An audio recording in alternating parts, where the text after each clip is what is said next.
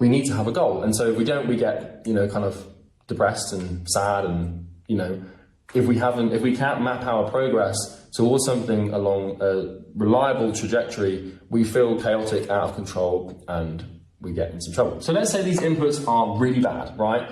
Well, what's going to happen is bad inputs are going to lead to bad behavior. Because if you're eating bad food, and you're not drinking water, you're not sleeping, there's no goal. Well, first of all, if there's no goal, you've got nothing to work towards, so you're not going to, it's kind of impossible work, and I'm talking about meaningful work here, work towards like a goal, essentially, which is what meaning is to me at least. It's kind of impossible for like meaningful work to manifest if you haven't got a meaningful goal to do it for in the first place.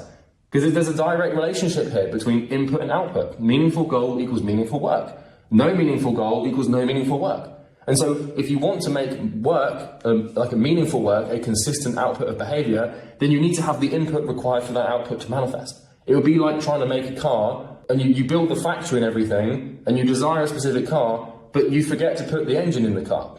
When it comes to the assembly line, you're like, oh, I kind of forgot to buy the parts for the engine, so great, now we've got a car without an engine. Well, you're not going to build a car if you haven't got an engine, right? And so, on top of that, because your diet is really bad and you're eating loads of sugar, you get fat. And when you get fat, your natural inclination is just to do fat things, like sit around, and because, you're ashamed to exercise because, well, you can. And so it's kind of impossible for healthy behavior to manifest when you have an unhealthy diet. Now, there's an argument to be made here where, like, eating healthy and sleeping and drinking and setting goals are outputs, but this is where the feedback comes in. Because when you eat healthily, like, that's a behavior.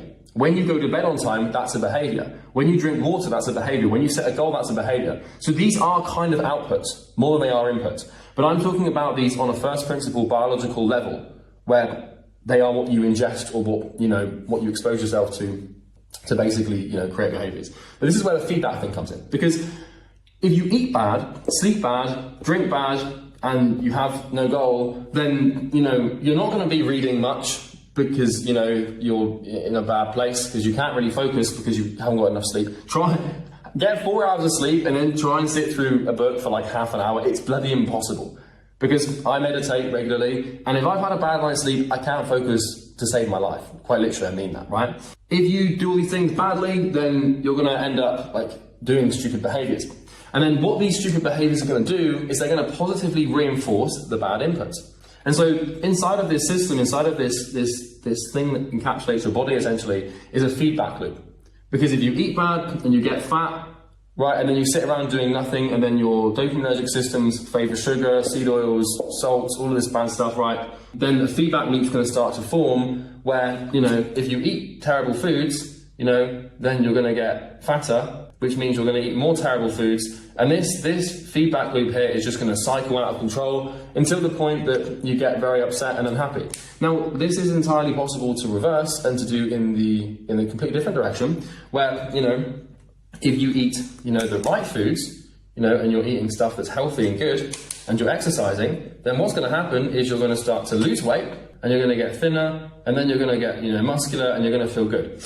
But then the problem with this is, if you're not careful, this feedback loop, if you eat too much good stuff, and all you focus on is fasting, and you're exercising as much as you can, then you can develop anorexia or bulimia, which makes you really thin and really unhealthy. And so anything taken to its extreme is obviously going to become its opposite. And this is not a nice place to be. And I'm not saying that if you eat healthily, you're going to get anorexia. But the point I'm trying to make is that you want to be very careful with these feedback loops, right? And you want to balance everything. Because if all you eat is broccoli, you're going to die, right? Trust me, I've seen someone try to do it. So we understand now that in order for you to achieve behavioral consistency, you need to have input consistency, right? Because behavior is an output, and these things are what your body processes to produce the output. This is the thing, you're probably being consistent in your life right now. You're probably just being consistent with behaviors that you don't value or seem fit for you achieving your goal. Because let's say, for example, that you drink. Let's say you drink every weekend. Let's say you smoke. Let's say you play video games like a few hours a day. Let's say you sort of scroll on Instagram all the time. You are being consistent. You don't realize this. Right? If there are bad behaviors that you continue to repeat over and over again habitually, you're being consistent. You're just being consistent with things that you don't want to be consistent with. And what this means is that there is some value misalignment here where You understand that if you want to get where you want to go, you have to get rid of these current behaviors, but you're being consistent as it is. So what you can do is you can apply the same principles you use to achieve consistency with the bad behaviors to the good ones, right? Because, you know, if you're addicted to video games right now, then, you know, probably what's happening here is in your environment, if you can see this up here, inside of your environment, maybe there's an Xbox, right? And just by having this Xbox in your environment is leading to you, you know, playing the Xbox. And essentially what this is doing is every time you play the Xbox, you know, we achieve this feedback loop, right? So by having the Xbox in your environment, you play it, and then what you want to do is you want to have the Xbox in your environment even more because you want to keep playing it because, you know, you're receiving your dopamine from shooting people in the brain instead of actually making cold calls and making money, right? Because what you have to understand about gaming and video games and all of these bad behaviors, whether it's smoking, drugs, alcohol, addictions, vices, women, Xbox, whatever it is, right, is your brain has a latent desire for accomplishment, right? And so it has this sort of loop in its brain where it wants to receive gratification, which is what I'm going to draw. Let's just pretend this resembles, you know, gratification. Your brain has a natural latent desire for gratification, right? And when you strip yourself of negative behaviors like pornography or TV or Netflix or like doom scrolling, this loop that desires gratification inside of your mind, suddenly there's what we call a dopamine vacuum, right? I don't think that's actually what it's called, it's just what I've called it, right? So it might not actually be a thing, but I'm calling the term, right? And so you create a dopamine vacuum in your head when you remove these bad behaviors, and this has to be replaced by something. And if you're lucky and you remove it and you follow these instructions and you listen, you can replace it with work. And then what starts to happen is you'll derive your satisfaction and you'll derive your serotonin and dopamine from work, and this loop here will occur when you work and make progress towards your goal, as opposed to just sitting on, you know, Call of Duty or GTA.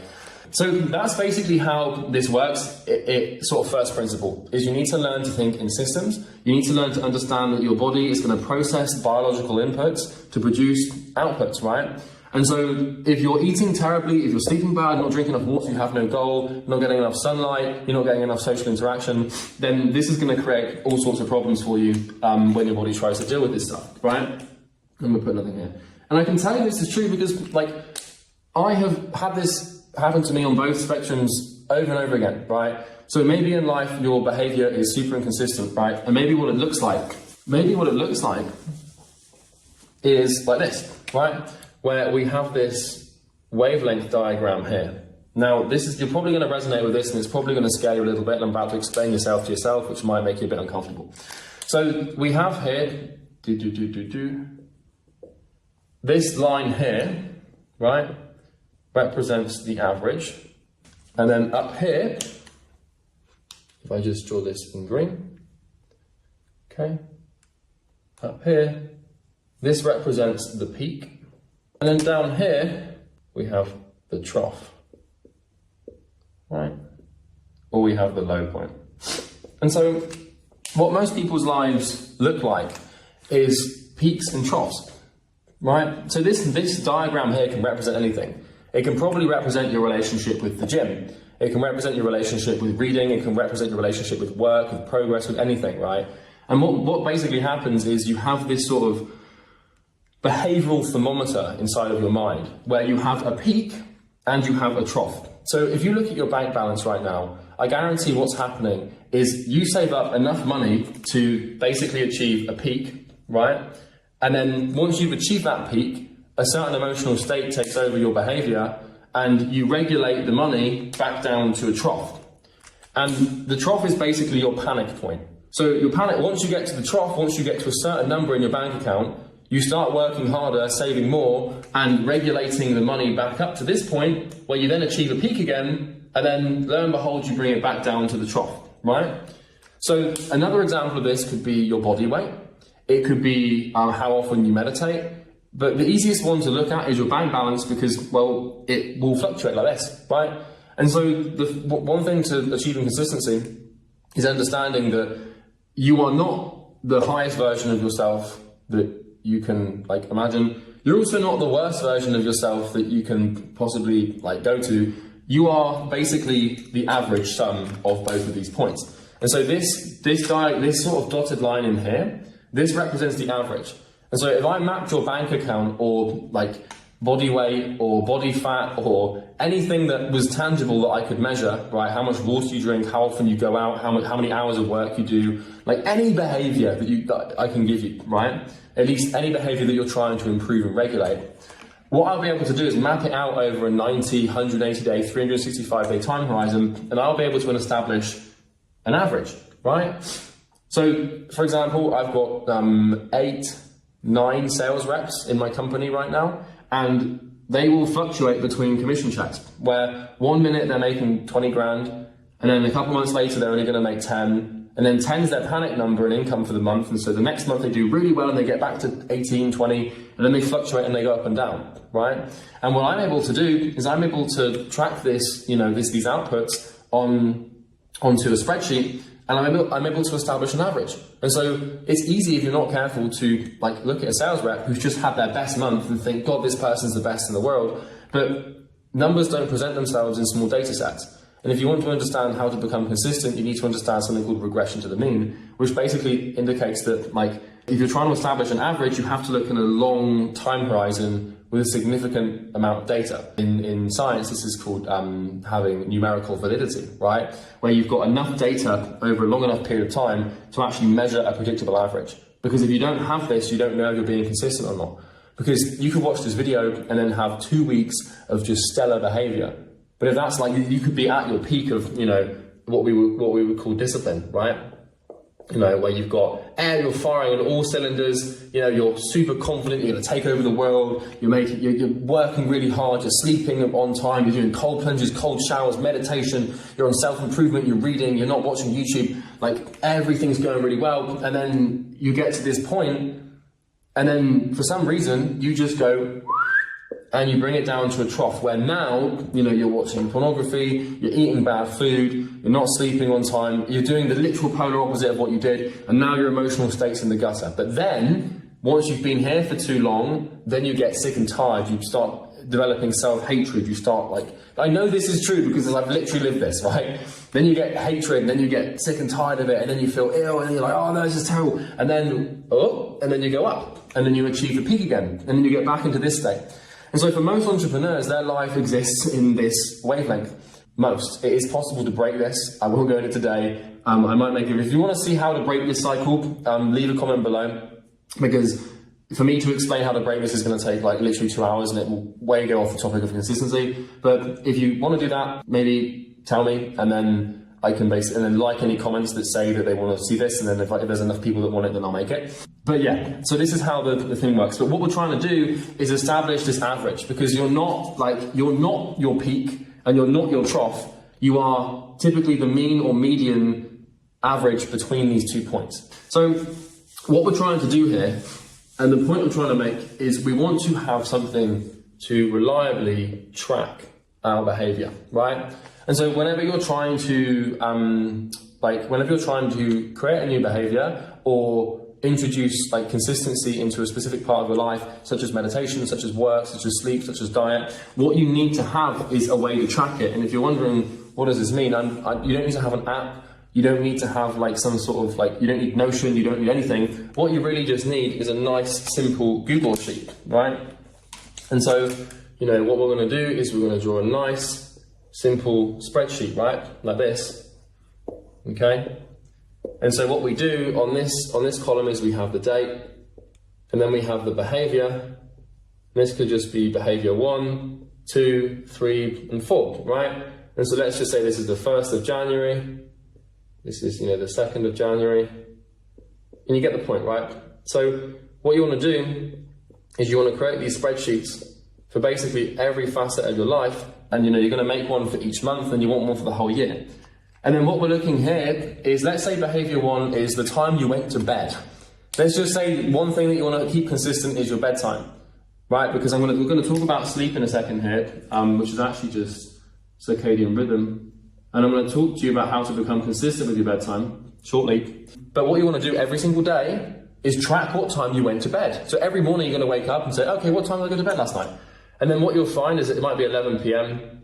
it might be 11 p.m., might be 11 p.m., and then, you know, you're on a roll, p.m., and then somehow you went to bed at 4 a.m., right? If we look at this, you might think, well, I'm consistent here because I'm going to bed at 11 p.m.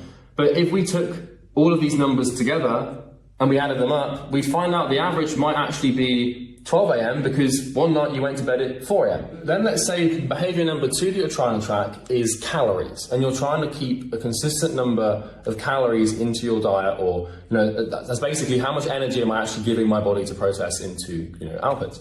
And so let's say on the 1st of January you do 2,000, and on the 2nd you do another 2,000, and on the 3rd you're going strong, right? The cut's going well, right?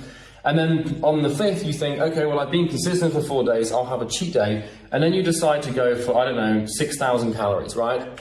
And so most people, most normal humans, will observe their behavior and they'll think, okay, well, I'm just eating 2,000 calories a day because I did it for 4 days straight. And now I'm having a cheat day, so I'm being consistent, right? Well, no, because what's happened here is you've eaten 2,000, 4,000. So if we add this up and calculate the mean, we can actually find the average, right? And so 2,000, 4,000, 6,000, 8,000, 14,000. So in 5 days, we've eaten 14,000 calories. So really, like, if we actually calculated the average here, your average is 2,800 calories, because 14,000 divided by 5 is, I believe, 2,800. And so what you can see here is this 1 day of eating a huge surplus is leading you to actually eating 2,800. And so this here, 2,000, 2,000, 2,000, 2,000, 6,000, is equivalent to this here, which is 2,800, 2,800, 2,800, 2,800, and 2,800. So what you shouldn't do is reward yourself for behaving good for 4 days, and you shouldn't punish yourself for eating bad 1 day if your goal is to get to 2,800. But if your goal is to do 2,000 per day, then you should punish yourself for this, right? And so, you know, what you need to do is really 5 days is not long enough to map your behavior and to map your average. But the danger that you have and that you can fall into is basically assuming what I would call a false identity. For example, if I have a sales rep that has an incredible sales week, right? And they go 60% conversion rate, balls to the wall, incredible sales week, right? If they have one really good sales week, but then the next 3 weeks are terrible, it doesn't mean they're a good sales rep. Well, we can do the math here, right? So let's say that, you know, let's just pretend these are weeks, right? On week 1, let's say that they convert at 20%. Week 2, they do this amazing week and they get 60%. And then week 3 is only 10%. And then let's say that, you know, week 4 is another 10%. Let's just pretend that week 5 doesn't exist for this one. So we're going to calculate the mean. Right? So we're going to calculate the mean. So they might think because they've had one really good week that they're a killer, right? But really, if we do 60 plus 20, we get 80. Add 10, we get 100. Well, really, their conversion rate is only 20%, which is fine. That's a good sales conversion rate, and I'd be happy with that. The sales rep did that. But what we want to be careful of is the sales rep not assuming too strong of an identity because of the 60, or assuming too strong of an identity because of the 100, the 10. Right? Now, I'd always rather they assume this identity because they're going to perform better if they think they're a demon. But there's nothing, well, there's a lot of things worse than this, but there's nothing worse, in theory, than a sales rep who thinks they're incredible, but is actually really bad. Because then when you try and coach them or train them or teach them how to stop making mistakes, they don't listen to you because their ego's blocked because they see that they converted 60% 1 day. So what you want to try and do is basically create these sheets so you can track and map your behavior along a consistent time frame, right? And I can actually show you like how I've done this before, right? So what I can do here is I can actually look at my data. So it's really interesting because if I look at this here, here's my data for June 2022. I don't know if you can, I'm sorry, 2020. So what I've done here, I don't know if you can see this, but this is my 2020 health tracker. And you can see along the bottom here, I've got June, July, August, September, October, November, December.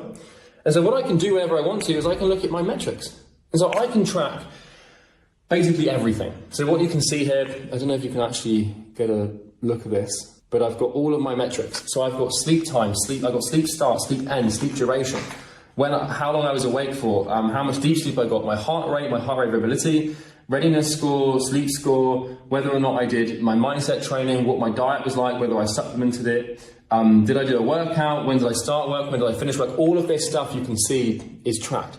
And so this is for June, right? 2020. This is for July. This is for August. This is for September. You can see here, October. So I've got a spreadsheet like this for basically every single behavior. And what that allows me to do is it allows me to keep a reliable, accurate log of where I actually am. Because if you don't have that, and if you don't have something that tracks the data, you don't really know how you're performing. And there's a saying in business, I think it's Harvard Business Review, Peter Drucker that came up with this, that says what gets measured gets improved. And so if you don't have something to reliably track, it doesn't matter if it's a spreadsheet like me or an app or anything, really, you can only use a spreadsheet for stuff like this. You need to know where you're at so you've got a consistent log of your outputs, okay? Because, well, if you don't, you're not going to know. So you're going to be that person that is going to bed at 11 for a few nights in a row, and then suddenly they go to bed at 4 in the morning, but they think they're being disciplined, but in reality they need to actually be sort of whipped into shape. So now, let's actually talk about these inputs, right? Because in order for you to, as I said, achieve like behavioral consistency by having your body burn energy and execute on tasks and do things that you want it to do, you need to give it the right fuel and you need to give it the right things in the first place. Otherwise, you're like the car manufacturer that's trying to make a car without an engine or with different wheels every time. It's just going to be a cursed car, right? So there's a few, and I'm going to walk you through them. And if you nail all of these things, and if you nail all of these inputs, then you're going to have a way better chance of achieving the result you want in your life. Okay, so let's write them out. So the first one that we're going to talk about is your goal. Your goal is basically what you want. You need to sit down and clearly define your goal. And notice here how this is not pluralized. Notice how it's goal, it's not goals, right? The biggest mistake that people make is giving themselves too much to focus on and giving themselves too many goals. You know, when a new year rolls around, as it has done recently, people sit down and they say, what are my goals for the year? And then they say, okay, I want to stop drinking. I want to stop doing this. I want to stop doing that. I want to start doing this. And they give themselves like 10 different things to work on. Never going to happen, right? What I prefer to do is set one singular goal that is so large that every single behavior I have has to line up with it. Primary example I gave you earlier is I want to be a billionaire. Not because I want to have a stupid asymmetric level of corrupt power and a yacht, but because it's my way of measuring my progress, and I figured, like, why the hell not, right?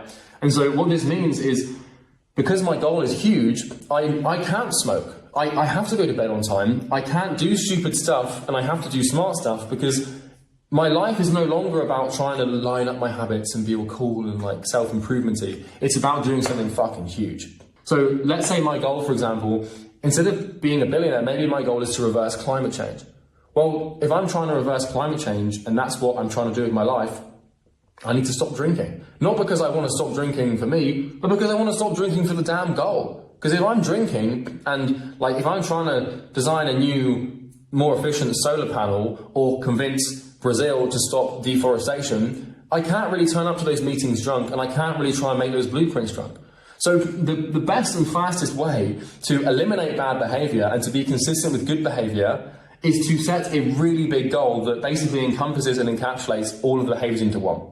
And instead of trying to quit drinking, just quit this, quit that, and then instead of having 10 micro goals around your behavior, you need to have a macro goal. Because newsflash for you, my friend, the reason that you struggle to be consistent with good behaviors and the reason you struggle to remove bad behaviors is because you have a tendency to self-sabotage. For some reason, you don't love yourself. And if you don't love yourself, it's near impossible for you to output behaviors. If your unconscious is like designed for self-sabotage, it's very difficult for you to start behaving in a way that is out of alignment with that. Now that is a completely different story for another day, and I'm not accusing you of not having self-love, but if you truly loved yourself, you wouldn't be killing yourself through smoking. If you truly loved yourself, you wouldn't be killing yourself through gaming. If you truly loved yourself, you wouldn't be killing yourself through drinking. So next time you tell yourself, oh yeah, I really love myself, maybe just think about that for a second, because you might be saying one thing to yourself, but your behavior is so different. Because if you truly loved yourself and you truly wanted the best for yourself, you wouldn't be scrolling through TikTok. So just bear that, it's very deep. That goes very deep, and I can make another video on it. Once again, if you want me to make a video on that, leave a comment, like the other comments that say it, and the comments that go to the top will be the videos that are made. But the point here is that if you struggle with self-sabotage, you need to have a huge goal that really means something significant to you, and then your behavior will line up. Because if you're just trying to fix your behavior for yourself, ain't gonna happen, mate. Ain't gonna happen. There's a study that was done that I read about. They basically had these people, right, over here, and then they had like the people's pets. And what they found is that if the person had a pet, right, or the people who had pets, if their pet was sick, obviously the pets needed to take like some sort of pills or antibiotics. And so if the pet was sick, the person would almost always give their pet the antibiotics they needed, and they would give the pet their medicine. They would force the pet to take the medicine, basically. Hide it in their food, force feed it to them, put it in the water, whatever they had to do to get the pet to take the medicine, they would, because they loved their pet. But when it came to themselves, only like 50 to 60% of people, like if they got sick and they got unwell and they were told to take pills or medicine, it was near enough impossible to achieve consistency for these people on average, for them to consistently take care of themselves. And so there's a rule in Jordan Peterson's 12 Rules for Life that says treat yourself as if you're someone that you love, or treat yourself as if you're someone responsible for taking care of.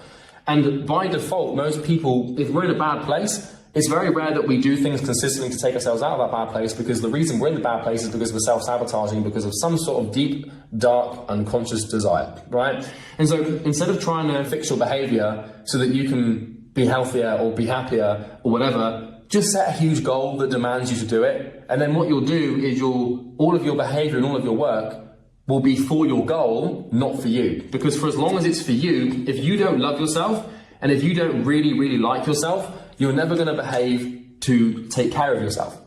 And this is why if people have a pet, they're more likely to give their pet the pills and antibiotics the pet needs than they are for themselves. It's deep, and I'm not accusing you of self-loathing or self-hatred. I'm not telling you to not love yourself. I'm just saying that what you want to try and do is create a goal that you just absolutely adore and love, and then all of your behavior will be for the goal. He who has a why can bear almost anyhow. That's what Nietzsche said, right?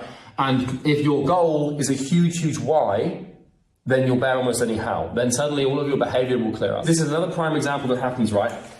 I can tell you, I've just dropped my pen, I'm going to pick it up. So another prime example of this, if you don't believe me, because you might not, and that's fair enough, because you should question absolutely everything. Let's say that you have someone here, right? And let's say that this is a woman, and let's say she's really sad and unhappy, and she has a really hard time with her life, right? She smokes all the time. You know, she drinks a lot, really bad behavior, she's just not having a good time. Then suddenly she gets pregnant, and 9 months later a little baby is born, right? And now she's responsible for taking care of this child, which she absolutely loves, right? And now what's going to happen is she doesn't love herself, which is why she partakes in all of these self-sabotaging behaviors, right? But now that she has a baby to take care of, i.e. a goal, and I'm not just saying that a woman's only goal is a child, don't be that stupid, but now that she has a baby to take care of, all of these behaviors can be completely eradicated. Completely gone, right? And I've heard stories before from mothers and from fathers as well. For example, some of my relatives, I won't say, they're not that close, so distant relatives, they used to smoke habitually really bad, and then as soon as they had kids, they quit. So as soon as they had something to actually take care of other than themselves, they were absolutely fine, right? And the behavior completely eradicated. And you see this all the time, where when having kids can completely change a person. If a person is doing things to damage or harm themselves, or they're not being consistent with behaviors they want to be consistent with, well, as soon as they've got a child, now things change, because now it's not about them, it's about something else. And so if you're too young to have kids, right, which you probably are, and you may not want them yet, a goal is basically a child, okay? And if it means something to you and you love it, then all of your behavior will naturally line up to achieve it. And so this is probably the best and fastest way to becoming consistent with your behavior, is setting a meaningful goal.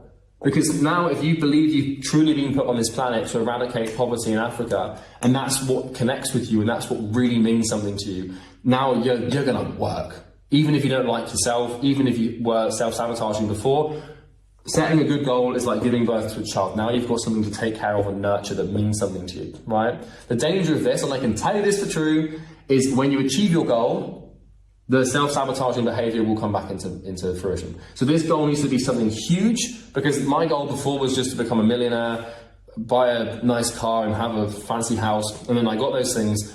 And literally as soon as I got those things, I started going, my self-sabotaging behavior came back. The bad food came back, the smoking habit came back, the gaming habit came back, as soon as I achieved the goal. So this is not a perfect way, this is not a perfect way of like fixing your behavior, because ultimately it's existing because of the negative self-sabotage, but it will get the job done. You know, maybe you want to spend the next 20, 30 years working on your psyche, working on your unconscious and figuring out why you self-sabotage. But if you have lots of tendency to self-sabotage and you can't seem to get rid of it, just understand that for as long as you're doing it for yourself, you probably never will. You're going to have to do all sorts of shadow work, therapy, unconscious stuff to make sure that works.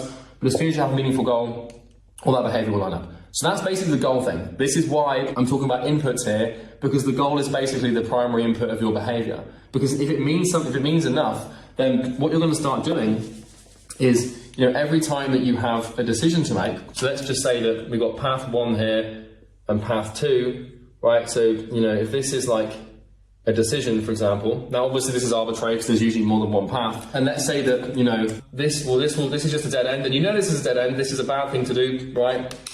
And this is a good thing to do, right? Because what this is going to do is actually take you on to achieve your goal. When you have a clearly defined goal, every time you have a decision to make, you can now perform what we call optimization, which is where you're now going to ask yourself, okay, well, if I go down this path, I know that I'm going to not achieve my goal, and because my goal means a lot to me and I love it, I can't do this. So it cuts off these bad paths just by having like a good goal. But if you do decide to do the thing that's good, well then this is great, because now you're going to achieve your goal. And so this is optimization, right? So say for example, you wake up in the morning and you have the impulse to lay in bed and watch Peaky Blinders, right? And so the one path is just lay in bed and watch Peaky Blinders. Second path is get up and make a YouTube video that will grow your YouTube channel, build your audience so that you have leverage and can make more money in the future, right? Which is basically what I'm doing now. So I had that impulse this morning and I was like, okay, well maybe we should not do the stupid thing, but let's do the good thing, because my goal is huge and I want to achieve my goal, because for some uncanny, deep, dark psychological reason, I have tied my self-worth to how much money I can make. I'm being honest with you, right? So basically that's that. That's the goal thing. So the other thing about goals is keeping them consistent, because my point here is, I'm hoping you're starting to understand the premise of this video here, right? It's not about like the consistency is paradoxical, because in order for you to achieve consistency with your outputs or your behaviors, right, we need to achieve consistency through our inputs. But these inputs are kind of also behaviors as well, because like eating healthy food, going to bed on time, etc., like this is all like a behavior. But it's about focusing on the input-based behaviors instead of the output-based behaviors. Because if you're trying to focus on like, okay, I want to build the behavioral habit of reading, well, you're not going to be able to do that if you're sleeping really bad, if you're drunk, if you're eating terrible foods and you haven't got a good goal. What's the point in doing that? You know, you want to sit down and read business biographies or, you know, read about the Roman Empire or educate yourself. Well, if you haven't got a good reason to do that, which is your goal, then what's the point? You see what I'm saying? Right. So it's about being consistent with your inputs. And inputs are things that you can control, right? So we've been through the goal, and I'm hoping I haven't given you too much of an existential crisis here. But that's usually where these videos end up going. So we've been through the goal. We know what that is about, and we know that the goal is really the main thing. And if you have a huge, meaningful goal or a mission in life, that your behavior is going to line up, and you only need to have one big thing for all of your behavior to filter into it. Okay, so that's the goal done. Now, the next thing is your diet. Your diet has a ridiculous level of impact on your ability to achieve your outcome. So let me explain. If you consume alcohol, sugar, dare I say caffeine, if you're consuming seed oils, lots of gluten, lots of dairy, this gets political for some reason. There's only a few things on this planet that people get emotionally polarized to: politics, religion, and diet. I don't know why diet gets so, like, people get enraged about it. I'm going to share with you what works for me, and it's up to you to decide whether or not you think it's right. I'm not going to tell you what you should and shouldn't eat. I'm going to tell you what I eat and what works for me, and then you can make a decision as to whether or not you think that you could do the same. What you want to do is to perform an elimination diet, because your brain is incredibly important for you to achieve your goals. And it's very important for you to make good decisions and everything like that. But the problem is, the real problem that people don't understand is that this is your brain here, right? There is a single nerve in your body, right? Like this, that connects to something called your gut, right? So this is your body in a simple drawing. This is your gut, this is your brain, and this here, I believe, I might be wrong, but I believe this is called the vagus nerve. Now, it might not actually be called the vagus nerve. My biological knowledge might be slightly inept, so please forgive me if this is something else. But what I can tell you is let's just call this nerve, right? There is it might be a vagus nerve, but I'm not entirely sure. But there is something connecting your gut to your brain. And the quality of this connection is basically the quality of your life. So think of this as if this here is your phone, this here is your internet, and this here is a cable, right? It's an easier way to understand this how your body works. You have your internet connection, which is incredibly important to the performance of your phone, because if you haven't got internet, you can hardly do anything on your phone. You have your brain. Now, obviously, you need to have a good phone, because if you've got like a really terrible little Nokia brick, you're not going to do much. But between internet and phone, there is a cable. And so the cable connects the internet to the phone. And so the way this works in your body is your gut is sort of like your internet connection, right? Your brain is, well, sort of like your phone, and this nerve, which I believe is called the vagus nerve, but it could be something else, is the thing that connects the two together. And the quality of this connection determines the quality of your life. How do we determine the quality of this connection? Well, we determine the quality of the gut, right? Your gut health has more impact on your life than near enough anything else in your body. Now, you can make an argument there, well, if I have a heart attack, I'm going to die, and my heart's more important than the gut. Yes, okay, fair enough. If you have cancer, having good gut health might not matter as much, although there's a lot of arguments to be made that that's true. But the point here is the reason we want to have a good diet is not to lose weight. It's not to be in shape or look good or have a six-pack, although that is going to be a byproduct of it. The real reason we want to have a good diet is to improve the quality of our gut health. Because if you've ever experienced something called brain fog before, which I'm sure you have, well, that's where it's kind of you're sluggish or lethargic, you haven't got much energy, it's kind of hard to work or think or focus or do anything. Well, this is because your gut is just being basically attacked. So if you eat really bad food, you're going to have a really bad gut. And what that means is you're going to have a bad connection from your gut to your brain, and you're going to experience brain fog. So anxiety, brain fog, depression in a lot of instances, all of these things that can go wrong with your brain, they start in the gut. And they start because you're eating foods that your body is not supposed to eat or digest. Now, if you're actually wondering what my diet looks like, I can show you. If you come with me, we're going to go through my house on a little adventure. The house that I rented for one day to make this video, right? So here we are. This is actually my kitchen. So maybe I should do a little house tour, but you can see this is my kitchen, right? So if you're wondering, what do I eat?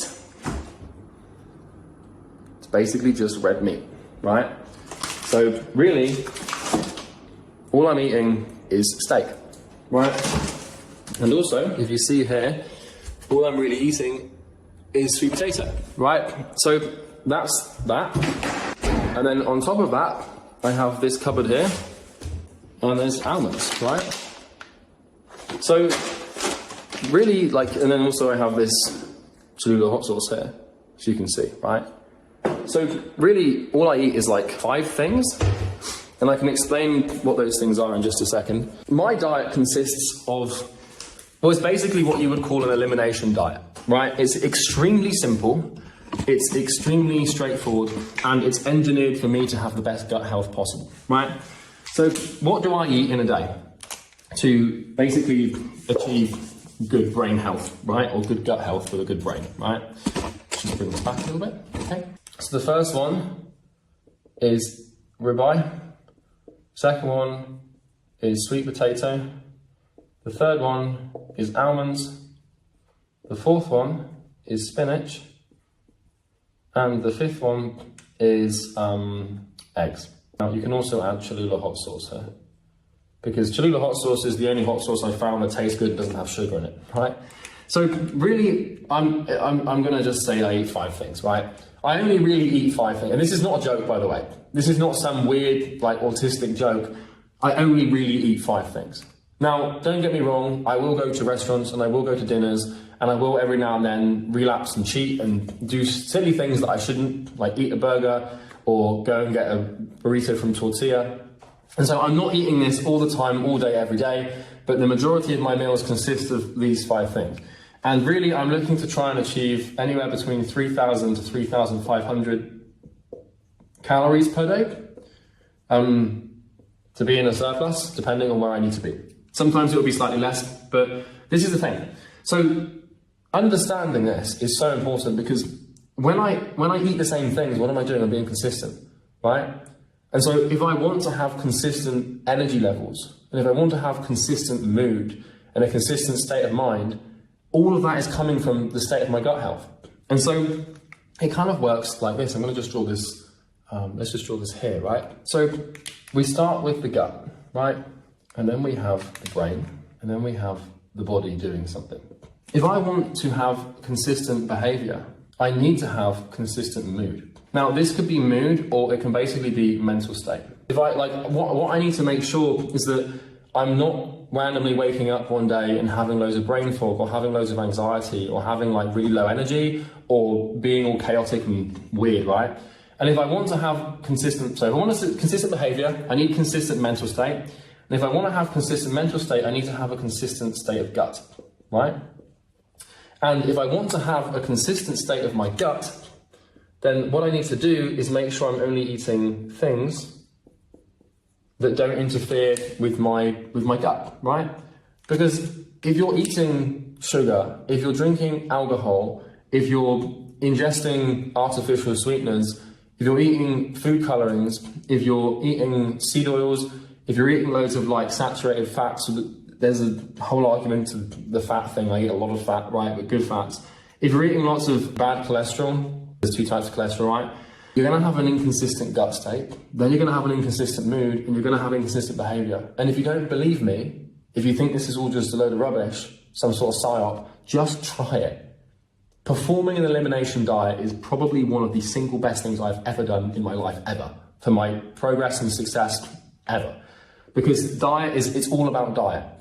Your behavior comes from your mood. Because I'm telling you now, if you're trying to be, like, it's not, you can eat really bad food and still be successful. It's just significantly easier to perform actions that you know you need to perform when your gut is in a good place. And remember what I said earlier about having a goal, because this comes from your goal, right? Because if you're trying to eat really good food just so that you can be healthier and take care of yourself, probably not going to happen because, well, if it was going to happen, you'd have already done it. So what's happening is you're using diet as a method of self-sabotage if you're not eating properly, right?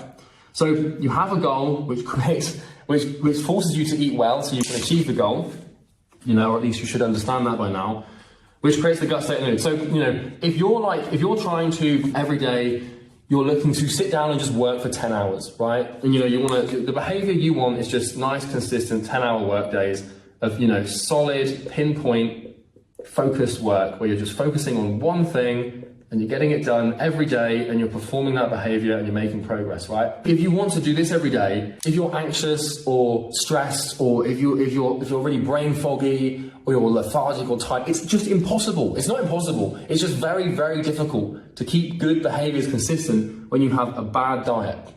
Because your diet affects your gut affects your mood, and your mood affects your behavior. Remember what I said, your gut is like your internet connection, your brain is like your phone, and obviously your body is your body.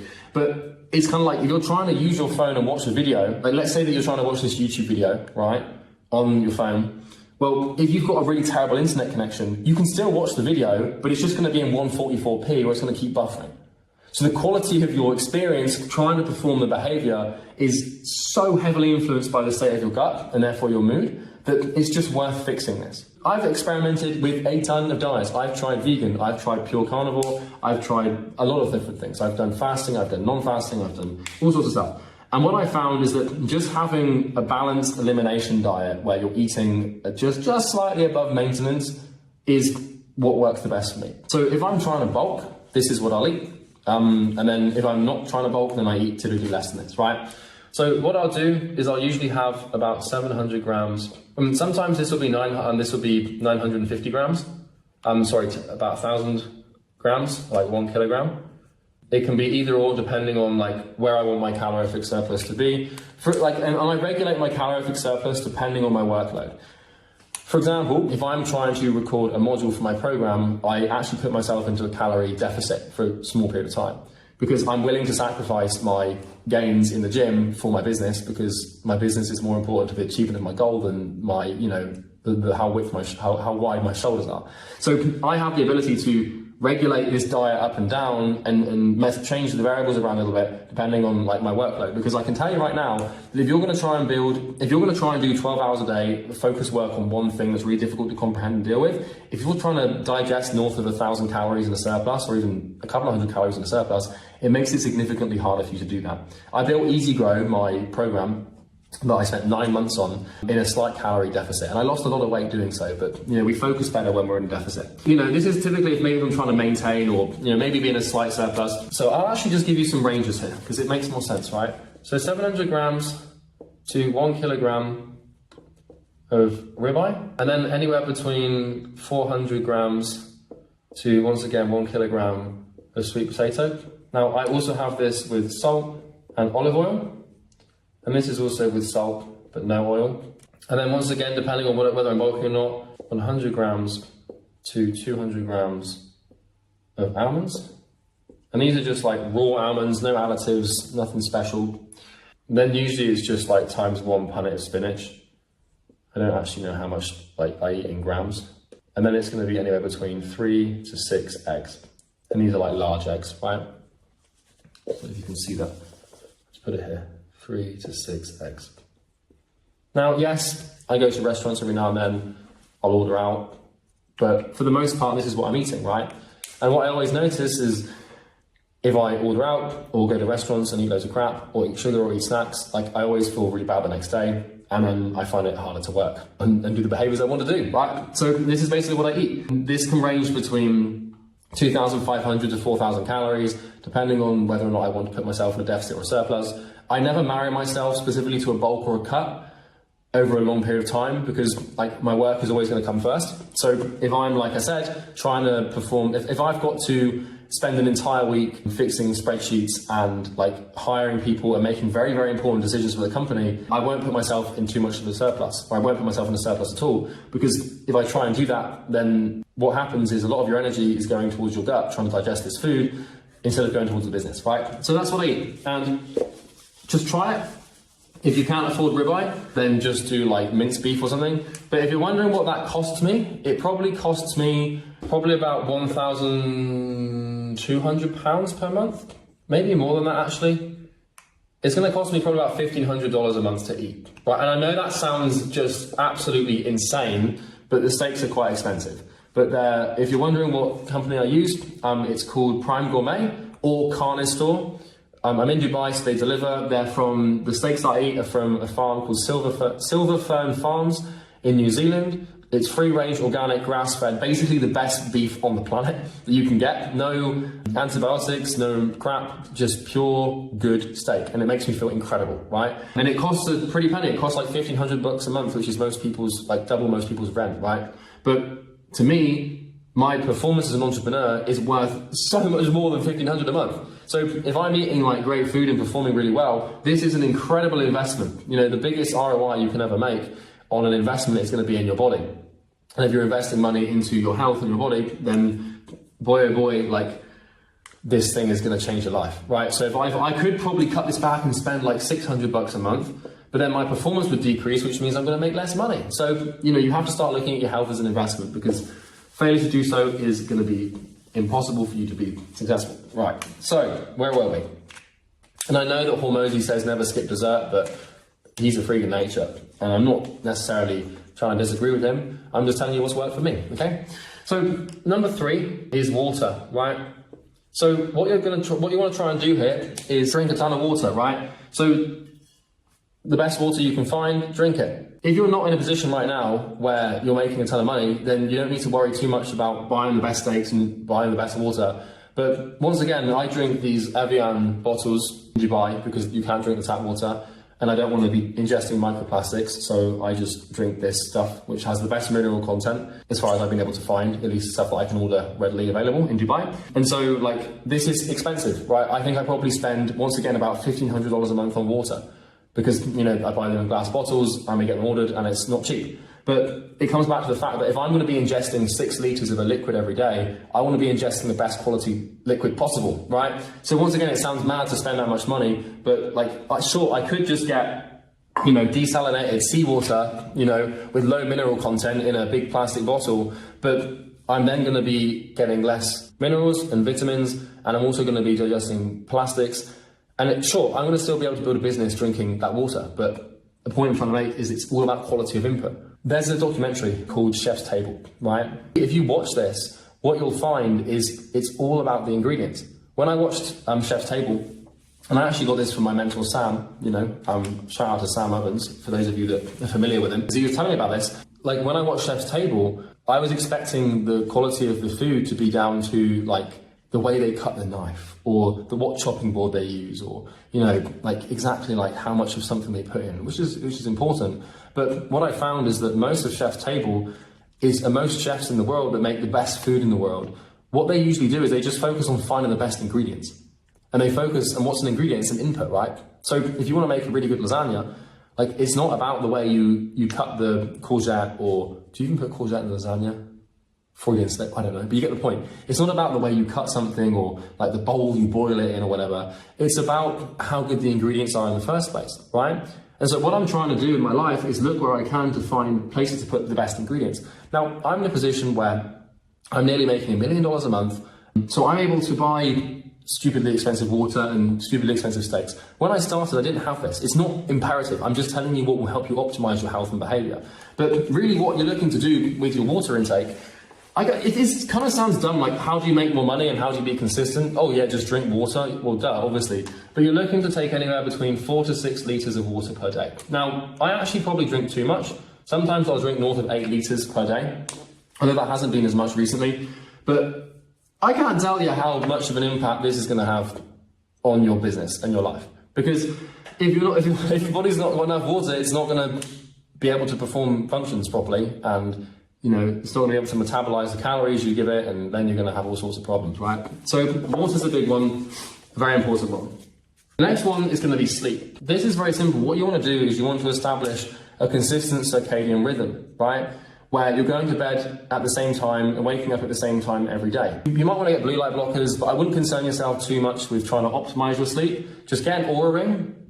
I've got one of these here. They're about $350. So once again, not cheap if you're just starting. So maybe you want to hold off until you've made some money.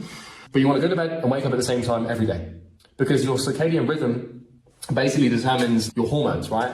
And so, you know, in your body, you know, if I just draw you here, right? But let's just say this is you. In your body, you've got hormones, right? And you've got all sorts of different hormones. You've got melatonin, you've got cortisol, you've got all of these different things, right?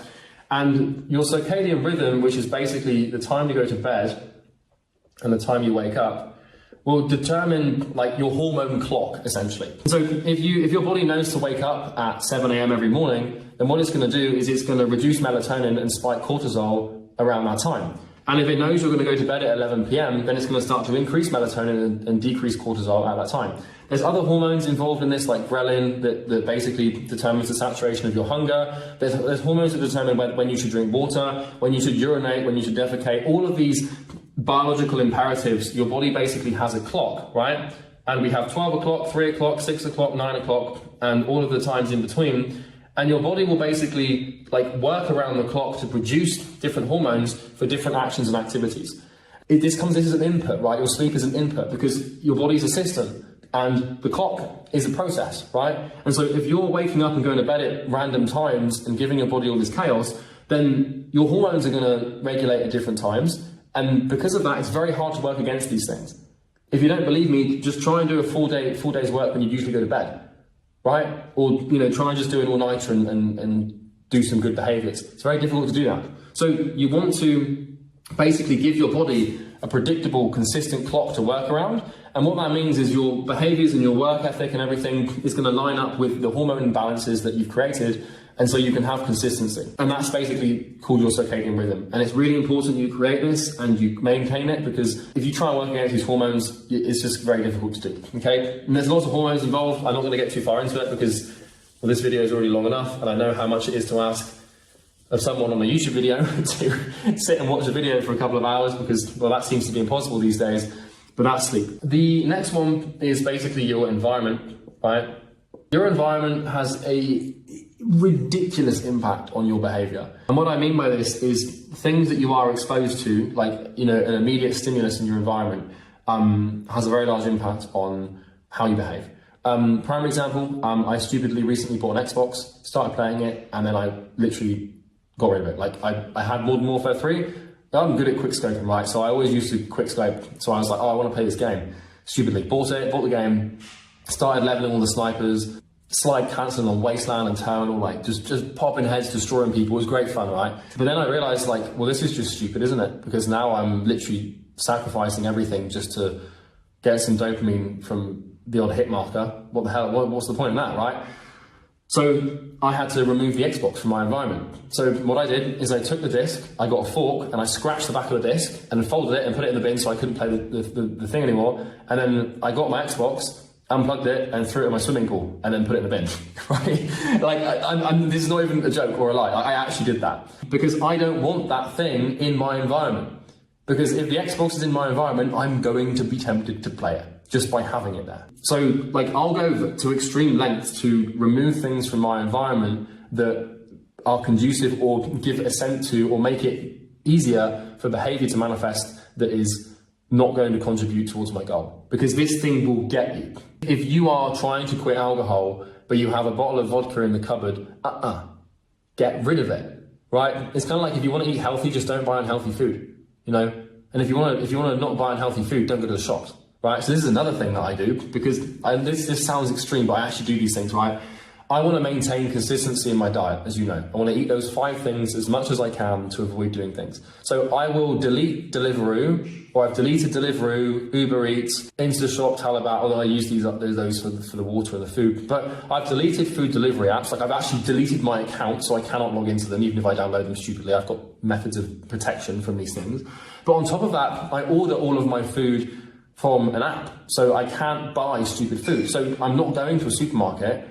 Because if you go to a supermarket, you're entering an environment that is geared towards getting you to buy as much crap as possible. It's the same thing why I won't log into Facebook. So, you know, if for example, I show you this, right? Because your environment exists physically and digitally. But if I go onto my laptop here, so you can see the immediate environment here is basically like, there's nothing here, right? And then if I go to something, let's go to Google Chrome. This is the spreadsheet I showed you earlier, right?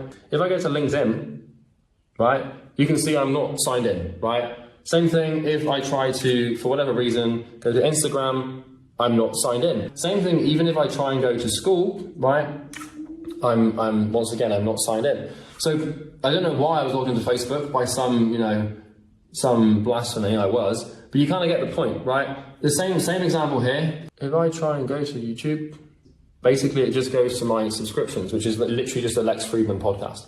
So even if I try and go to the YouTube homepage, there's nothing there, right? And that's a tool called Undistracted that you can download. It's a tool that you can use on Google Chrome. So with the embarrassing exception of me saying I was logged out of Facebook, but I'm not, I try to do everything I can to make my environment conducive to work and unconducive to bad behavior. Like, if you look in my fridge, you're not going to find any bad foods. If you look in my cupboards, there's no bad foods. I'm trying as best as I can. Like, even if you look at my office, which I can just show you quickly, you can see all I really have is some plants here, right? And I've got my desk here, which is a standing desk. I've got like a little couch thing there.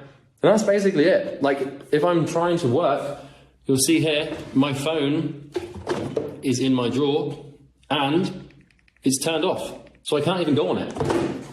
Right? Now I'm actually recording this video on my other phone, but you kind of get the point, right? Like, everywhere I can, I've got my daily planners here on my desk. Well, they're not on my desk, they're on my stand. So every day I've got something that I can use to log and plan my days, right? And that's in my environment. It's immediate. I can just pick it up and use it. So you want to, like, basically do an audit of your environment and look at everything in your immediate surroundings. Just bring this in here.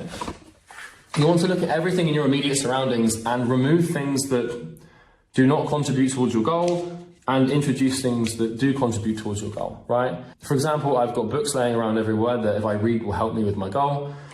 I don't have cigarettes lying around. I don't have alcohol in the house. I don't really have anything that is going to lead to a bad environment and create destruction in my life, right? So that's a pretty big important one because, you know, your body's a system, all systems operate in an environment, and the environment will have more of an impact on the process's ability to produce the outputs and properly synthesize the inputs than near enough anything else in the world. So the last thing that you need to watch out for is people. Boy, oh boy, is this a big one. People. God, this is huge, right? So the people that you hang around, this is like a facet of your environment because the people that you're around and you see, like, they're part of your environment, technically by extension, but they're so important that, you know, they're going to have a category of their own. Like, the people that you hang around are so important to your goal, right? If you're hanging around people, like, that are working towards a similar goal or have a similar work ethic or have traits or characteristics or, you know, things that, like, you want, then you're going to start having those things. But if you're hanging around people that are bad and unsuccessful and overweight or undisciplined or lazy or stoners or alcoholics, well, you're probably going to turn into one of those, right? And there's a quote from Epictetus in his book, Discourses, that says, if you put an extinguished piece of coal next to a live one, then one of two things will happen.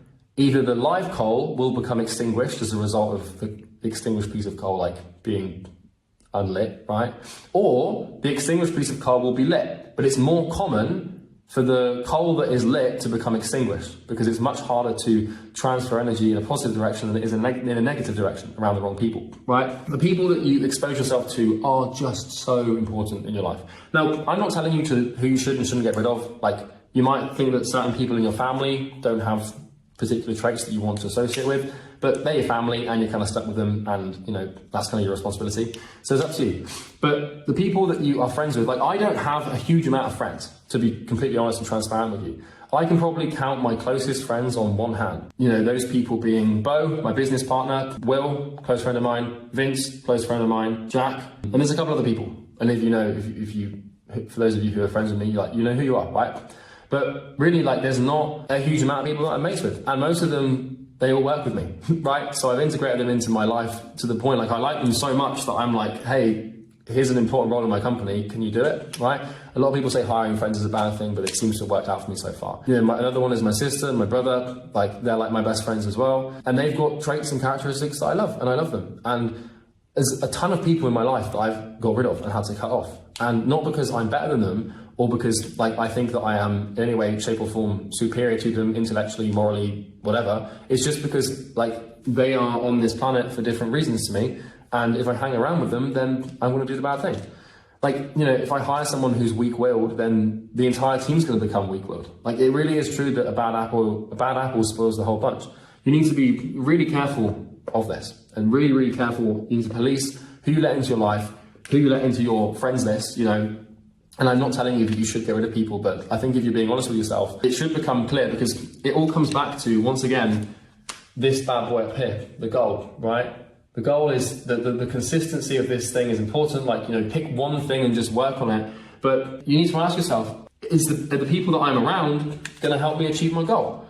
So the people that you spend your time around and the people that you involve yourself with, you know, the whole cliche of you become the 5 people you hang out, it's true. It's a cliche for a reason, and the person that you're going to spend the most time with is your partner. So what's important you do, and this is kind of how I've decided to do it, is build your value as a person before going to pick your life partner. Because, you know, as a man, you know, when you have value, and I'm not denoting personal value based on wealth and status and stuff, but my point is that as a man, when you have financial abundance and you're mature, you're emotionally stable, you're healthy, you're, you know, clean in terms of all of this stuff, like, you have more value in the dating market. More people will become attracted to you because of the security you can provide, the emotional stability, and there's a whole bunch of other things like physicality, spirituality, mentality, etc., etc.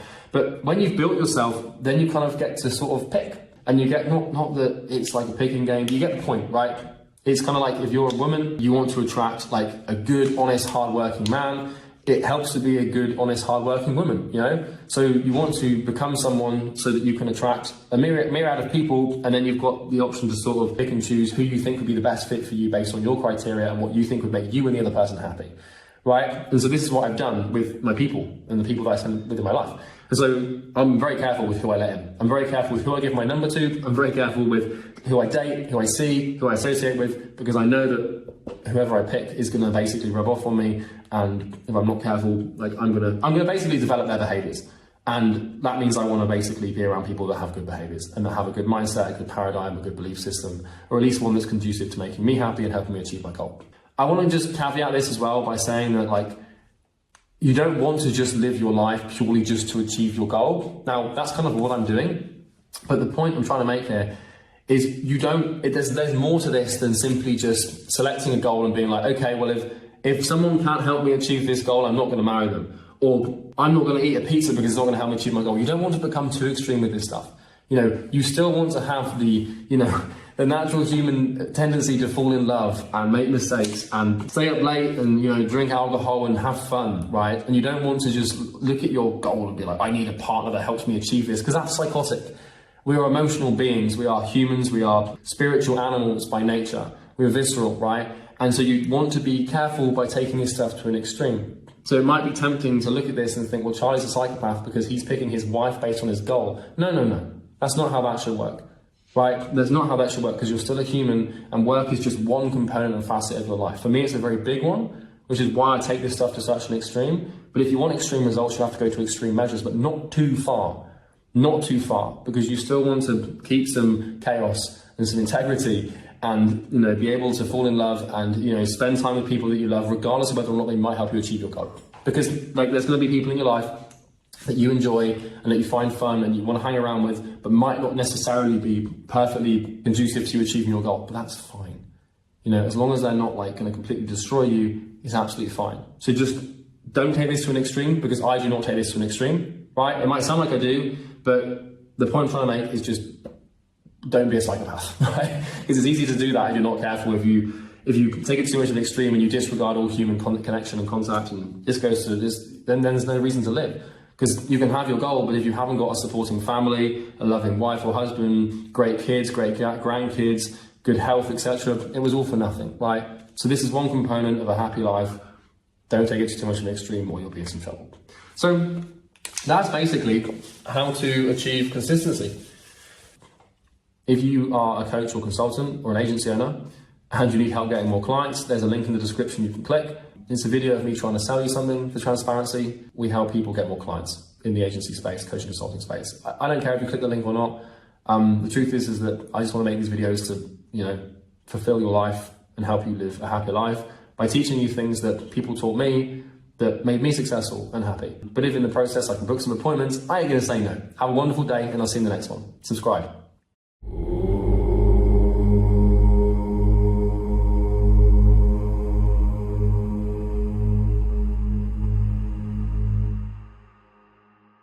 Hey everyone, it's Charlie Morgan here, and in this video I'm going to show you how to be right.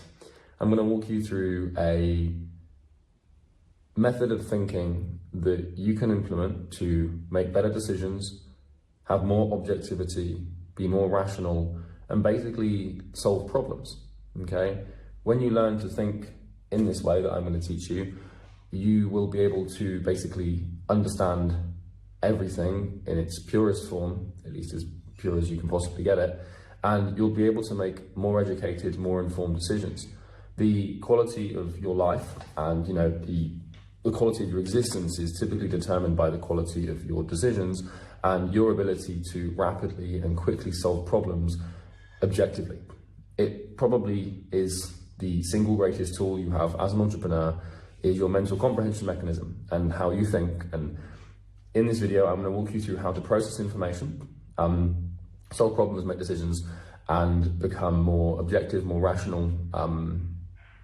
And if you do it and you follow these instructions, your life will significantly improve. Because, the way the world works is there is what we would call an objective reality, right?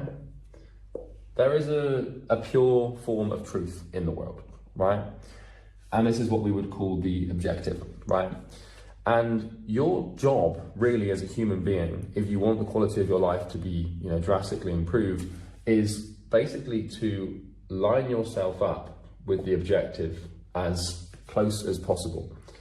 And so what you should want to do in life is not to necessarily be right or to not be wrong, but to find and understand the true nature of the world with whatever or the true nature of whatever you're dealing with, and basically line your paradigm and worldview, belief systems, models of thinking, and character up with the truth. Because when you learn to do this, and when you learn to line yourself up with the objective nature of the world, you can basically make decisions in alignment with it. Because if you make a decision out of alignment with what is true, then the universe is going to come and attack you for that, right? And so how do we define what is true? Like, how do we actually establish the objective nature of the world? Or, in this case, the objective nature of a problem or a circumstance or a situation that we find ourselves in? Well, that's kind of the question. And if you can learn to do that, you can line yourself up with the objective nature of the world. And this is really the happiest place to live, because when you know what is true, and when you know what is right and what is objectively true, you can start to make really, really strong progress in your life. A primary example of this would be smoking, right? So let's say that you were a human being in the 60s, right, where everyone's addicted to smoking, and a lot of people, right, because this is the problem, okay, so a lot of people thought smoking was actually good, right? So over here, we have the subjective, okay? And, in the 60s when it came to smoking, like, subjectively, all the humans thought that smoking was a good thing because doctors told them it was good, it was popular, it felt good, and people didn't really realize that smoking was bad. Now, objectively, now we know it's bad. But in the 1900s, like, everyone just thought like smoking was a good thing, and people did it for their health. There's actually campaigns from doctors and stuff to demonstrate that smoking was actually good for your health. And so if you were a human in the 1900s, you may well have fallen prey to, thinking smoking was good. But the problem is objectively, for your health, smoking is one of the worst things that you can do.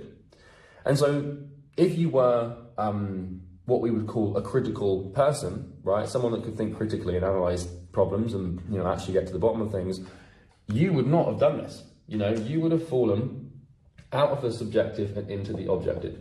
Now, every human being has their subjective opinion on something, but your job, basically, throughout life, if you want to become successful and live a long, happy, I can't guarantee long, but if you want to live a good life from my perspective, what you're trying to do is take your subjective view on the world or on a certain thing and basically overlap it with the objective as much as humanly possible.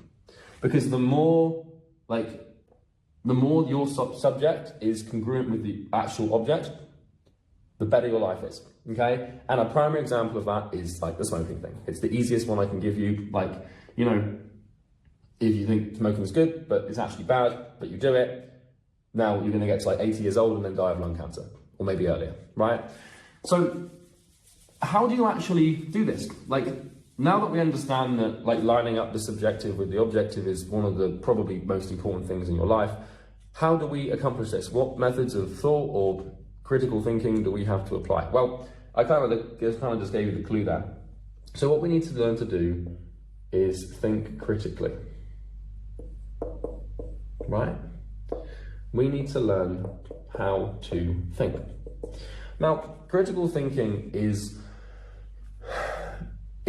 basically being able to think for yourself, and really it's actually just being able to think full stop. And I can tell you now that honestly, I think, I'm being generous here, probably only 1% of the human populace is actually capable of thinking critically, right? And there's no human being that is always capable of doing it. Because like if there was one person that could think critically all the time, they would be like, you know, they'd run the world, basically. They'd own the world, right? So maybe there is someone, we just don't know about it, right? So we need to learn how to think critically. And what critical thinking basically entails is being able to analyze problems and define problems and find solutions and basically see the world for what it actually is, right? Now, there's a quote, and I can't remember who came up with the quote, but basically the quote says that we don't see the world for what it is, we see the world for who we are, okay? And an example of this, if you're a person, let's say that, you know, you're a person in the 1400s, right?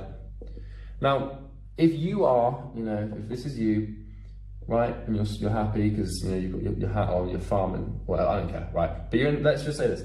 And let's say that you live on, I don't know, a big farm, huge flatlands, right? And this is your farm, it goes on forever, you know, miles and kilometers of this. Now, it's kind of normal in the 1400s, if you're on your farm and it's just flat, that you're going to say the earth is flat, right? Because we don't see the world for what it is, we see the world for who we are. And so if you're a farmer in the 1400s and you look out as far as the eye can see and your land just looks flat and you haven't got the ability to travel any further beyond that or look in the sky or do anything, of course you're going to think the earth is flat, right? So the thing here is basically, and this is a bold statement, but I believe it to be true. Basically, everyone is wrong about everything all the time, constantly, right? Because we are limited to our perception. And so we can only see the truth as far as we can perceive the truth. And because the human experience is fundamentally constrained and limited by our senses, and we basically cannot get multiple perceptions on things, we don't see them in the right way, okay? And we look at things and we think, okay, well, like, if you're this person, you can't tell me you wouldn't think the earth is flat, right? Or you wouldn't think the earth is round, or whatever, right? You get the point. So nowadays, obviously, we can send satellites into space, we can conduct experiments, we can understand gravity, we can understand motion and stuff, and we can realize that the earth is round, right, objectively. But to someone who, their only method of perception on the universe is this, they're kind of screwed. Another example of this, right, is, you know, when we look at ancient civilizations, right, you know, and they're all just leaning back a little bit here, and they look up in the sky, right, and this is the Pyramid of Giza, whatever, right, just pretend that's a pyramid, right, and they'd look up in the sky, and they would see stars in the sky, right, you know, and then also the sun would come up in the daytime, right, and these people, you know, this is like, you know, what, like, you know, let's just say 5,000, you know, BC, you know, they got no idea, right? So they're going to look up at the stars and they're going to look at the sun, and these people thought that the stars and the sun were gods, right? And that, you know, the sun was God and the stars were God, because that's the only real explanation they could have. Human beings have an inbuilt, you could almost call it a latent sort of understanding of theology, where we want to look at God and see God and stuff like that, at least some people do, right? But they just thought that the stars were God. Now, we can look back at them from our lens of, you know, historical prowess in 2023, and we can be like, haha, you're all idiots, right? But this is the problem, because, like, we can look at stars and know they're stars, and look at sun and know they're the sun, but if these people had access to the information we had access to, then they would believe the same thing we believe. But because their perception was fundamentally limited, they couldn't, right? And so, you know, back in the day, right, because in order for these people to survive, the sun needed to rise, right? And so what these people would do is they would build, you know, like the Aztecs and stuff, they'd build, like, you know, like pyramids, and then they put people on these pyramids, and then they just, like, sacrifice them. And they'd sacrifice someone every day because they knew that if they sacrificed one person a day, the sun would rise. And so they built a relationship between sacrifice and sunrise.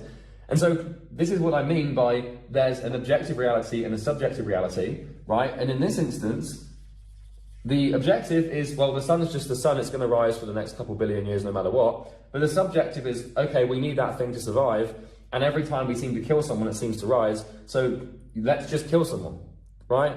And that obviously creates a lot of suffering. And so this is what I mean by like, it's very common for humans, I'm including myself in this, right? It's very common for us people to look at something and form a very strong opinion about how that thing is when we have an extremely limited perception of it. And this is an unbelievably dangerous way to think. And I do it, you do it, everyone does it. The leaders of the world do it, the leaders of the big military do it. Like, we are extremely constrained and fundamentally limited. So the only real way to combat this is to think critically. And critical thinking is when you basically challenge the status quo and you don't accept the rules, you don't accept the premises or foundations that civilization is built on, right?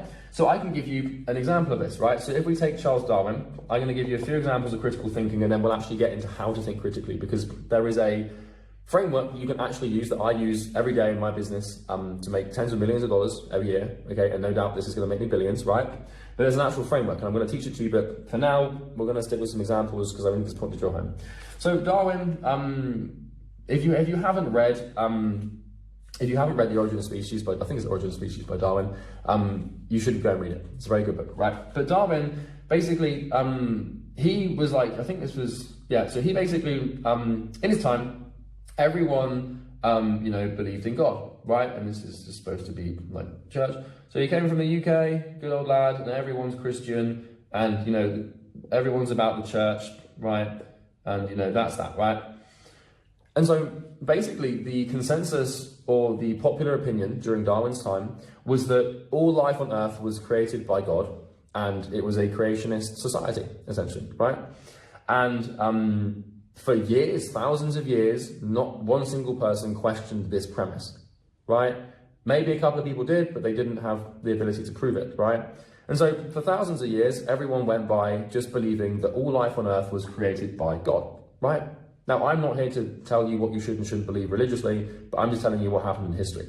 So Darwin comes along, and Darwin gets in a boat, right? So this is the ocean here, and, Darwin, he gets in this boat, let's just pretend that's a boat for argument's sake. And he's on this boat, right? And here he is, with his big, big, big brain. And he sails past these things called the Galapagos Islands, right? Blah, blah, blah. And what Darwin notices is that on different islands, there's different species of finch that have different beaks adapted to different food sources on different islands. And long story short, I won't bore you with the details, Darwin comes back to the UK and he comes up with the theory of natural selection, which states that all life, and there's obviously more to it than that, right? People think that Darwin's theory just stems from these finches, but it actually stems from like 2 decades of like naturalist theory. But anyway, story for another day. But Darwin comes back, right?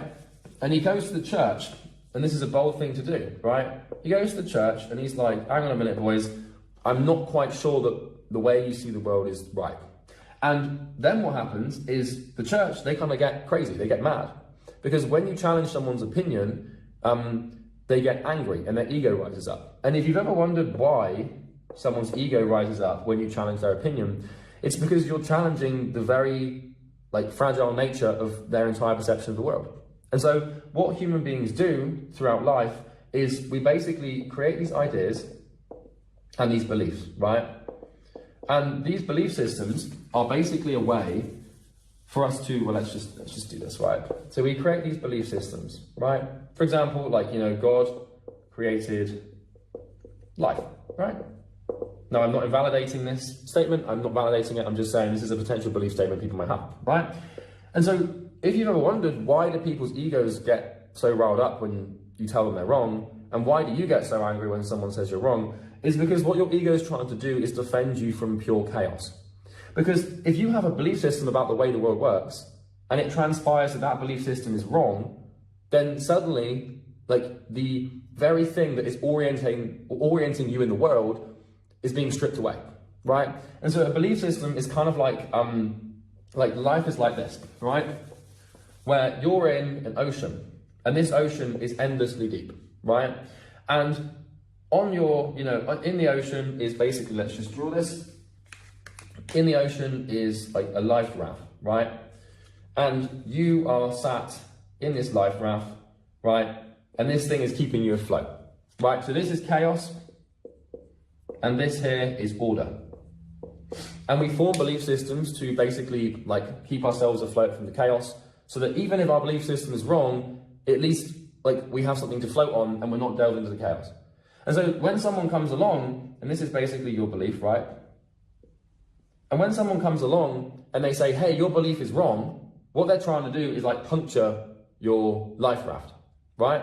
And if that happens, then obviously you're gonna, what's gonna happen is, this thing's gonna dissolve and you are gonna be sunk into pure chaos. And this is why our belief systems are so tied to our ego and why we hate to be wrong. Because to be wrong indicates that for some period of time, we have to dive into the chaos of life and not know how to orient ourselves or like what to pin ourselves against, and it's just you float, and human beings hate to do this, right?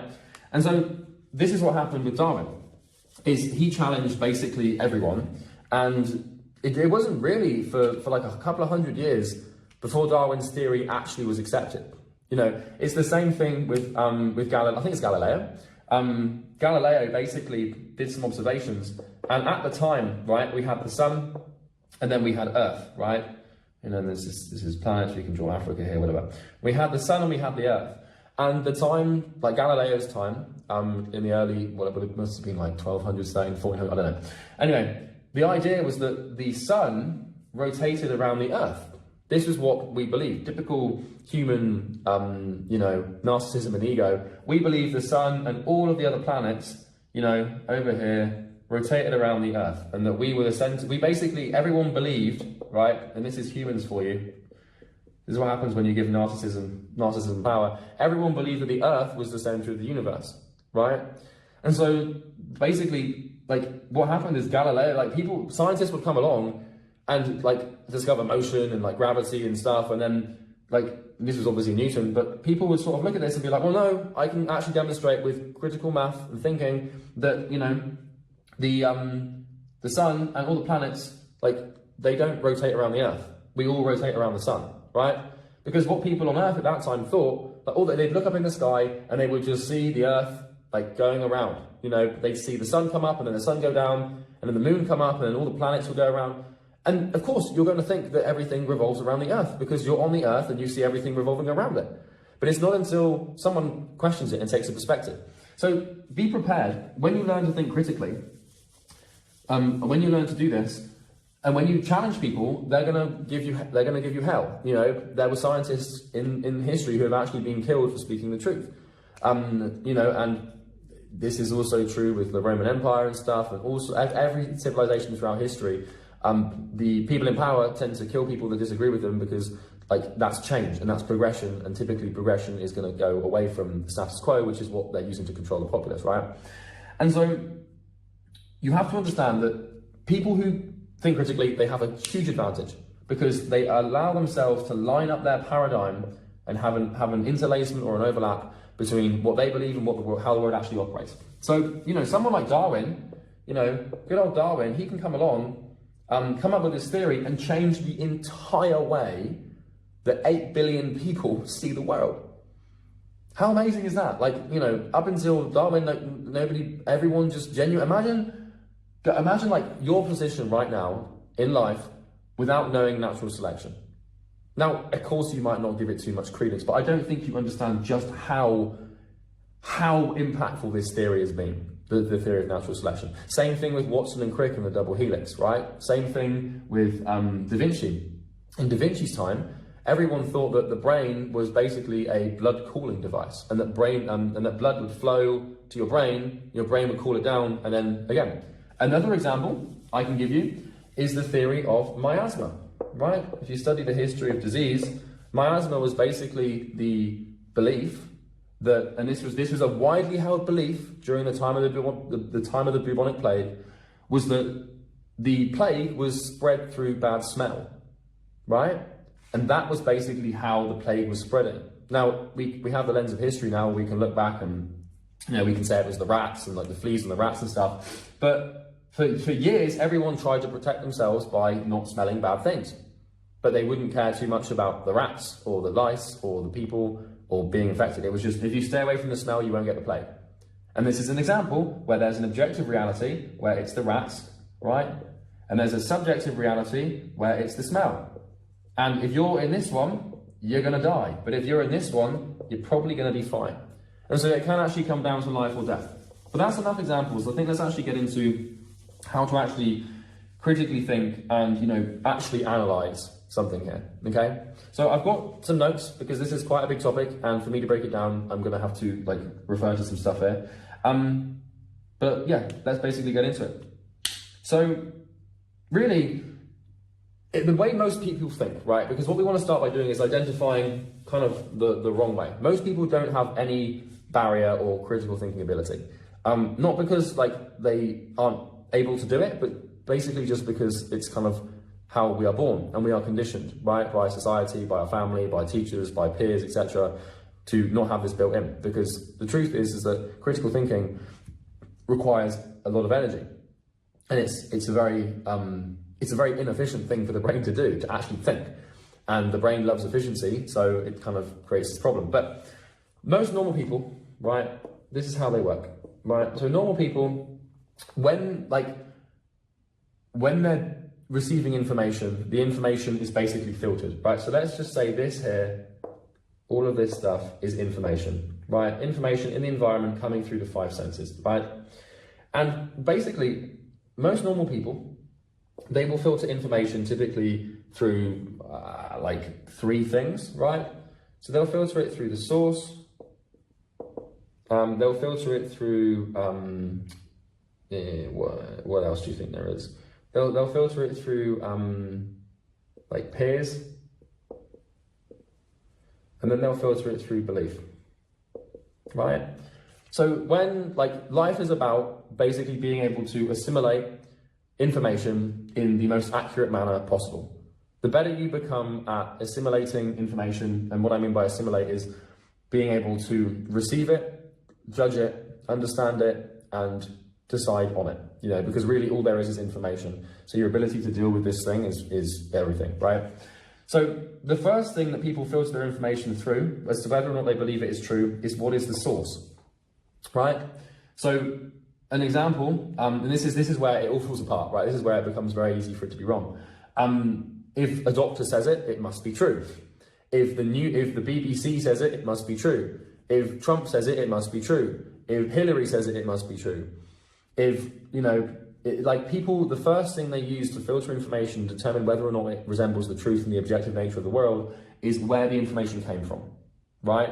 Now, this is kind of like, you know, I'm going to give you some other examples later on in the video, but this is the first thing that people really get wrong. They give too much credit to authority, they give too much credit to news, they give too much credit to certain people, and the truth is that the source of the information usually doesn't have too much of like, it doesn't really, people give, okay, so it's asymmetric credit. What I'm saying is people give way too much credit to the source of the information when the source of the information has very little impact on the quality of the information. And so that's the first thing. The second thing people will filter information through is peers, right? And this basically, they'll ask the question of, do a lot of other people believe this to be true? Okay? And the last one is their belief system. So does this fit into my preconceived notion of the world? And can, like, people will either, you know, reject or receive information and assimilate information based on what they believe to be true about the world. And so this is what information is filtered through, right? And so, you know, for example, how, like, if you're in nature or you're trying to survive, like, you can filter water through different things, right? So if you build like a natural water filter, you might put like logs up here, and then you'll put like, you know, pebbles in here, and then you'll put like refined charcoal in here, and then you'll pour water in, and the water will be filtered through, and hopefully at the end you get nice, clean drinking water, right? This is not how this works, right? Because the source is usually wrong, the peers are usually wrong, and the belief system is usually wrong. Learning to challenge your belief systems is one of the most difficult things to do as a human being. Like, I'd actually encourage you to do an exercise right now, and this is going to rub your ego up the wrong way, but you're going to do it anyway. I think, big idea. Take any belief system you have right now, right? any belief system in any way, shape, at all, any belief system. Just pick one and write it down, right? And like, just pick one, right? Write it down. Any belief system. For example, I believe that one niche is the right thing to do, or I believe that the Earth is round. Like any belief system you have at all, right? Now, what you then need to do is start to challenge the belief and pull it apart and ask yourself why you believe it. But we'll get into this because this is critical thinking, right? But we need to start thinking in this way. So most people just bring their information and they process it through the source, the peers, and whether or not they reject it or basically intake it into their life is dependent on these three things. The problem with this is that authority is the most dangerous way to judge information. Most people are wrong about everything all the time, and your belief systems very rarely line up with the objective nature of reality, okay?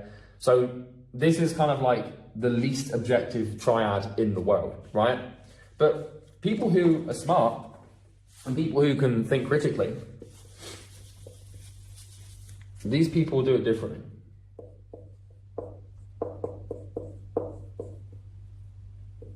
Right. So these people, if you've got the same information, right, you've got this triangle, they will filter the information in a different way, right? So they start with Y. Well, actually, no, they don't start with Y. That's not true.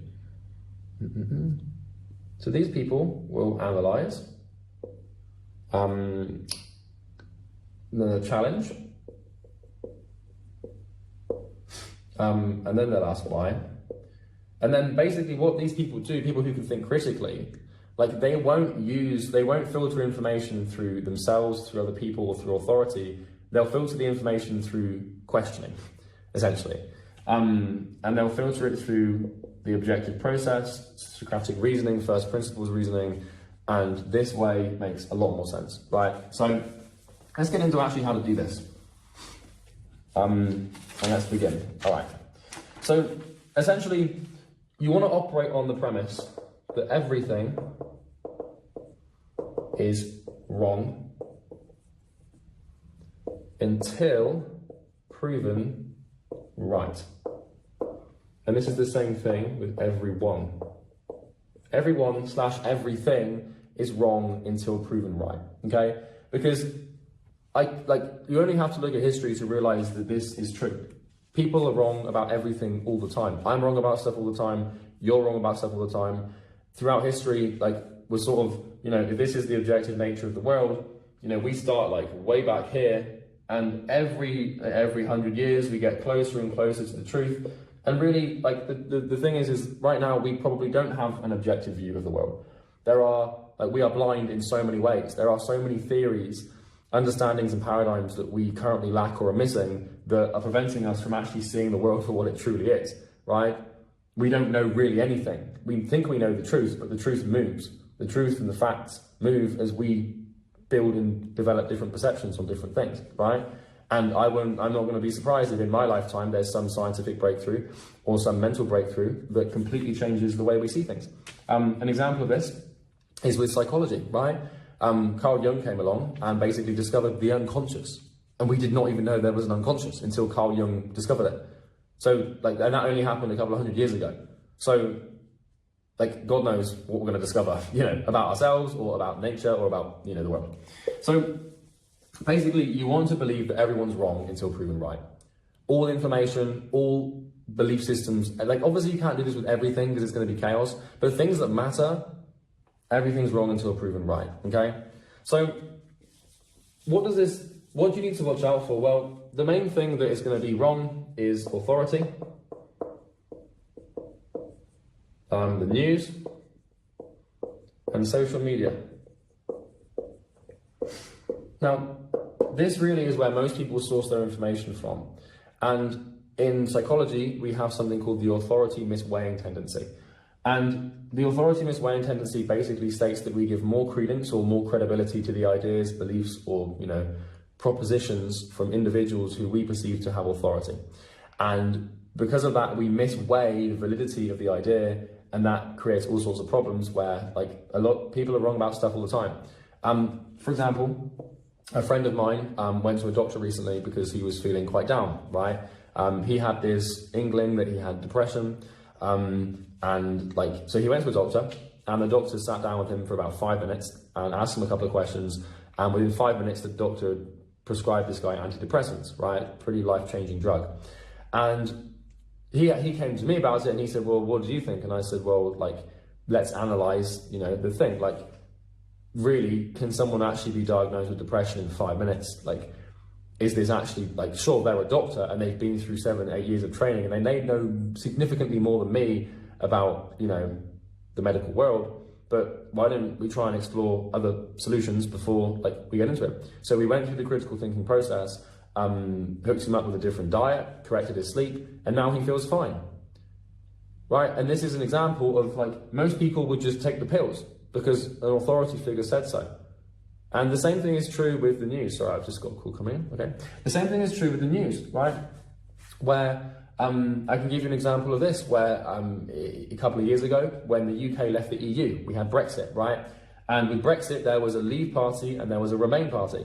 And the Leave party basically said that every week we spend £350 million on the EU, and that if we left the EU, we could give that money to the NHS. This was a lie, right? There was no evidence of this in any way, shape or form. The £350 million a week didn't exist. It was a complete lie. And this was plastered all over the news and all over social media. And reputable news sources and reputable, right, social media sources, everyone was talking about this. And they said, well, if we leave the EU, we can give that money to the NHS. And it was just a complete lie. There was no one actually, like, thought for a second, hang on, this is probably BS. Although a lot of people did, but the people who were filtering the information, through the triad, their belief system, already stated that the EU was bad.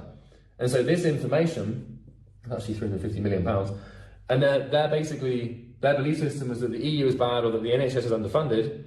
And so because this idea fitted with their belief system, they believed it to be true.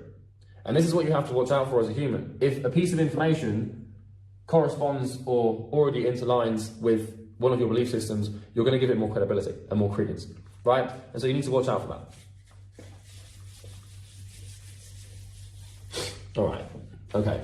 So, how do you actually do this? Like, how do we actually think critically? Because, you're going to be given a piece of information like this, and your job is to basically untangle it, see it for what it is, and decide whether or not you want to integrate it into your life. So let's actually get into how to think critically here, okay? So, if I come up here, this is good, right? Yeah. Step 1, remove yourself, okay? Step 2,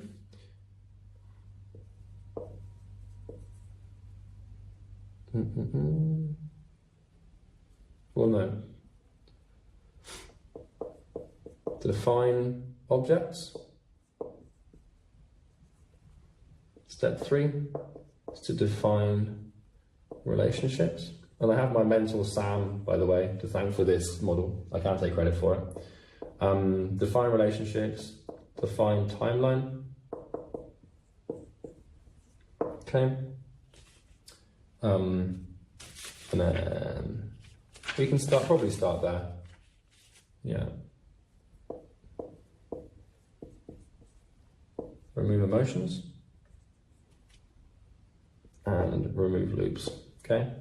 So the first thing that we're trying to do here is follow a 6-step process to think critically, okay? So when we receive a big ball of information, if you're trying to, solve a problem or make a decision, for example, what diet should you eat? Should we leave the EU? Oh, this client's ads campaign not working. Why is it not working, right? You can apply this to basically anything, right? And so step number 1 is to remove yourself, right? It's extremely difficult to be objective when you are in a subjective stance, right? And so the first thing you have to learn to do when you're trying to solve a problem is remove yourself from the problem and try your best to see the problem from a third-person perspective, because for as long as you are inside of the problem, seeing it as yourself, you're going to be in some trouble. This is why it's so much easier to give advice to someone when you are, like, giving the advice. Because if you have a problem and your friend has a problem, it's very likely that you can solve that problem for them and give way better advice to them than you could to yourself. And that's because you're not involved. Because when you haven't removed yourself, when you're involved in the problem, what basically happens is all of your biases interfere with your ability to actually see objectively, right?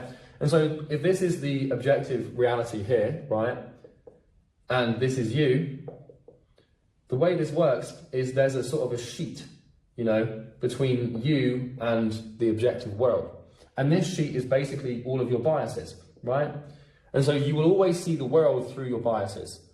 And so, for example, if objectively, right, if reality itself is green, right, and just this is an abstraction, right, but if reality itself is green, but you have a black bias, and there's no racial intention there, of course, don't be an idiot, right? If your bias is black, right, but reality is green, then what's going to happen is you're going to see reality through the lens of blackness, and so to you, reality will manifest itself as black when it's actually green. And so all of your behaviors and all of your life is going to be built around the idea that the reality is black when objectively it's actually green. And so you're out of alignment with the true nature of the world, which means all your decisions, all your actions, all your capabilities are manifesting in the wrong direction and are going to create some suffering, right? So the first thing to do is to remove yourself. Now, the next thing to do is basically to define objects, right? And so if we actually talk about becoming, objective, right, in one sense of the word, this means being able to actually see past labels, see past naming conventions, and identify objects, right? So, for example, if I was going to build a system, what you need to be able to do is comprehend the objects of what that entails, right? So I can give you an example. So, for example, I can probably just draw it down here. So, what is a system, right? Well, that's a huge question. So how do we critically think through that problem? What is a system? Well, what you do is you try to define the components of the argument or the components of the thing you're dealing with, right? So, well, what does the system need to run? Well, the system needs to have an input, right? The system needs to have an output at its core form. Because, a system is basically going to take something and turn it into something else. So we need something to put in and something coming out. Without that, a system cannot exist. So immediately, we've defined two objects inside of this problem, right? And then, well, how do we go from input to output? Well, we need to have a process, right? So that's another component of a system. This is an object. We're making objects out of abstractions, right? And then, for a system to really work, it needs to have feedback. That's not obvious to a lot of people. If you haven't read Thinking in Systems by Zamora Meadows, you won't know that.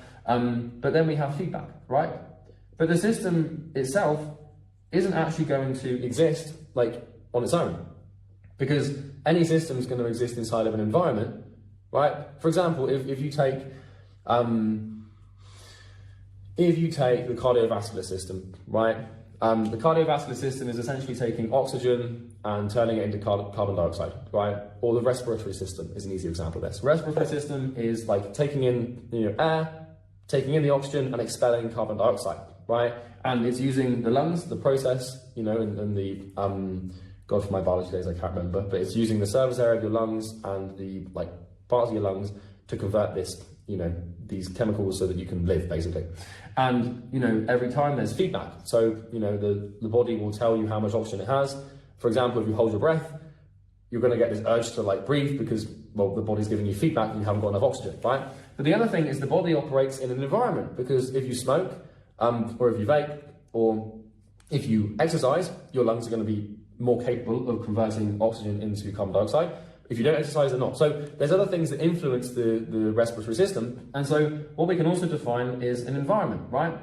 So this is basically the first step in critical thinking. If you have a problem to solve, or something you need to understand, or a decision to make, you want to start by identifying the object. And what you're going to have observed is I've done this countless, probably a dozen times already in this video, right? Where, if I'm trying to explain to you Galileo's theory of everything not, revolving around the Earth, what I'm doing is I'm defining the objects, right? And it might seem obvious, but being able to visualize them and define the objects allows you to better understand, convey your argument, and get super clear on what you're doing, right? And so, you know, you can go back to the video and rewatch it. And whenever I draw something, if I'm trying to explain something to you, I am basically like the object. For example, when I explain, like, you know, if I want to explain why people hold on to their belief systems, I'm like, okay, well, you know, we've got chaos, right? And then we've got like a life raft, which is the belief system, right? And then we've got you inside of the life raft, you know, chilling. Oh, that is not an appendage. You know, we've got you inside of the life raft, and, you know, so now I'm creating objects. Like, belief system is life raft, chaos is like under the ocean, and, you know, you're in here. So this is like what I'm trying to do to convey points, because if you want to learn to think critically, you start with objects, because it makes everything much easier to understand, right? So let's continue. So that's basically, how do you become, well, you have to objectify things. To become objective, you have to start by actually objectifying things. And it gets a lot easier to talk in these terms than it does in terms of abstractions. And you want to use diagrams at every step of the way to, you know, solidify your understanding of what you're actually dealing with. The next thing is to define relationships, right? And so I'll give you another example of this, right? Let's say that I am in a social circle with a group of like 4 people, and they're all talking behind each other's backs, and I need to figure out how to like fix the relationship so the friendship group can be, you know, more coherent, and so that nobody's going to be upset. Like, what I would do is I'd be like, okay, instead of talking in like abstract terms, I'd actually make it concrete. So, you know, if I've got a social circle, right, and, you know, things are not going well, but I want it to go well, what I do is I'd start by, you know, mapping out the people, you know? So, you know, like this, and then this person here, right? And so instead of seeing them as my friends, I'd see them as person 1, 2, 3, and 4, which is kind of a psychopathic, sociopathic way to think, but it gets easier when you remove names and you actually just, you know, put numbers in. And so let's say that, you know, person number 1 likes person number 4, but person number 4 doesn't like the person number 3, which is why person number 1 doesn't like person number 3. Person number 2 is friends with person number 4 and 3, but doesn't like person number 1. And because of this, person number 3 does not like person number 4, right? So this is an example. Explaining that without a diagram is impossible. But what I've done here is the third step in critical thinking, where I've defined the relationships between the objects, right? So what we can see here now is what the problem actually is, right? The problem really is that person number 3 doesn't like person number 4, so person number 4 doesn't like person number 3. So really, the feud is simply just between these people, although person number 2 doesn't like person number 1. So you want to start by understanding the problem. We're not, at this point, we're not trying to solve, we're just trying to understand. And the solution usually comes just by understanding it, right? And then once we've done this, there's all sorts of other stuff we can do, which I'll explain in a second, right? So you need to identify the relationships between the components or the objects to understand it. So another example here, if we take the system. So right here, we have the building blocks of a basic, you know, a process of a system, right? We have inputs and outputs, processes, feedback, and environment, right? And so what we now need to do is understand the relationship between these things, right? And we need to understand how they are interlinked and how they relate to each other so that we can build a proper understanding of the objective nature of this thing, right? And so what we're essentially going to do is we're going to take the components and we're going to put them into like a state of relationship, right? So here we have the input because, you know, we're going to start with the input because the input's the first thing. And then we have the process because the input needs to be processed. And then we have the output, right? So you can see that there. And then from the output, obviously we have feedback. Okay. And then the input, it feeds back into the input. And then over here, we have the environment because no system operates in a silo without an environment, right? So I'm just going to bring this over here a little bit. There we go. Okay. So what I've done is I've basically identified the relationship between the variables. So the input is processed into an output, and when an output is processed by the process, what happens is feedback is given, right, to go back to the input. So for example, input could be like air from the atmosphere into your lungs. The process can be like your lungs basically processing and like bringing it, like you've got like a membrane which brings in oxygen and expels carbon dioxide, right? So the output is going to be CO2 and like other like waste gases. And then the feedback is going to be like, how well are these lungs working? Do we need to speed up the because when you, like in biology, there's something called your respiratory rate, or you've got like VO2 max and all these other sort of like things that your body intuitively understands to measure when it's breathing to know if you should be breathing more or not. For example, if you've just gone for a run or you've just sprinted for like 2 seconds, or let's say you sprinted for 30 seconds, your body's going to give you feedback that you need more oxygen. And so every time your body processes the input into the output is like, well, shit, we need more because we've just been for a run. And so the input is amplified, right? And then if we're not careful and we don't like regulate this, if we breathe like we always just sprinted all the time, we hyperventilate and die of like oxygen poisoning, right? And so what happens is after a while, the blood oxygen levels sort of steady, and then the heart slows down, and then the lungs process oxygen slower, and we breathe slower. And that's basically like the relation. This is why this feedback thing exists. Any system cannot exist without feedback. And then on top of this, we have the environment, right? So like, are you smoking? Are you vaping? Are you doing stupid things that you shouldn't do? Or are you taking care of your lungs, right? And so this is like, now what we've done is we actually understand what the thing is.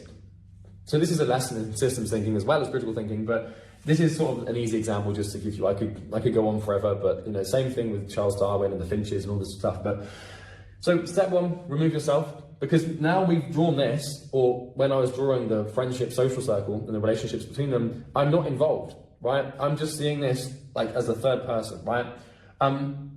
Then we've defined the object. So what are we actually dealing with? What are the components of this piece of information or this argument, right? And now we've defined the relationships, right? So, it's like, what are like the relationships between these things? Now, the fourth step is to define the time frame. Because now what we need to do is we need to organize our understanding of the thing we're dealing with against time. Because time brings order to chaos, and it allows us to basically like better gauge and understand exactly what the hell's going on, right? So for example, I'll give you a historical example here, like another example of like trying to analyze a piece of information, right? So let's say you wanted to understand like why the West is becoming, right? Why is the West becoming woke? Why are we leaning like towards left-wing politics? Why is all of this happening? I'm not saying this is good or bad, I'm just saying that this is what's happening, right? So maybe the thing you're trying to critically think through and understand is, why is the West becoming woke? Okay, it's the first thing you're trying to understand. Well, let's just make this a little bit clearer and just say the USA, right? And obviously not all of the USA is becoming woke, but a lot of it is, right? So, well, what we're going to do is obviously we need to start by actually identifying like the objects in the circumstance and what's going on and the relationships between all these things. So we're going to look at like key people, and then eventually what you're going to have to do is you're going to have to timeline all of your information. So the first thing we're going to have to do here, right, is you obviously now we've got woke, and then before we had not woke, because I can tell you for free that when America was founded it was anything but woke, right? And so what we're going to do is we're going to look at like what has happened. So obviously we're going to start with the colonization of America, right? From Britain, with the British Empire. We kind of came over and just were like, oh yeah, we like the look of this, thanks. And that's what we did for about 400 years, which is not to be tussled with right now. So we start with the colonization of America, right? And then after a couple of hundred years, people in America are kind of like, do you know what? Like Britain, like I don't see you as like dad anymore. I'm a grown man, like I'm a grown boy. I don't really want you to have this overbearing power of me. So we're going to have a civil war to basically have our independence. So then we have American independence, right? Now, my knowledge of history, American history beyond this point, gets extremely weak. Unfortunately, I've studied the British Empire and I've studied the American Revolution, but anything north of this, I do not understand, so I can't really tell you. But the point here is what you want to do is you want to timeline all of the events that have happened leading up to things being woke, right? And so, like, another example of this, maybe maybe you want to understand why Swedish women are so beautiful, right? Because Sweden is renowned for having beautiful women. It's like ranked by some subjective news articles on like having the most beautiful women. And you might want to be like, well, why, right? And then, you know, you're going to analyze it and understand. And the argument is that basically, you know, all these 100 years ago, you had the Vikings in Sweden, and what would happen is the Vikings would go to other countries and like, you know, pillage and all this nasty stuff. And then the Vikings would bring the most beautiful women, you know, back home with them. And then obviously, like, that's why Swedish women are beautiful, is because Vikings got their pick of the bunch because they were pillaging and being nasty. And the beautiful women they would bring home and reproduce with them. And now we have, like, it's why Scandinavian women are just so gorgeous, right? Because of the way that, like, these people would only pick the beautiful women to mate with. And that's kind of how it works. Now, I'm digressing here, but you get the point, right? You need to define the timeline. So if once again, I've got friend 1, friend 2, you know, friend 3, and friend 4, right? And we remember that friend 3 doesn't like friend 4 doesn't like friend 3, friend 1 doesn't like friend whatever, you know, they like this person, but this person likes this person and they like him. You know, what we need to do is, now we've identified the objects and the relationships, we need to identify the timeline at which these things happened. And so maybe it happened that, you know, in 2019, friend 3 accidentally crashed friend 1's car and promised to pay friend 1 back, but never did, right? And so we start with the timeline there, right? And that happened. And then, you know, at this point, friend 1 that wanted to get revenge, so then they spilled water on, I don't know, right? But the point here is you need to identify the timeline. And so, for example, with the systems example, we start with here, and then we come here, and then here, and then here. So we've already identified the timeline between these objects and the way that the information flows, because, you know, we put the arrows in place, right? So the next thing to do, number 5, is to remove emotions from the equation, right? So, for example, going back to the example of why are Scandinavian women so beautiful, right? Let's say that you have a thing against pretty girls, and you don't like them for whatever reason, whatever's wrong with you, or whatever, you know, I don't care, right? But let's say that you're trying to analyze that and understand it. Or let's say you're trying to analyze why America is so woke and trying to understand that, right? Well, when it comes to dealing with political stuff, or anything that you might deem, you know, bad, right, you're going to have emotions about it.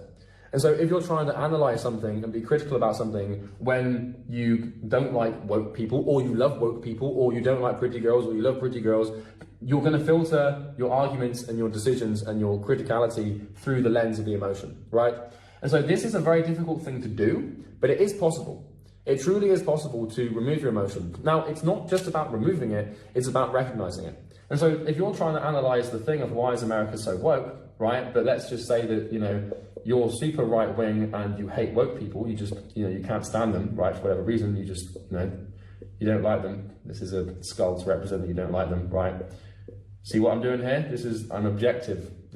I'm objectifying. But anyway, let's say that you hate woke people, right? I'm not saying I do, I'm not saying you should, I'm just saying that, let's say someone does. If you're trying to analyze why America is woke, what you're more likely to do is just, instead of looking at the historical timeline and the cause and effect relationships that have resulted in this cultural phenomenon developing, what you're going to do is you're just going to blame the people who are woke and just say, oh, they're just weak and they're this, that, and the other, or, you know, they just don't understand the way the world works, they never worked there in their life. And what's going to happen is all of your thinking is going to be filtered through your hatred. This is called the disliking hating tendency in psychology. On the flip side, you have the liking loving tendency in psychology. These are cognitive biases that are studied and recognized. But the point here is it's kind of impossible to be objective when your emotions are at play. And so what you can do is you can recognize if an emotion exists, and when you recognize an emotion exists, just park it. Be like, okay, I can feel this emotion, I can feel anger, I can feel the sadness, I can feel the anxiety, whatever it might be, and just recognize it and just sit with it. And don't try to remove it. Well, you want to try and remove it, but it's kind of the first step to removal is recognition. And then try and park it, calm yourself down, and then continue with the analysis, right? It's entirely possible to do, it just takes practice, okay? Now, the next thing to do is the 6th point, which is to remove loops. Okay, so this is more of a question of if you're dealing with someone who has like a problem they're trying to solve, or if someone's explaining a piece of information to you. Human beings tend to be extremely terrible at explaining things in objective terms, in critical terms. And what they'll do is they'll constantly loop things back in their arguments, right? So, for example, if I'm doing a coaching call for someone and I'm teaching a client how to get clients, and they come to me and they're like, I can't get clients, and they'll say the same thing like, 10 times.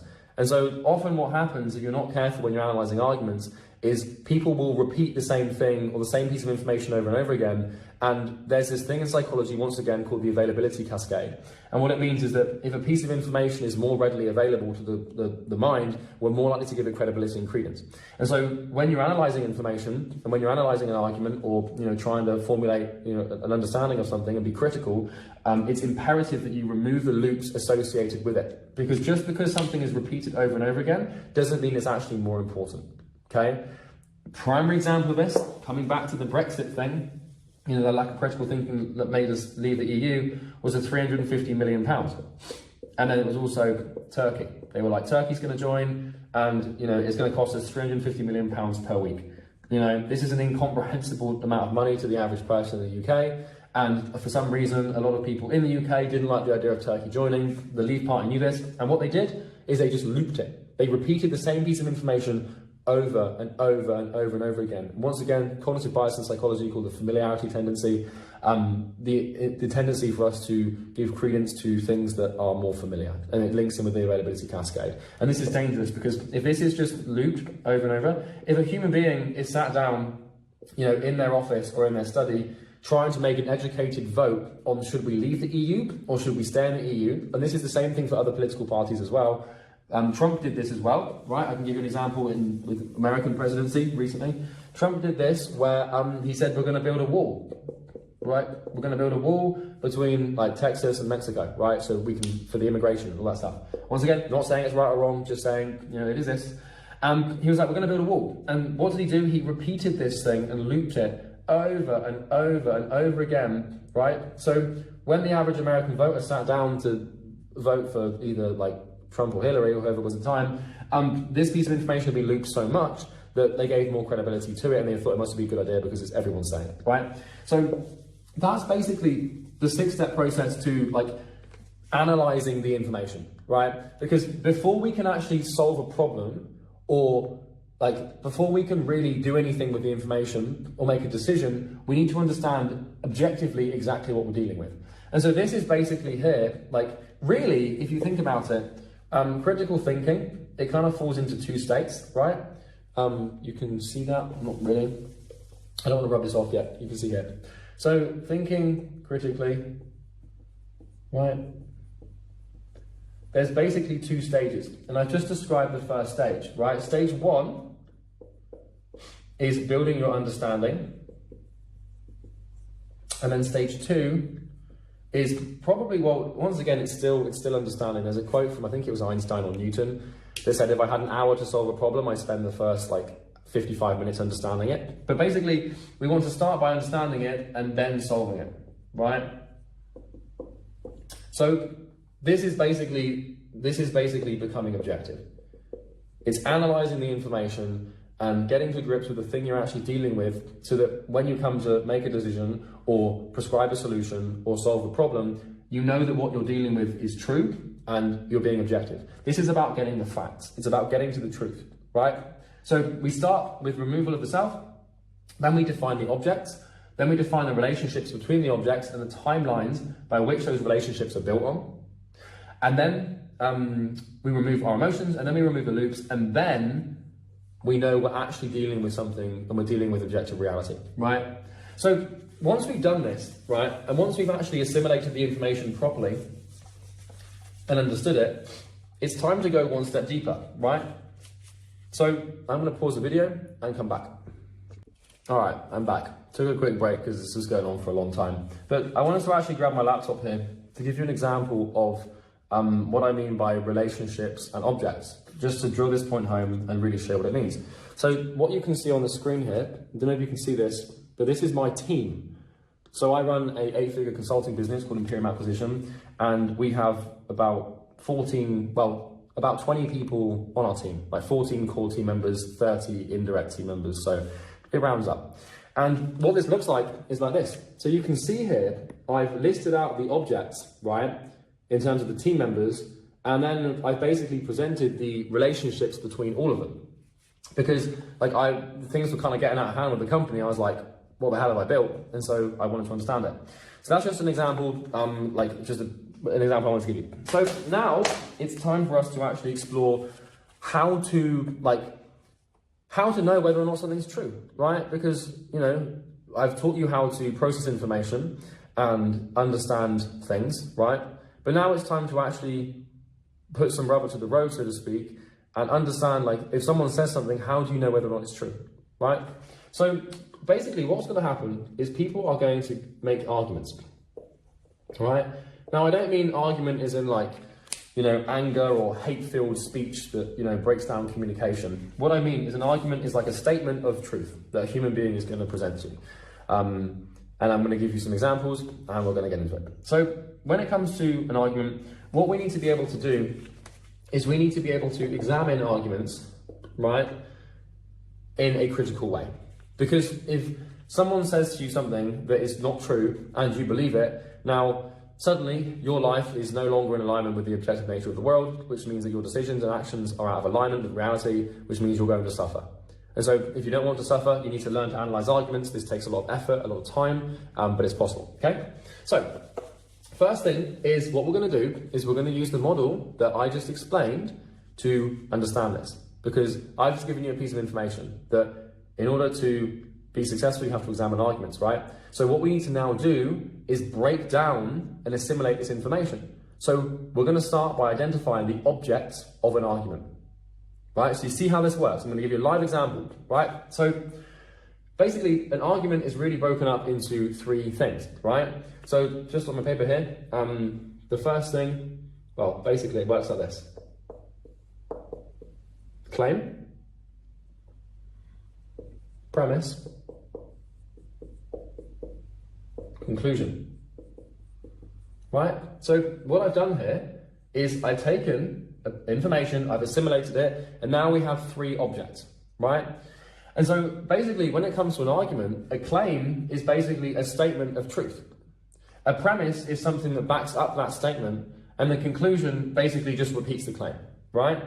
And so this is how it works. So for example, I could just say, cold email doesn't work. Doesn't work because I didn't get, let's just do this.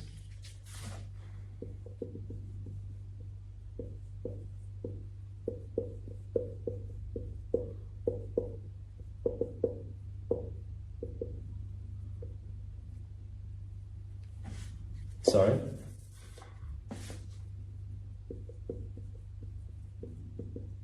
Right.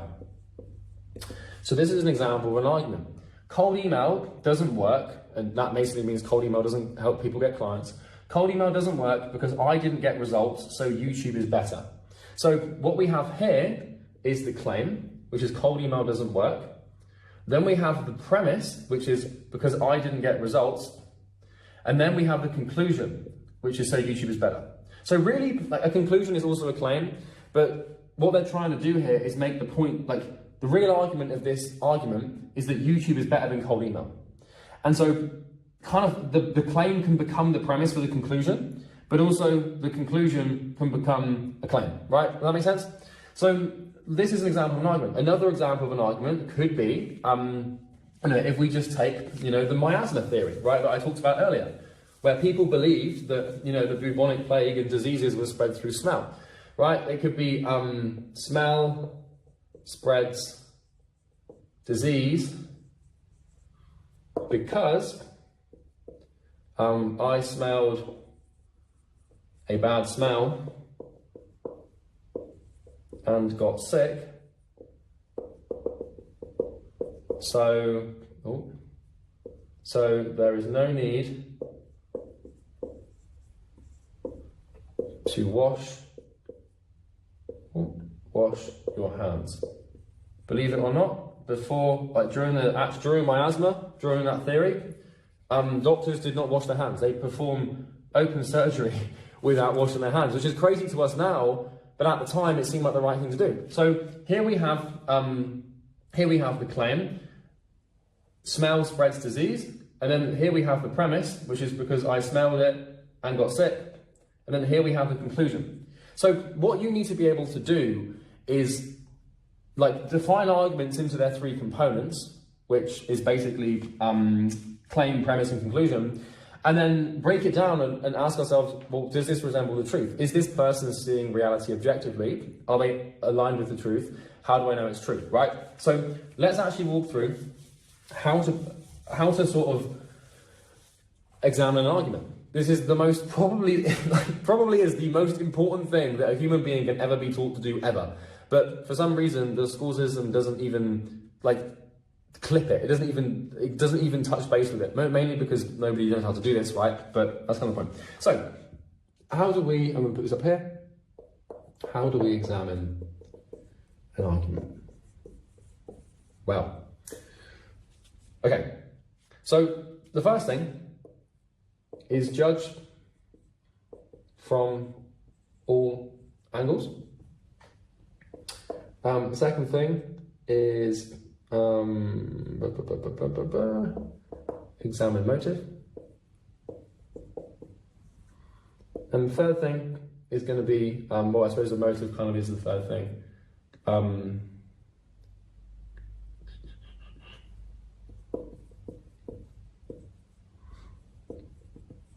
Okay, facts versus opinions. So when it comes to analysing an argument and understanding whether or not someone is telling the truth, here's the thing, this is what people don't get, right, about, before we get into this, is there's a very big difference between telling the truth and being wrong. So if someone says, like, cold email doesn't work because it didn't work for me, so it doesn't work, or if someone says that I don't wash my hands because smell is how diseases spread, or if someone says I sacrifice a child every day so the sun rises tomorrow, they are telling the truth. This is the thing you have to understand, is that just because someone's wrong doesn't mean they don't think they're telling the truth. There is a very big difference between being wrong and lying. Lying is when you utter words that are out of alignment with what you believe the nature of the world is. But being wrong just means that you're not seeing the world properly. And so you have to remember this, like, just because someone is wrong doesn't mean they're lying.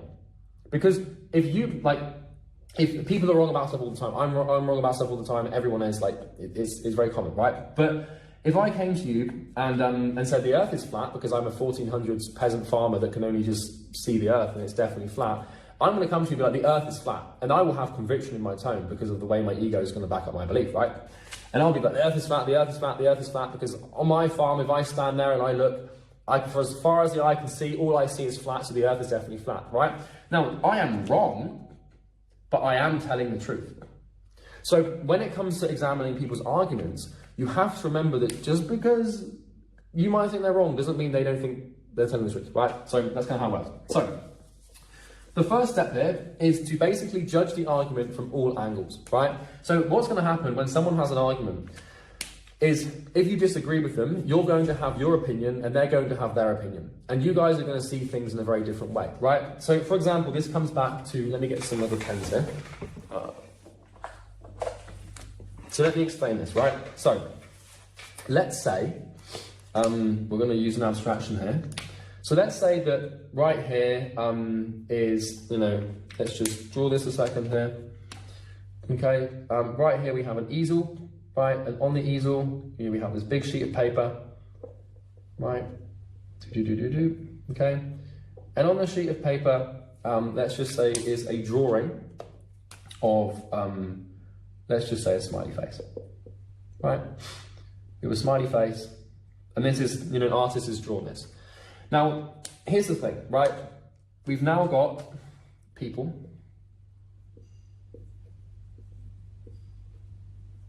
right? Let's redraw them closer.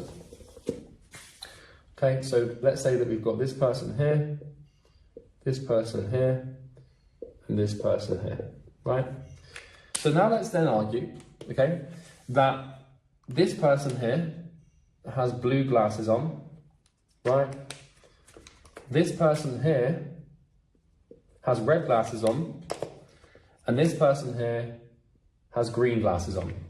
Okay, so we've got a blue drawing right? But we've got people with different shades of, like, with different, well, let's just say the drawing is big, right? But these people have different colored glasses on, different tints of glasses, right? And so what's going to happen is reality is going to manifest differently to each person. And so the first step to examining an argument is to try and judge the argument from all angles, from every potential angle or every potential like perception that you can take on the objective thing, you're going to try and take, right? And so the thing is the person with the blue glasses on, right?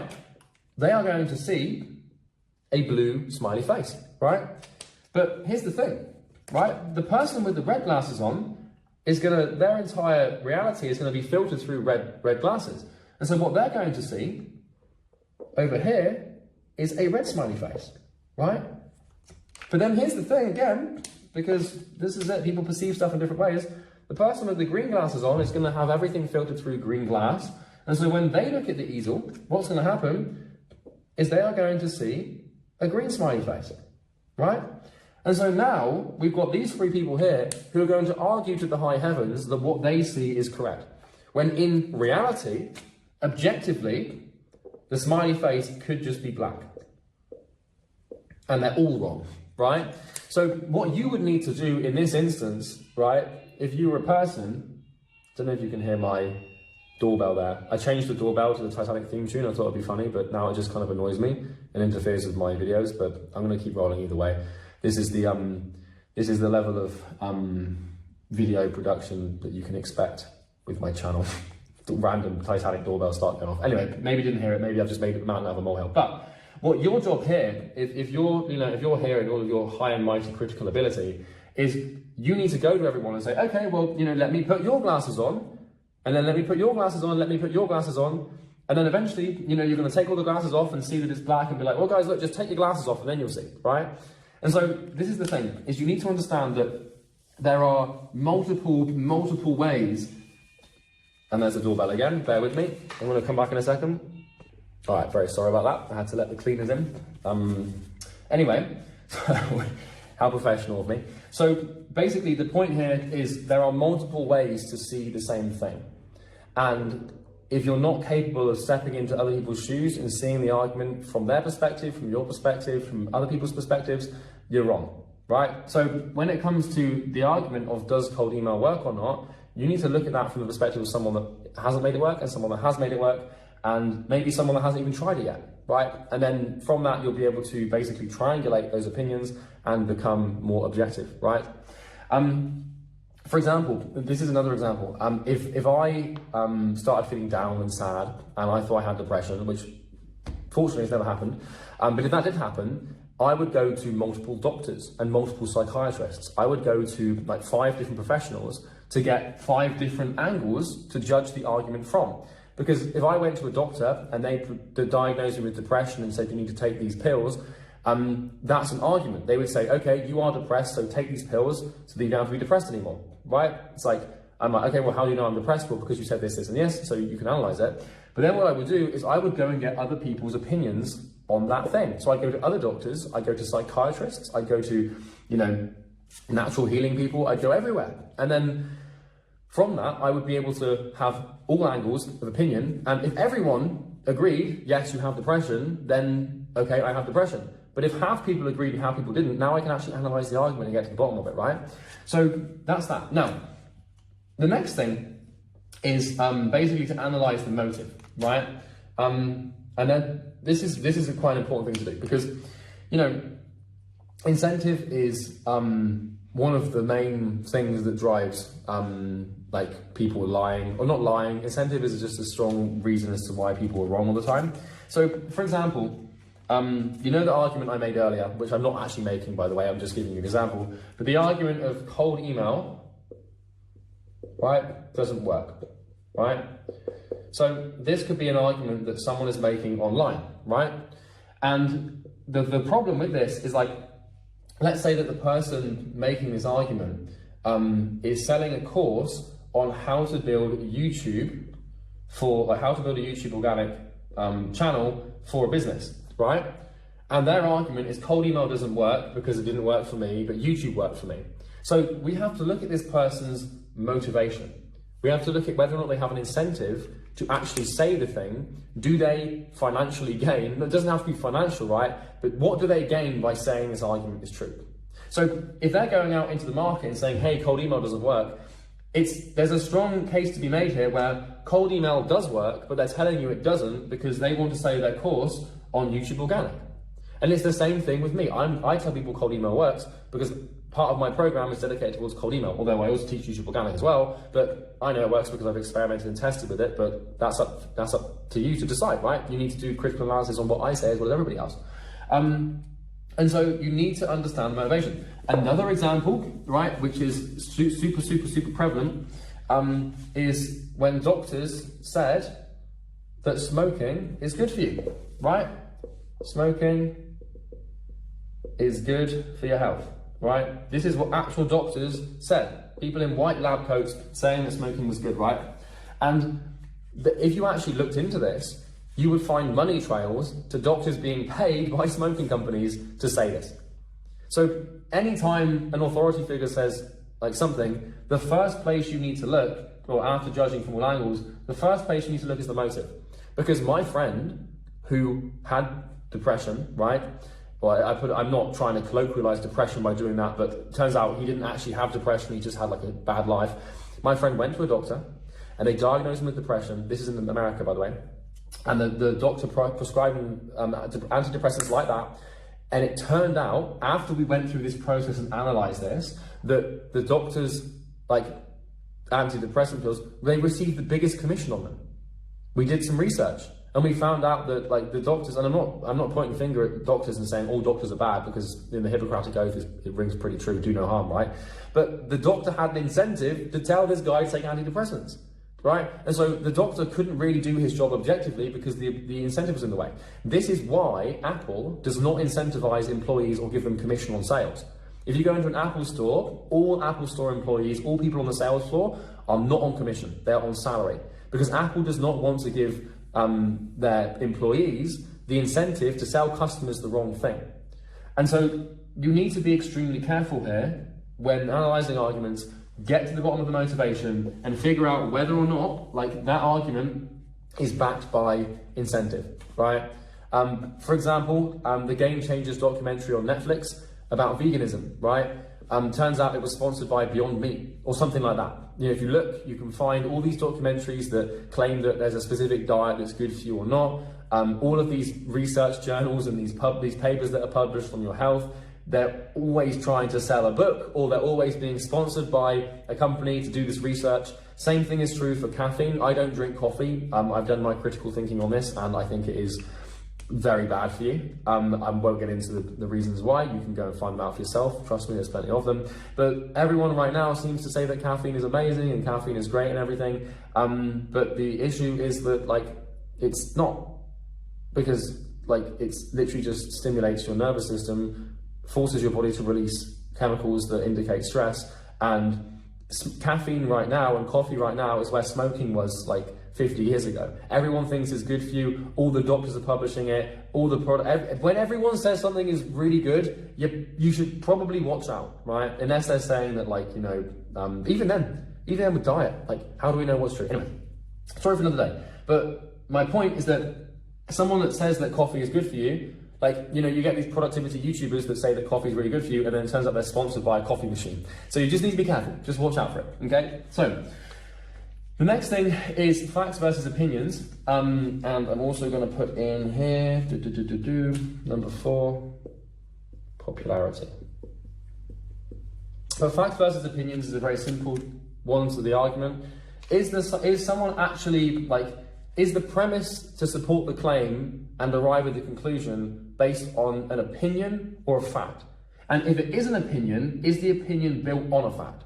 So, for example, when someone says, cold email doesn't work because it didn't work for me, so YouTube Organic is better, it's like, well, what do you mean it didn't work for you? Like, how many cold emails did you actually send? What was your appointment booking rate? How many different types of copy did you experiment with? What niche did you send them in, right? These broad claims that are just basically opinion pieces, not rooted in any facts, you're not going to get very far. So, for example, if I say to you, cold email works, so you should use it, buy my program, that's the conclusion, right? you would be inclined to say, why? And I would say, well, because in the last 7 years, I have sent north of 200,000 cold emails and made more than $8 million with cold email. And at present, I have 670 students all using cold email and booking 1 to 3 appointments a day with cold email. And I know it works because I've seen it work not only for me over the last 7 years, but nearly 1,000 other people at this point. And on top of that, I've got other people in the space who I can show you who are using cold email to get results. Then, well, that's a pretty good argument. Right? Obviously, I have a motivation because I'm selling something around cold email, so there's always that thing to filter it through. But at the same time, it's like my opinion on cold email is based on fact. And so I see people in the agency space as well. This is sort of my industry. Maybe you're not in the agency industry, but people in the industry are saying cold email doesn't work. And then I'm like, well, why? And they're like, oh, it just doesn't, it's dead. It's like, people will say this, like, cold email is dead. It's like, okay, well, you know, why? And then they're like, oh, because it doesn't work anymore. Well, you've just said the same thing. You've basically backed up an opinion with another opinion. So you need to analyze this and ask yourself if opinions are rooted in fact, right? So for example, if I spoke to a peasant farmer in the 1400s who believed the earth is flat, and I said to him, hey man, you know, why do you think the earth is flat? He said, well, because when I look out over there, like, I can't see anything. Like, it's just flat. That's actually quite a good argument. But the thing is we need to do all 4 of these things, because if we ask the peasant farmer, he's got the fact. He's like, look, dude, I can't take a picture because cameras don't exist yet, but I'm telling you, if I just look out, all I see is just flatness. So the earth has got to be flat, because like, how could it be anything else? Because I can't see anything else, right? But the thing is we would need to judge the argument from all angles. So we'd be like, okay, well, what if we can like get the angle, like, I wouldn't believe the peasant farmer if I wasn't able to climb a mountain and see like the curvature or be in a plane. Obviously planes didn't exist at that point, but you get the point, right? You need to make sure you do all these things. So facts versus opinions, is someone like actually like, have they arrived at their conclusion, or have they arrived at their opinion without bias or incentive by considering all angles, and are they actually rooting this in fact, right? Another example I can give you is like, my diet is heavily carnivore based, right? So I eat lots of red meat, and whenever I tell someone that I eat lots of red meat, they say, whoa, what, red meat gives you cancer, right? And it's a very common reaction to my diet, because I eat like a ton of meat, more than most people eat in like 2 months. I'll eat in like a day. And so I'll say I eat red meat, I eat lots of red meat, I'm basically on a carnivore diet. And then they'll say, whoa, but red meat gives you cancer, right? And then I'll say, okay, well, I completely hear you. I'm open to analysing this argument. Why does red meat give you cancer? And then they'll say, oh, because, you know, like there's studies that show that it gives you cancer. And then I'll say, okay, well, specifically what studies? And they're like, well, I don't know, it's just like, you know, I read it, you know, red meat gives you cancer. I'm like, okay, I hear you, dude, but like, what studies? Right? It's the same thing with people who don't like Andrew Tate, right? Now, my opinion on Andrew Tate, I'm pretty objective. I think some of the stuff he says is good, some of it is bad. But a lot of people hate Andrew Tate. And you go to them and you say, oh, I kind of like Tate. And then they'll be like, no, I hate Andrew Tate. You say, hey, I completely hear you. Why do you hate him? Oh, because some of the stuff he says is so bad. Like some of the stuff he says is just awful towards women. And then, you know, you'll go to the person and say, okay, I get that. But like specifically, what has he said that you disagree with? And then they're like, oh, he's just a misogynist. Well, okay, why is he a misogynist? Oh, because he says bad things about women. Okay, well, what does he say? And then this person, like, isn't able to actually list things that he said. Now, I'm not saying that Andrew Tate hasn't said bad things about women, but my point is that, like, some of the stuff he has said about women is not good, right? There's some interviews with him, like Piers Morgan interview, and there's other stuff he said that I disagree with, being misogynistic and stuff. But the thing is like, it's not until you actually ask someone why that there's no foundation to their argument in any way, shape or form. Like the red meat thing. Red meat gives you cancer. Oh, I hear you. Why do you think that? Oh, because there's studies that show that it gives you cancer. Okay, well, which study? And then the person could give a study and be like, oh, this person at this university in 2005. Okay, what were the variables for the study? Oh, I don't know. I didn't really read it. Okay, so now you're basing an opinion on nothing. Like your entire opinion of reality. This is what happens when people don't critically think things through. Your entire orientation into the world is based off of absolutely nothing, right? And I could go, there's so many examples I could give you around this thing. But like, I used to think that being vegan was the best thing in the world. And then I tried it and it completely ruined me and my body. And so now I don't think being vegan is good because I experimented with it. And so this is the thing, like, I actually will test things. right? I don't just take stuff at face value because, you know, I watched the Game Changers documentary and I was like, this is about being a vegan. And I was like, okay, I'll give it a go. I tried it for 3 months, got very unwell, very sick, and then I kind of stopped, and now I eat carnivore and I feel a lot better. But you need to be able to release your attachment to these opinions, because someone says to me like, why is veganism good? And then I was like, oh, because Game Changers documentary said so. And then I was like, oh, I'm being an idiot. Like, that doesn't make any sense at all, right? So that's that. So the fourth thing is popularity, right? And this is basically like, is this opinion popular, right? Because I can tell you from experience that the more people, put those pens on the floor, the more people that believe something to be true, the less likely it is to actually be true, right? And when consensus prevails, typically the idea falls apart, okay?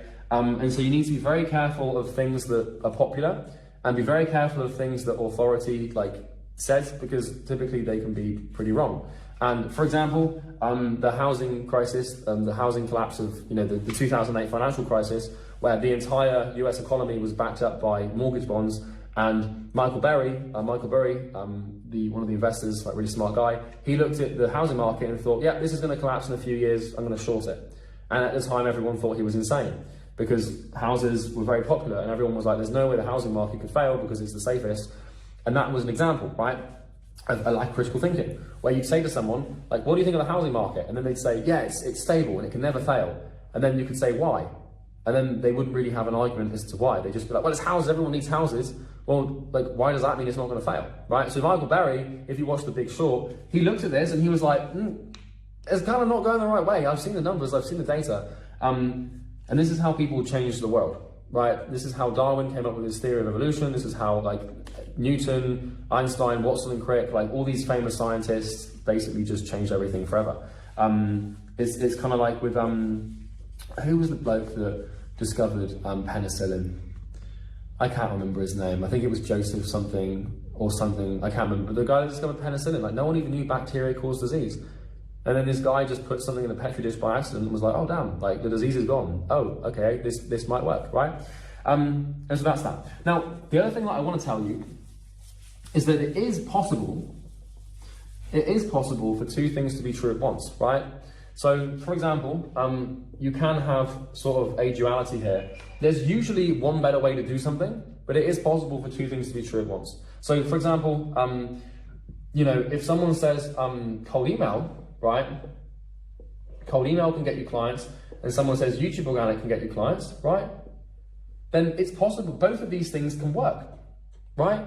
And whether or not one is better than the other is up for debate. But the point here is a lot of people will just polarize to this or this.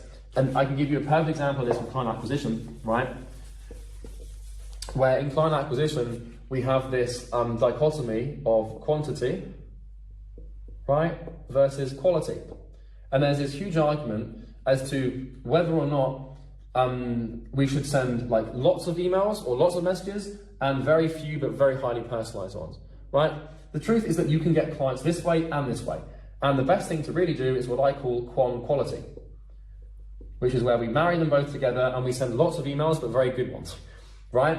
Another example of two things being true at once could be science, right? And religion. So maybe you believe in God, right? But you also think that Darwin was right. Why can't it be the case that God created natural selection, right? So my point is, like, once again, I don't really have an opinion on a lot of stuff, and this channel is designed for me to be objective and without bias, and to teach you things so that you can better understand reality without my biases of what I think is right or wrong getting in the way. But it's possible for you to believe in science and to believe in religion, believe it or not. Two conflicting things can both have credence and credibility at the same time. And just because you believe heavily in one thing doesn't mean the other thing isn't right or true, okay? And that's, you know, a lot of the time you have to make a decision and you have to sort of fall on them. But another example is you've got like the Democrats, right? And then in America, you've got Democrats and you've got the Republicans, right? And, you know, from my political opinion would be, well, the Democrats have some good stuff to say and the Republicans have some good stuff to say. So what probably makes the most sense here is to have a political party that marries both of these sides and has some arguments from here and some arguments from here. Right, so two things can be good and true at the same time. But a lot of people who are Republican hate the Democrats, and a lot of people who are Democrats hate the Republicans. And the problem with this is, like, when you take a side and when you form an opinion and when you get really rooted in a belief, it blinds you and you immediately restrict your ability to see 50% of the information that may have some credibility or may be useful to you, right? So just watch out for that when you're thinking critically. It's very important. And a lot of people say this, I've seen this in YouTube comments before, where I've made videos on all sorts of stuff, like Andrew Tate, or politics, religion, stuff like that. And I always don't take a side, right? I'm like, you know, I'll always say, like, look, my opinion doesn't matter here. Like, and then people will be like, oh, he's so afraid to get cancelled, and, like, you know, he doesn't have any opinions, so we can't trust him. And it's like, you guys, those people just don't get it. They don't get the point that it's possible to observe something without taking a side, right? And it's possible to, like, actually look at something without having to project your ego and your emotional system onto it. But anyway, that's the funny thing, is not taking a side is basically taking a side if you think about it. So the next thing we're going to talk about is basically you need to remove. We've talked about biases and stuff. There's a few biases to remove. I'm going to list them out to you. This is going to be a long video, by the way, but you know, we roll. So the next stage to do when you're analysing an argument, right? Because we've talked about examining an argument. And we've talked about basically how to, we understand the components of an argument, which is claim, premise, and conclusion, right? And so we understand that, like, if we have the claim, right, and we have the premise here. Hi, that's okay, thank you, no worries, sorry. We have the premise, right, and then we have the conclusion, right? And then the claim kind of supports the conclusion. So we remember, we have the objects, right? And we have the relationships between these things. And we also kind of have the timeline, because we make the claim first, we make the premise second, we make the conclusion third. So we've been able to assimilate the information, right? And I've explained how to basically examine an argument with those four principles I just explained, which is judging it from all angles, right? And seeing it from different perspectives. Examining the motive behind it. What else was there? I can't even do this video, it's been, my brain's gone. You can rewind and rewatch, but you know, all of those things, right? Different angles, motivation, facts versus opinions, and the last one that I drew in green that I could remember if we went back, but you get the point, right? We've been through all that stuff. So now, let's talk about biases. So what biases do you actually need to remove in order to make sure that you are being correct, right? And being objective? Well, the first one is authority, right? The second one is consensus. Once again, I have to thank my mentor Sam for this information, but I've been able to understand it well enough at this point in my life to teach it, and that's thanks to Sam, so thank you, Sam. Religion, politics, yourself, and emotion. So these are the, like, there's going to be other biases, but these are the primary biases that will lead you to making a wrong decision. So authority is an obvious one. You need to just operate on the premise that everyone is wrong until proven right, no matter how much authority they have. Even me with this video, you should challenge it. Challenge everything I say all the time, constantly. You know, if I make a statement, ask yourself why. Critically think it through. Consensus, like, this means, is it popular, right? Is basically like everyone, like, is it the status quo? Is it just like tradition? Like, I always say that tradition is basically peer pressure from people who are dead, right? So just because we did something ages ago, why do we have to do it now, right? Population, this should actually say popularity, right? Is it popular? Cultural bias, right? Just because the argument fits into the current state of the culture doesn't mean it's right, because sometimes culture is wrong, right? Religion, just because it conflicts religion doesn't mean it's wrong. Primary example of that, Charles Darwin, natural selection, right? Or the Aztecs, right? When they sacrifice people so the sun would come up. It's kind of like, you know, like for them, it's kind of like, it's a religious argument, but we want to be careful of that. Politics, if it doesn't fit into a political frame, doesn't mean it's wrong. Yourself, if it doesn't fit your belief systems, we now know this is the big one, it's wrong. And the last one is emotion here, right? So just because, like, it makes you feel sad doesn't mean it's right, okay? Or just because it makes you angry doesn't mean it's right or wrong. Your emotional state basically has no real indication of the honest, objective nature of the world. So now, what I'm going to do, that's my paper down, I'm going to freestyle the rest of this. What we're now going to do is explore another method of thinking that concludes all of this, right? So the first step that we have to do is obviously understand. We've been through this, right? Understanding something is where we have the objects, and the relationships and the timeline, so we actually know what we're dealing with, right? Once we've understood something, we have to be able to examine something, which is sort of like, well, those, we have four things around that, which is like angles. It's going to be like opinions versus facts, and we had all this stuff we just talked about. Once we've understood and examined, the next thing is to question. And this is really the 3-step process to thinking critically, right? It's understanding what you're dealing with. It's examining the argument based on motivation, opinion, fact, popularity, and taking different angles. And then we actually question it. So up until this point, what we're doing is we're just trying to sort of gauge and examine, right? But now, before we actually have stage 4, which is to decide, right? Can you see that there? I think you can. It's a little bit in the way. So, well, I can just draw it down there. So the 3rd stage is to question, and then the 4th stage is to decide. So before we decide whether something is true, or before we decide how to do something or behave on something or integrate something into our life or reject information or accept an argument, or before we do anything, we have to understand, examine, and question. Because the decide thing is the easy part. The decide thing, if someone gave me an hour of time, I said this earlier about one of the famous scientists, if someone gave me an hour to critically think through and analyze an argument or understand someone's perception and decide whether or not I wanted to integrate that into my life, I would spend probably, 58 minutes, right? 58 minutes in this sort of discovery phase here, because it takes a long time to break this all down. And then really the last 2 minutes is the decision. Because the decision is instantaneous. The decision will make sense and immediately manifest once you have completed these things, right? It's really just as straightforward as that. It just bang, bang, done straight away. So the next stage is to question, right?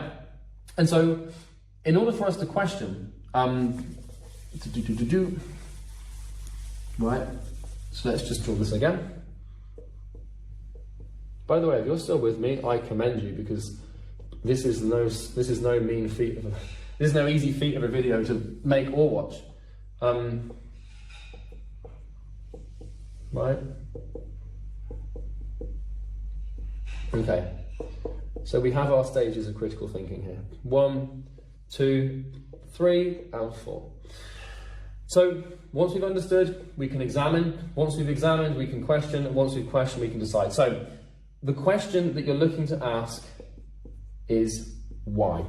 So there's a framework in critical thinking. There's a method of thought called Socratic reasoning, and brownie points for those of you who know might come up with that one. Drum roll please, it's going to be Socrates, right? Socratic reasoning is basically where you ask why until you get to the bottom or the root cause of the problem. Okay? So, for example, you've seen me do this in live action a couple of times. If someone says red meat gives you cancer, I'd say why? And then they'd say, well, because there's the studies that show that it does, and that your stomach can't digest it. Okay, why? Oh, because it's bad for you. Okay, well, why is it bad for you? Oh, because there's studies. And then what we're looking for is we're looking to catch people into a loop here, right? And this is what people do. When they are wrong, or when they don't have the truth, or when they don't actually understand things, what will happen is their argument will loop. Right? And so this is how you know if a piece of, doesn't mean they're wrong, by the way. If someone loops information, doesn't mean they're wrong, it just means that they haven't thought through, which means their argument hasn't been critically analysed, which means that you can't accept it as true or false, right? So by asking why 5 times, or as many times as you need to, either you get to a point of critical reasoning, right, which is this thing is called critical reasoning, or really a first principle, right? So you get back to, you can see that one. So by asking why enough times, we drill down, we either get to a critical point of critical reasoning or a first principle, or what happens is someone will loop. So once again, for example, red meat gives you cancer. Why? Because there's studies that show that it does. Okay, well, like, why do the studies show that it does? Oh, because like your stomach can't digest it. Okay, well, why can your stomach not digest it? Because there's studies that show that it can, right? That's an example of a loop. Another example would be cold email doesn't work. Well, why doesn't cold email work? Well, because I tried it. Okay, well, like why didn't it work? Because you tried it. Oh, because like, you know, people didn't respond. Oh, well, why didn't people respond? Oh, honestly, like, because like, well, I tried it and they didn't respond. Right, just that's another example of a loop, right? And so if you discover a loop in your questioning of asking why enough times, then basically the argument they have made has no credibility. It doesn't mean it's wrong, like I said, it doesn't mean it's necessarily wrong, it just means that it's not credible, that it hasn't been thought through and you shouldn't take it at face value. For example, smoking is good for you. Why? Oh, because like it stimulates your brain. Okay, why? Because this, right? And you can, even with Socratic reasoning, get to a point of critical reasoning that does make sense, but then you need to analyze and reason from the first principles, right? So Socratic reasoning, when you do this, you're going to piss people off, people are going to get upset, but honestly, it's the fastest way to drill straight down to the root cause of a problem. So I can give you an example, right? So let's say that you have a problem right now in your business where you say, I can't get clients. Right? And you're like, I can't get clients. And then I'd be like, okay, well, like, why can't you get clients? Because like no one buys from me, right? And then I'd be like, okay, well, like, why aren't people buying from you? Right? What's going on here? And then the reason would be like, my offer sucks, right? And then I'd be like, well, like, why? Like, how do you know your offer sucks? Because like people don't respond, right? People don't respond. And then I'd be like, okay, well, why? And be like, but then they'd be like, I don't know, really. But then he'd be like, why? And they'd be like, well, because I haven't emailed anyone yet. This is kind of how it goes. They'd be like, I haven't emailed anyone. I haven't emailed anyone. So the problem is I can't get clients, but the root is because they haven't emailed anyone. So of course you can't get clients because you haven't emailed anyone. But the problem is people think that it's because of their offer, or because the market doesn't have the money, or because people aren't going to respond because cold email doesn't work. But the real truth is they just didn't do it, right? Another example could be like, you know, I don't know, like, yeah, once again, I find it really difficult to get clients. It's like, why? Because like, well, my cold calling script doesn't work. It's like, okay, well, why not? And then they'll be like, well, because like whenever I call people, like it doesn't work. And it's like, okay, well, why not? And they'll be like, well, I guess I've only really spoken to like 3 people, but still, like it's just not working. Well, why have you only spoken to 3 people? Because, because like I don't really want to do it. Well, why don't you really want to do it? Because honestly, like I'm kind of just like comfortable with my job right now, and I'm not that bothered about the business. Well, why are you comfortable with your job? Because it's giving me enough money to make what I want, and I'm quite happy. So we get to the root, and the real reason you're not getting clients is because you're comfortable with where you are right now. It has nothing to do with your script or anything. It has everything to do with your comfort, right? And so this is basically what we call a first principle, when you drill down through a problem by just asking why enough times, and you get to the bottom of the real root cause of the problem. And I do this all the time. You know, I will do this with sales reps, I'll do this with when I'm hiring people, I do this with clients, I do it with my business partner, my friends, my family. Like if someone has an argument to make, I'll go through the 4-step, well, the 3-step process to analyze it. But then it always just comes back to like, why? Why? And then you get to the bottom of it, and then you realize that their entire argument is a complete lie. And you know, this is a sad thing, because you could talk to like a 75-year-old, and they could say like, you know, oh, money doesn't grow on trees, son, like money's scarce and you should save your pennies. I'd be like, well, why?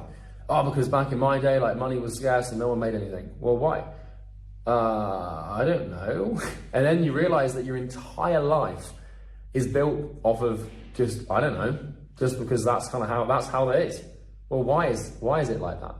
Well, because that's how I've always known it to be. Well, why is it why is that? Why is it always what you've known it to be?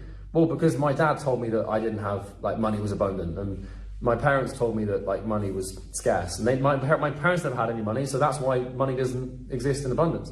Well, why don't your parents have any money? Oh, because my grandparents told them that money doesn't exist. And then what happens is we develop these cycles, you know, of existence, which typically where, you know, your great-grandparents tell your grandparents something, and then they tell your parents something, and then they tell you that thing, and then you tell your kids that thing, and then, you know, your kids tell their kids that thing, and this belief system just doesn't escape the family line. And your job is to sort of break this and be like, well, okay, I didn't grow up with money, or I didn't grow up with anything, but that doesn't mean that that's not the way the world works. It's just the way it didn't work for me or my parents, right? And so when you actually ask why, you can trace the issue or the belief system back to its core first principle, which might have just been the fact that your grandfather just didn't know what the hell he was doing, and his grandfather didn't know what he was doing either. And this is how most people live, right? So Socratic reasoning is my favorite way of thinking because it kind of annoys people, and there's an interesting level of pleasure in watching someone's entire life fall apart because you ask them why. It's kind of like, you know, I'm not sadistic in that sense where I get pleasure out of people's lives falling apart. I didn't mean it like that, but you get the point, yeah? Where if someone's got like a really strong argument, they really believe something, and you ask them why, they'll get offended. And typically, if someone's offended, it's because they haven't thought through the thing, and they're embarrassed, and they don't want to admit to themselves or to you that their opinion and their entire life has been predicated on and oriented around a falsehood. And so if the older you get, the worse it gets. If you're 60 years old and you've been Republican your whole life, right? To admit that, I'm not saying Republican or the Democrat is the right way, but if you're Republican, well, let's take politics out of it because it's always easy. If you're 60 years old and you've been a vegan, right? To admit that veganism is bad would be to admit that you've wasted your entire life, or that for your entire life you've lived a suboptimal life. And so it's more painful to admit that you're wrong and that your entire life has been a lie than it is to actually acknowledge the truth and live in a healthier way.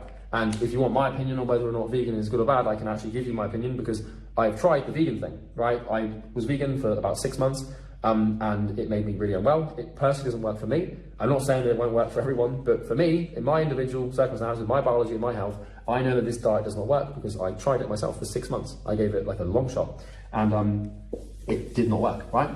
Other people, sure, whatever. But for me, I know it doesn't work. And so, in conclusion, that's basically how to think critically. I know that this is a long video, and I didn't really intend for it to be this long, but hey, that's kind of the way that it goes. If you are an agency owner, coach or consultant, and you need help getting more clients, there's a link in the description you can click. It's going to be a video of me trying to sell you something for full transparency. You may or may not feel ready for me to sell you something, so by all means, just don't click it. I don't really care either way. But yeah, if you need some help getting clients, we can help you with that. We're pretty good at it, but like I said, pitch over, I don't really care. I just hope that this video is useful and it adds value. So learn to think critically. Think things through, analyze arguments, understand things. So you start with understanding, then you examine, then you question, and then you get to decide, right?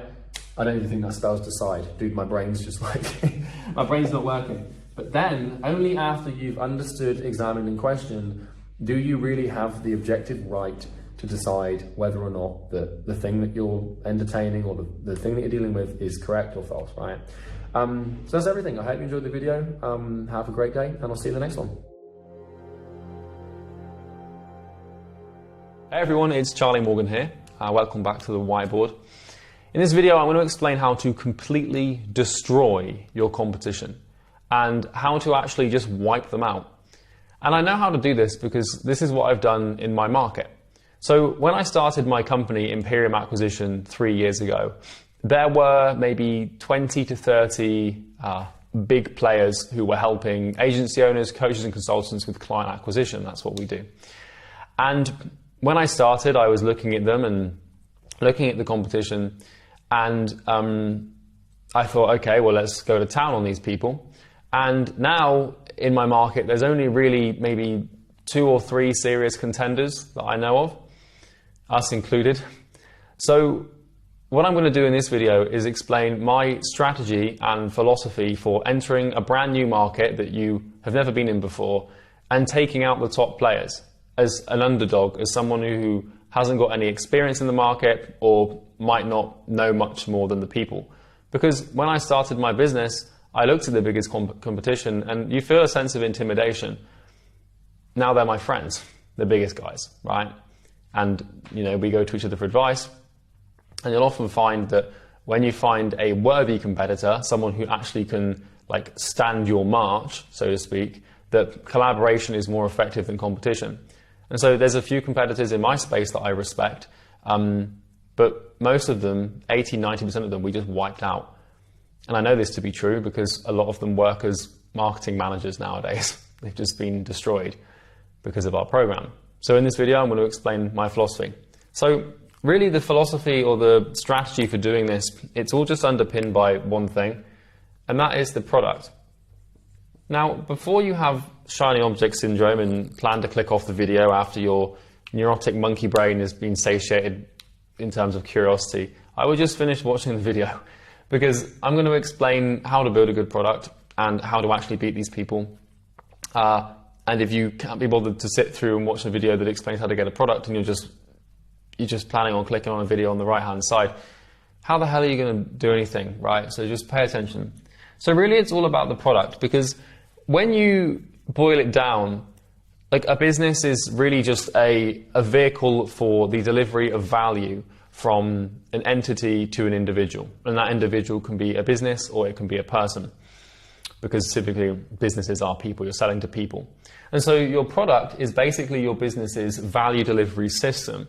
And since the only real purpose of a business existing or being alive is to deliver value, then the thing that delivers that value is pretty damn important.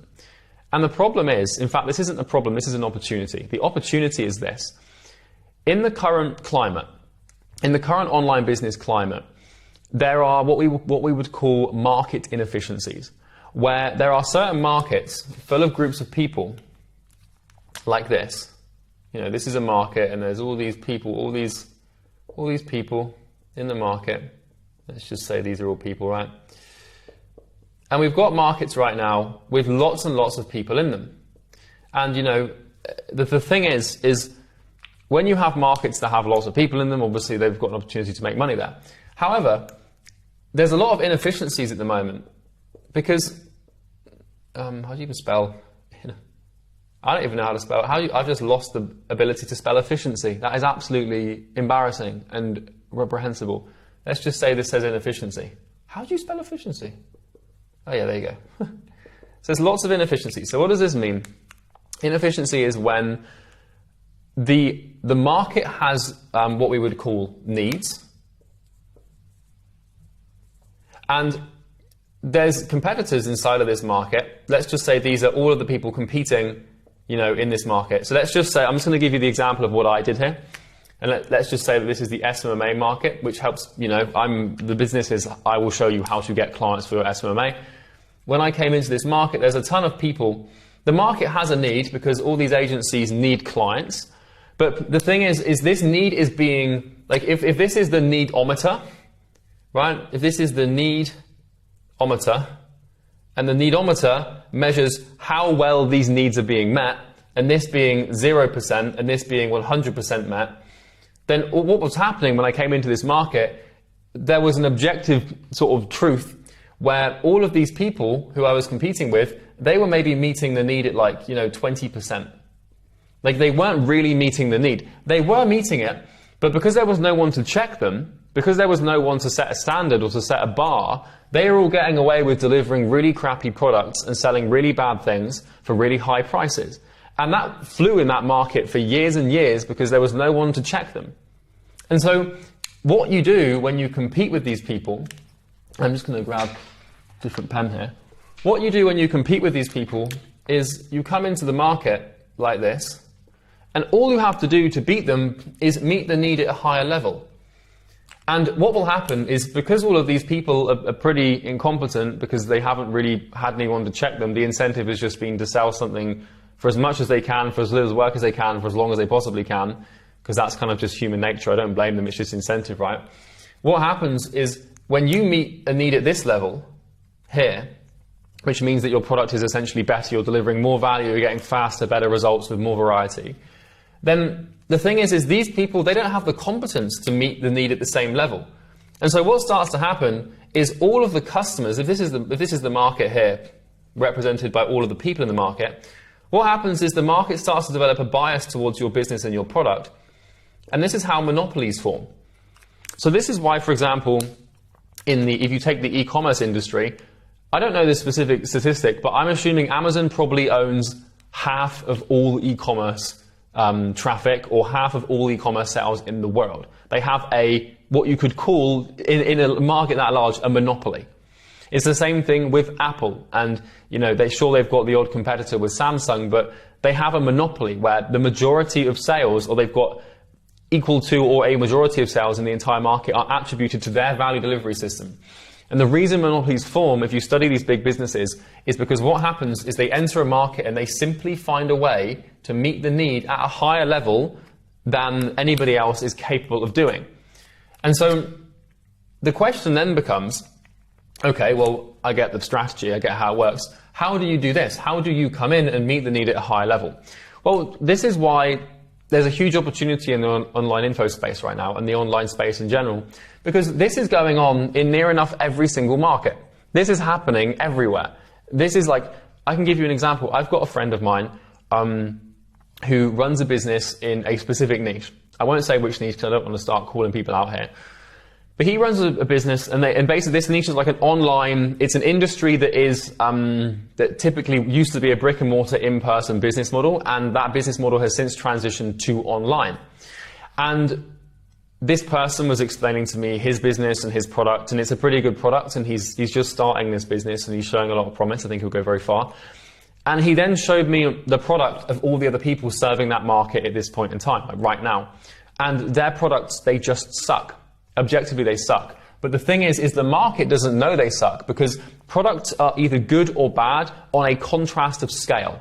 I'm going to say that again. Products are good or bad on a contrast of scale. Now, what does this mean? Because how do you know if a product is good or not? Well, like I said before, it comes back to how well it meets the needs of the market. That's the objective measurement of a product.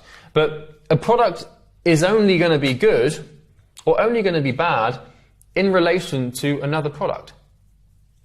And so what started to happen in my business when I first started it, 3 years ago, I built this incredible program that helped people with client acquisition.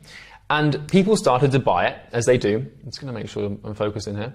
People started to buy it, as they do.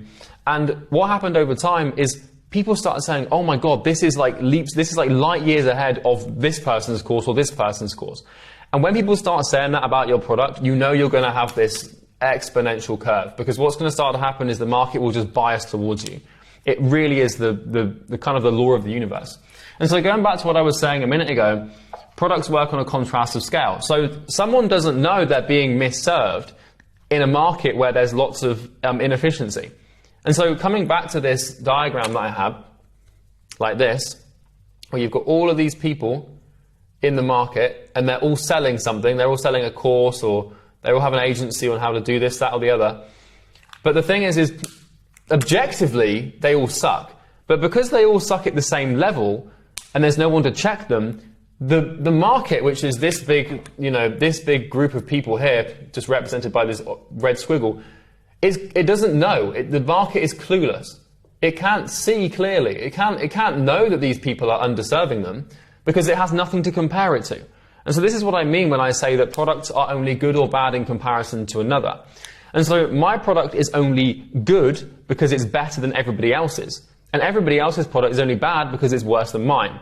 And I believe that. I know that to be true because I've spent like near enough 18 months in a room, locked in a room, working on my product. And I know that no one else does that, so I know it's good. And so when you enter a market and when you see the inefficiency, you'll notice that the bar's not being set very high, and it's pretty damn easy to do that. And so what we're going to be doing now is actually exploring the strategy on how to raise the bar and how to get better. And the truth is that really it comes down to a couple of things. The first one is effort, and the second one is reinvestment, There might be a few more, and we'll keep going. But so the first thing, well, really, I honestly would say the third one is love. The first way that you raise the bar and you destroy your competition by basically building something that's better than them. And by the way, when you build something that's better than them, it will take the market maybe 2 years to catch up.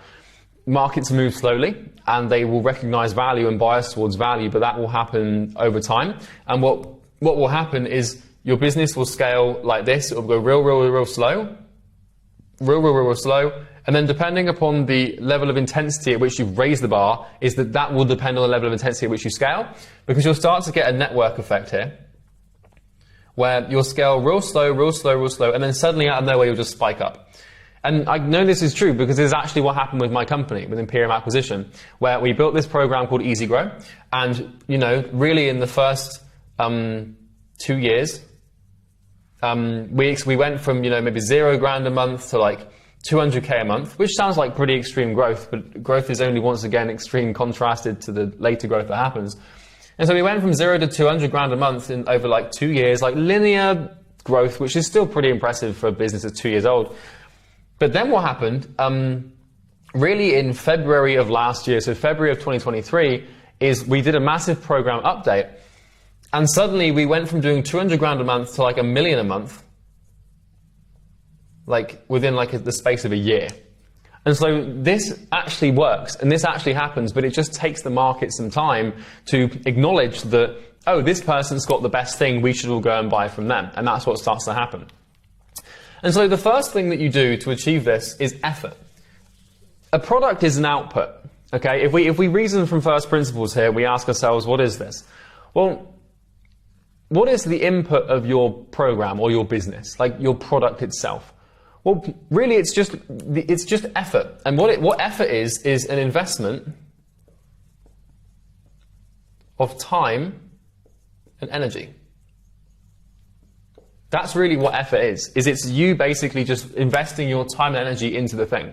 And so the easiest way, conveniently and simply, the easiest way to beat someone and build something that's better than them, better than their thing, is to just put in more time and energy. That's literally it. That's how I did it.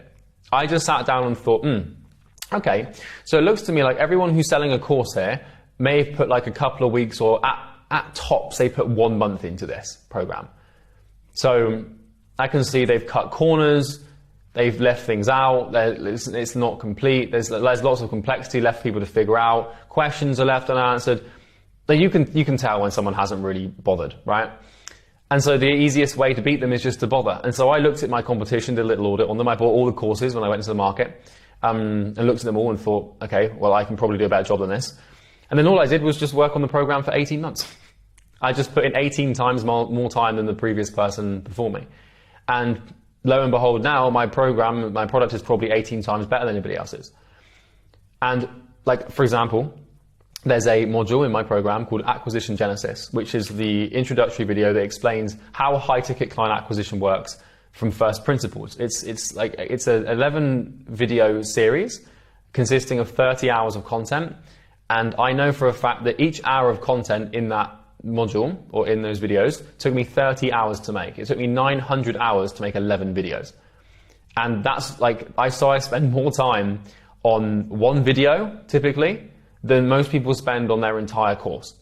And so that's how you beat people. And effort really is about depth of understanding, because you might be selling a marketing agency service. I don't know what you're selling exactly. I don't know what product you have. It's probably like some sort of online thing. But really, it's just effort. It's just going really deep on your thing. So I did the same thing when I was like running a marketing agency for gyms, which was my first business called Northflow Consulting. I just basically obsessed over Facebook ads. I obsessed over it. I made it my entire life mission to just understand that platform so well, and to put so many more hours into it than everybody else. It's really not hard to beat people. It's not hard to destroy your competition. All you have to do is put in more effort than them. It literally is that simple. And all you have to do is just learn more than them about your thing and care more about your thing than they do, and you'll beat them. It's not like it's not to do with like crazy weird business strategy and, wild this and that. Like, you just do more work than them on the thing that matters. Because I know that like what was happening with my market when I came in is all of the people who were selling these crap courses, they were off buying cars and like going out on parties and like worrying about like their personal image and buying expensive clothes. And like I knew it, I saw it. I was like, these guys are going to be really easy to beat. And we did. We just came in and just absolutely steamrolled them. And I just, one by one, every now and then I'd go and check on their Facebook profiles or their YouTube channels, and they just stopped posting. And that happens because someone comes along who just was willing to put in more effort than them. And so it's not hard to beat people who just put more effort in. The second rule to building an incredible product is reinvestment. And so this is a philosophy that I've been using, a strategy that I've been using, that I've borrowed from lots of other industries. The problem with the online industry is it exists in this weird bubble where people don't apply general business principles and strategies. If you look at a software business, or, I mean, God, any successful business that works on a global scale, you'll usually find they have a research and development department. Or at least they reinvest into their program, into their value delivery mechanism. They take the money, they create a feedback loop where they take the money that they've made and they reinvest that into their value delivery system, so that becomes better, so they can deliver more value to get more people on board and to get more money to increase that value flow. When your business exists purely for the purpose of you making money, you lose. But when your business exists purely for the purpose of making other people money or helping other people solve their problem, then you will win. Because what I do with my money in my business is I actively reinvest in my program. I'm just going to tap screen. So I'm one of the only people I know who actually does this, with a few exceptions, where when a client gives me money, I allocate a certain percentage of that money to reinvesting into their experience. And so I can give you an example of this. Right now, on my payroll, I have an individual who his full-time role is to do research and development into outbound acquisition systems for appointment booking. All he does, 8 to 10 hours a day, is research new ways to get appointments through cold email and cold calling and cold DMing. And he's been doing that now for a while, and he builds new modules, he updates things in the program, he finds problems before they happen for clients. And I've got some dude his name's Will, he's actually one of my close friends, I love him to bits. But he's a demon, he'll just focus on just this one problem. And another example, we pay external coaches to come in and coach our clients. And so what's happening in the market at the moment is we're seeing this drastic sort of paradigm shift, really, where we're going from, we're really going from people focusing on money to people focusing on like care and actually loving their clients. And what's happening is we've got this transition here of business model, really, where I honestly think that the way that we're going to move and the way that all markets move is towards businesses that provide the most value, right? But I think what's going to happen is as time goes by, is all of these markets that can be monopolized, like the way that we did it with our market, all these markets that can be monopolized will, and they'll be monopolized by people who put more effort into their programs and who actually just reinvest into their program. Like take just even 10% of the money that you make and put that back into buying new modules for your program or your service or whatever it is. And I'm talking about building a course here, so maybe you've got a different thing, but these principles still apply. And then really the third thing that I've found to be pretty damn helpful for building something that's better than everybody else is love. And honestly, that sounds cringy and it sounds strange, but what I found is that if you just want to make 10 grand a month or even 100 grand a month, you can do that without loving what you do. You want to make 10k a month, you want to make 100 grand a month, like you just want to make money and have a lifestyle and go and sit on a beach in Bali, you're going to get your love from your lifestyle. That's fine. You know, your love and your happiness is either going to come from your work or from your lifestyle. Okay? Now, obviously, you're going to get love and happiness from family members and stuff, but really, you kind of got to pick, like, where are you getting your love from? Are you getting your love from doing meaningful work or from having meaningful things that the work gives you? The problem is that this is fine. The lifestyle's fine if you want to get to 10k a month, even if you want to get to 100k a month. It's fine. But if you want to monopolize and destroy and conquer, you need to love your work. It's near enough, I don't think I know anyone. I know quite a lot of people who are very successful, and I don't think any of them, I'm talking like top of their game, like complete conquerors, destroyers, right? You know, destroyer of world, whatever. I don't know any of them that don't love what they do. you have to love your work. You don't have to if you want to just build a lifestyle, but if you want to have it all and just destroy everyone and conquer the market that you're in and build a monopoly and build an empire, then you kind of have to love doing that, because it's extremely painful, and also you have to sacrifice pretty much everything that isn't work, family and health. Like when I look at my life right now, all I have in my life is my work, my family, and my friends obviously, and my health. Those are the only three things that I focus on. Everything else has been sacrificed, including my Call of Duty kill-death ratio. I stopped caring about that a long time ago. You know, you need to stop thinking, like I tried to start learning languages, sacrificed. Because I love work more than I love learning languages. The only two things I love more than work are my family and my body.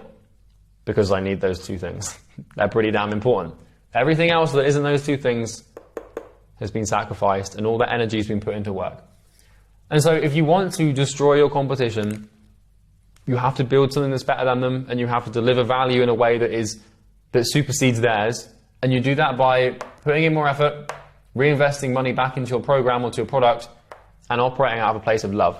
Because when I'm building my program, and I'm spending I spent 3 weeks on a video the other day called Apocalyptic Imperial Scale. It's a 3 hour 30-minute video that explains how to scale. And that thing sent me to the edge of the darkness. I'm telling you.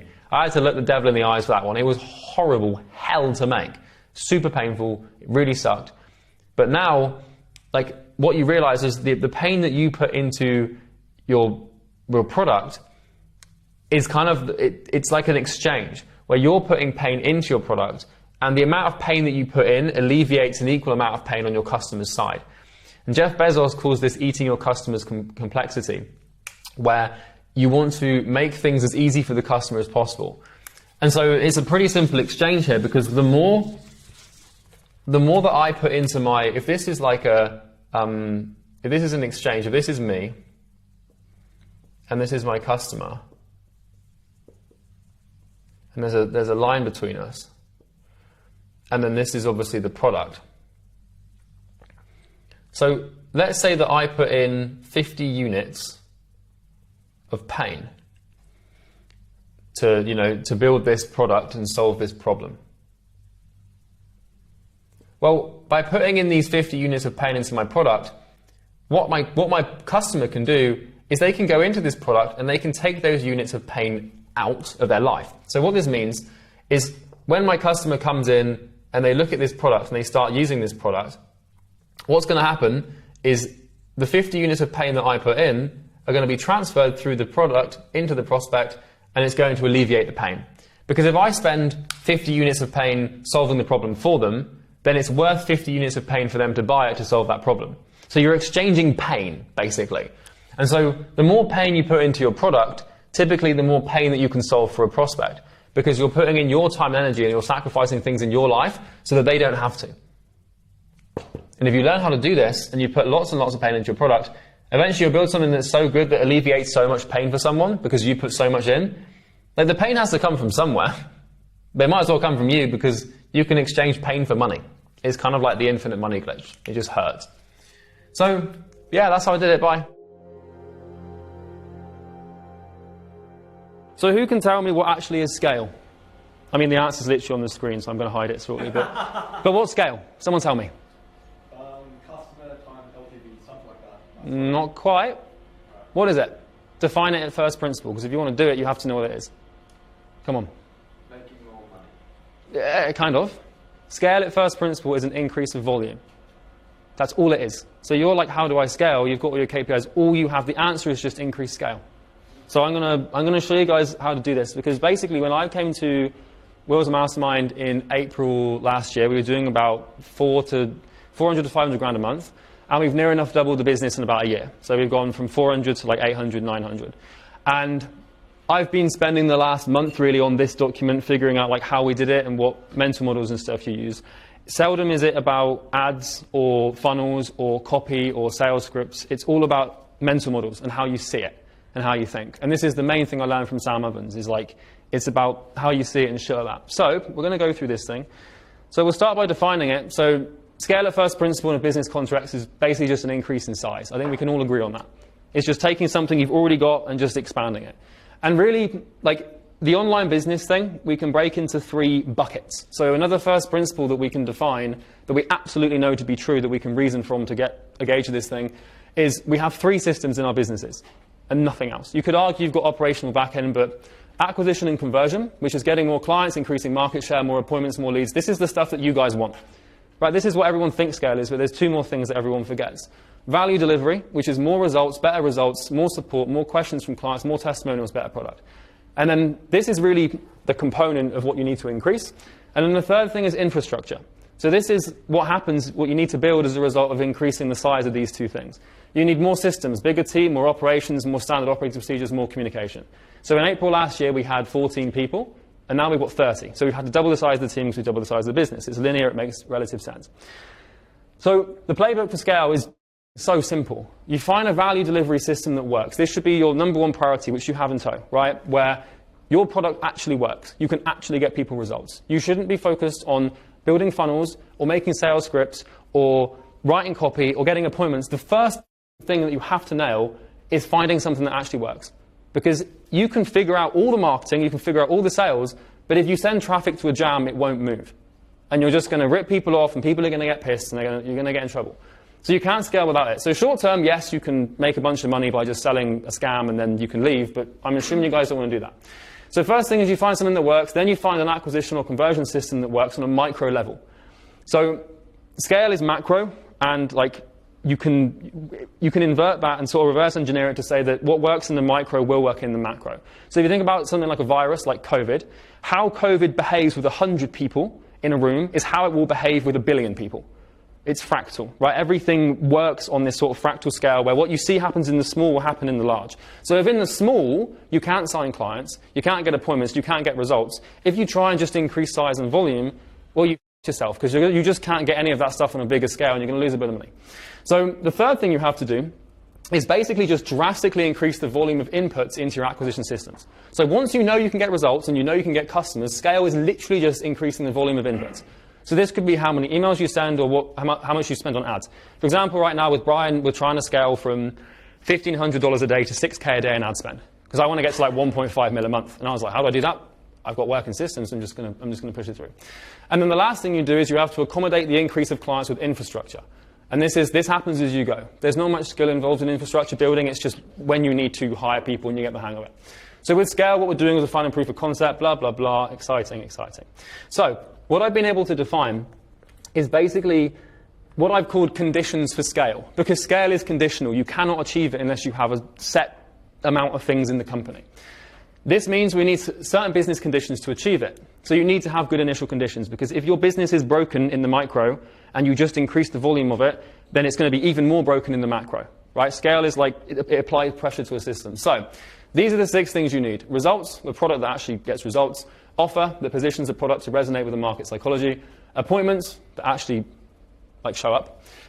Shows that actually show up, sales script, and then profit margin that's healthy. So for example, if you're doing 100 grand a month, you're operating on a 10% margin. When you try and get to $1 million a month, you're going to be on like a 1% margin, because profit shrinks to size, typically, although not always.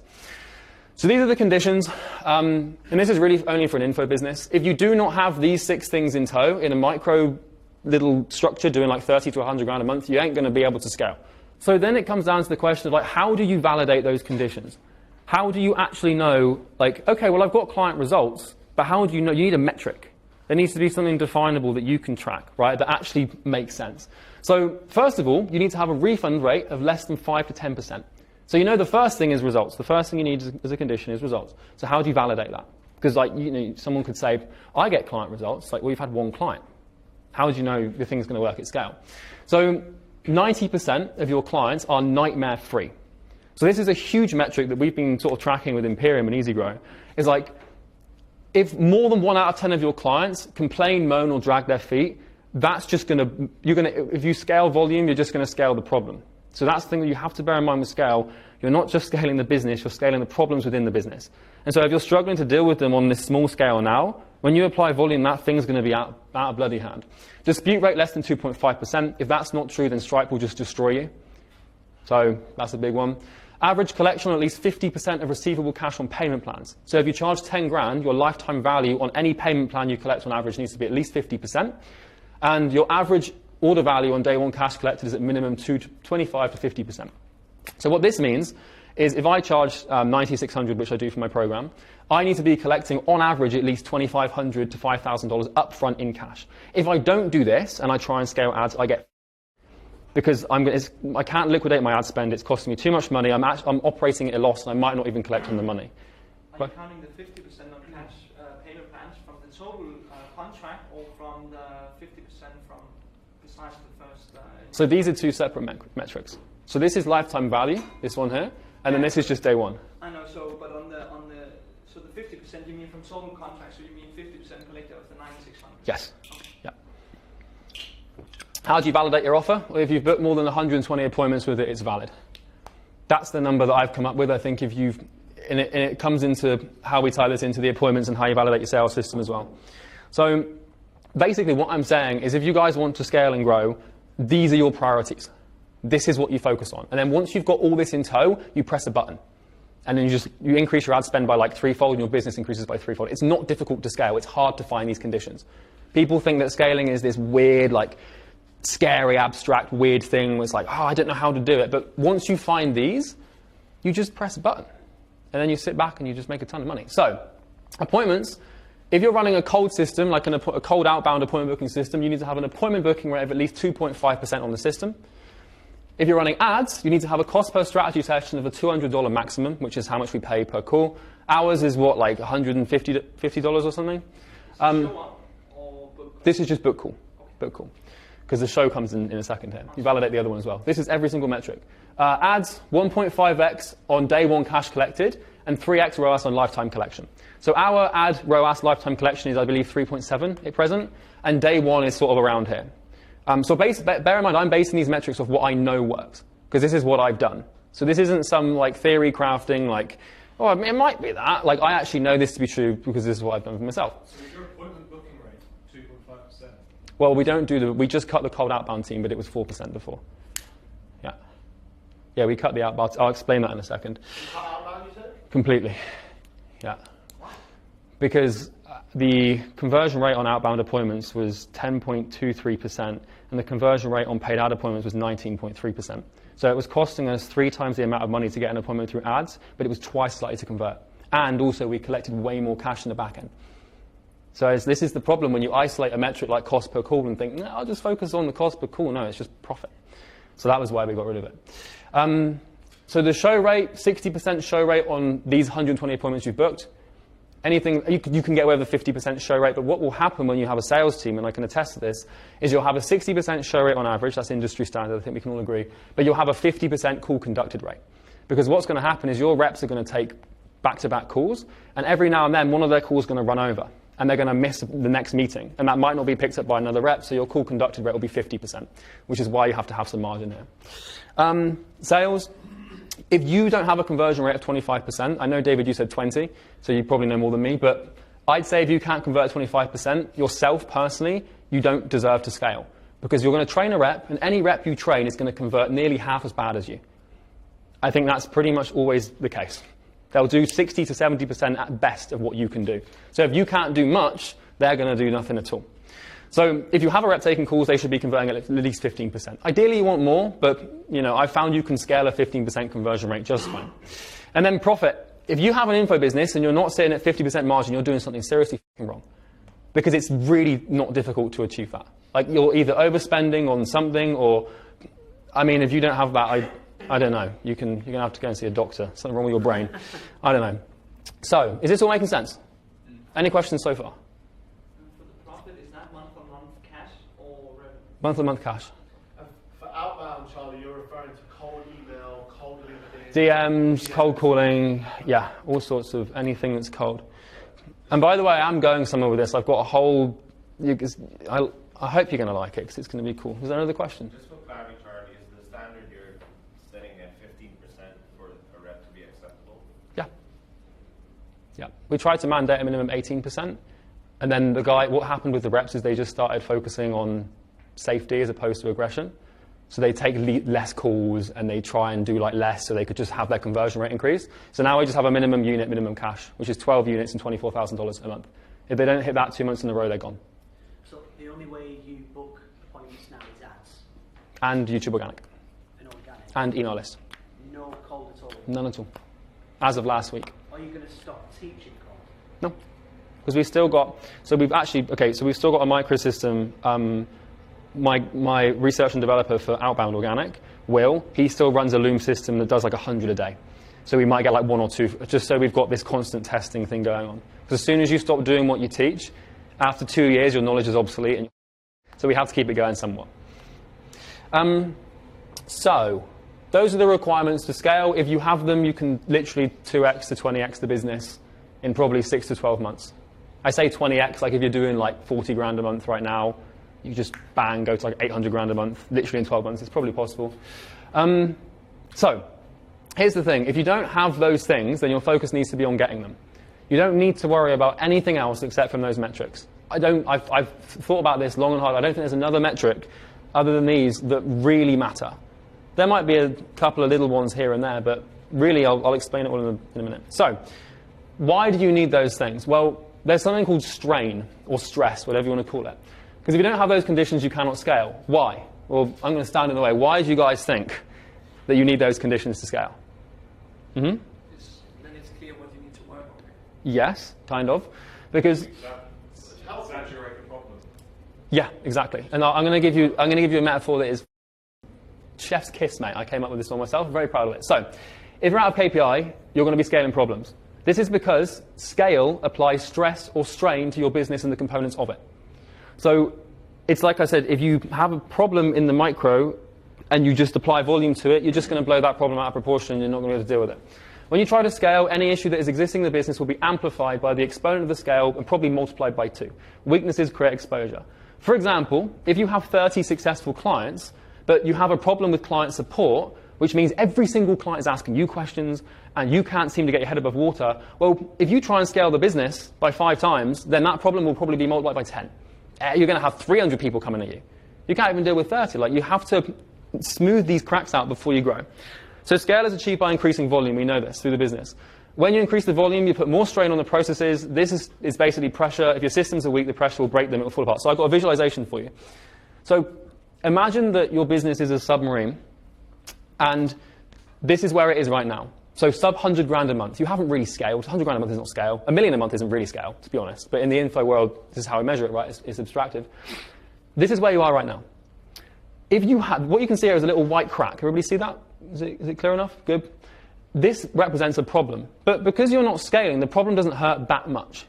You know, like the odd client messages you, or you get the odd dispute, or you get the odd refund rate, or, you know, your ad calls cost has gone up a little bit this month. It's a small problem. It doesn't hurt too much. But it's there, and something's out of KPI because of it. And what happens is as the submarine submerges, and this represents scale. Okay, so as we go deeper and deeper into the market and we get more customers, pressure is applied to the submarine. And any little crack in the submarine will get bigger with pressure, and then eventually it will break the thing. So this is 30 grand a month, but my support kind of sucks. And this is 300 grand a month, my support really sucks. And, you know, and it will just completely break the thing apart. So that's how you have to visualize these little problems. So, yeah, I've kind of just explained it there. I won't bother going through it again. So, yeah, metrics reveal weaknesses, weaknesses reveal incompetence, and incompetence reveals you. So if you have any of these, it's your fault. It's because you lack a skill or a belief system or a piece of knowledge that you should have. And if you don't have it, it's kind of your fault. So, not to give you too much of a trippy diagram here, but I couldn't find anything else. So, what I was talking earlier about the micro and macro and fractal thing, does that all make sense to you guys? You get the, what happens in the small will happen in the big. You see? All make sense? All clear? Good. So, yeah, these are the conditions, blah, blah, blah. Fractal, fractal. I've already explained that. We don't have to worry too much about that. So, like, you know, the reason this works is because everyone in the market is the same. Like, all of you guys are coaches, consultants, or most of you are. I can predict that there are patterns between all of you guys in terms of, like, how much money you will have in your bank, or what sort of offer will resonate with you, or who mentored you, or what YouTube channels you watch, or what keeps you up at night, what you worry about, what your dreams are, how I can get you to schedule an appointment, what problems. Like, markets have, like, affinity, and you can use that affinity to group people into this bucket, and then you can obviously understand on a mass level, and that's how we scale. So, Now let's talk about the actual steps, okay? How we scale. So scale is very easy, it's very simple. Step one is finding favorable business conditions. So those are the key performance indicators I talked about. You know, the 60% show rate, the 50% profit margin, the 15% rep conversion rate, the 25% personal conversion rate, etc., etc. So you find these, step one. All of you guys, if you had these right now, you wouldn't be paying attention to this because you'd already be at $1 million a month. So all of you individually in your business don't have these. And if you do, then you're very lucky because all you have to do is step two, which is just increasing the volume of input through the system. And that's the easy part. This is the fun part because this is just messaging Brian on Slack saying, hey, can we spend an extra 100 grand a month on ads? And then, and then once you've done that, then it's just about building operational infrastructure to manage chaos. So scale brings a lot of chaos. You're going to bring a lot of mess.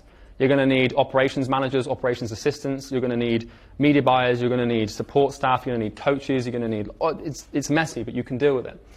So step one is engineering working systems that create favorable conditions for different components of the business that won't break under the strain or stress of significant volume increase. This is where 95% of your work is going to come, 99% even. So hands up, who doesn't have those KPIs? It should be everyone, right? Because that's why you're here, that's why you're learning today, right? So step two is the actual act of scaling. This is understanding the below diagram and pulling levers to increase the input flows through the business to produce the output. You then take the output and feed it back in to create more input. So this is how a system works. This is my sound ovens from Wish diagram. So this is basically your business, that first principle. So what is the input of a business? Like, what do we actually put into this machine to make money and print money? Well, it's... Sorry? Well, value. Well, value is the output, technically. But, well, it's attention. So at very first principle, the first place that you start, if this is money, and this is you making money through your business, the thing that has to happen at the beginning is someone has to pay you some sort of attention.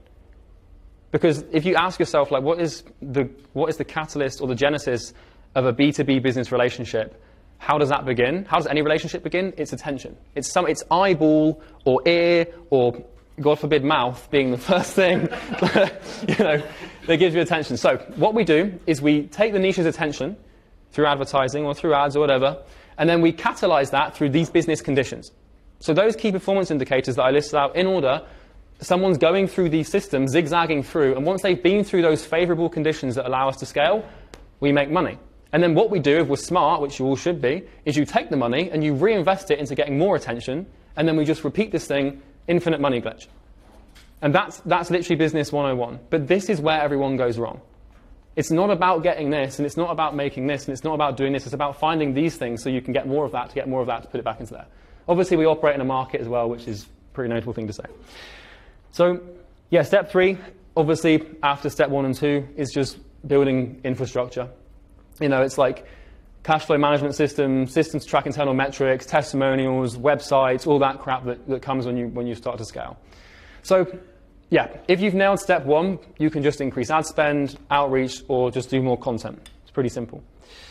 So, all right. So you get it, scaling's easy, blah, blah, blah. It's pressing a few buttons. However, finding the conditions is hard. So the question is then, like, how do you find these conditions? Like, how do you isolate these and know what works and figure out specifically, like, what levers do I have to pull and what do I have to press? That's the next logical question, right? Everyone can understand that basic information, but how do you actually find it? Well, really, there's 4 disciplines that you need to understand to make that happen. The first one is focus, which is concentrating your energy and time into one thing and asymmetries. The second thing is throughput, which is understanding how value flows through a business and how to fix the bottlenecks. And those are the 2 things we're going to talk about today, because I actually haven't finished this yet. The third thing is systems, which is systemizing parts of your company for repeatability, sustainability, maintainability, and predictability. And then the last one is economics, which is metrics, and just tracking things and making sure you got it all right. If you nail these abstractions, that's really all you need to do. So where are we? We know that scale is an increase in size. We know we cannot increase in size what is broken on a small level. And that's what we know. We know that to be true. That's first principle. But how do we fix the problem? Well, you learn how to focus. You learn how to measure throughput. You learn how to build systems. And you learn how to use economics. If you nail those 4 things, like, this is literally how I did it. I'm just telling you what worked for me and got me to like 800 grand a month, right? So the first one's focus. Now, you should all be relatively familiar with this one, but I'll just give you a little overcap. So what's the first principle of focus? Well, in life, we have energy and we have time. We have calorific potential and we have hours in the day. And that's all we have, really. You could argue, I have a house and I have money, but no you don't. You have money, you have energy and time. We're all the same. We all have the same amount of time and the same amount of energy, roughly. But as you've noticed, some people's results are anything but the same. Why? Why can it be the case that someone becomes a billionaire and another person is just a postman? Nothing wrong with being a postman. But why is there such a massive discrepancy between what people do, right? If we've all got the same thing. Well, it's focus. Focus is a force multiplier, which basically multiplies the effects of time and energy. So, essentially, really all you have is time and energy. And you're going to use this time and energy to isolate problems, solve them, find favorable conditions so you can increase in scale and make money. So, if we have a finite amount of these resources, you can look at it like this. Imagine that you have a bank every morning, right? It's filled up with a finite amount of the two currencies that you have when you're born. So when you're not in the morning, but when you're born, there's a bank, and in that bank you have energy and time, and that's all you have. Every day, whether you like it or not, you spend a small percentage of these finite currencies, and you spend a little bit every day until you die. So when you die, you've used up all your time and energy. So that's really all you've got.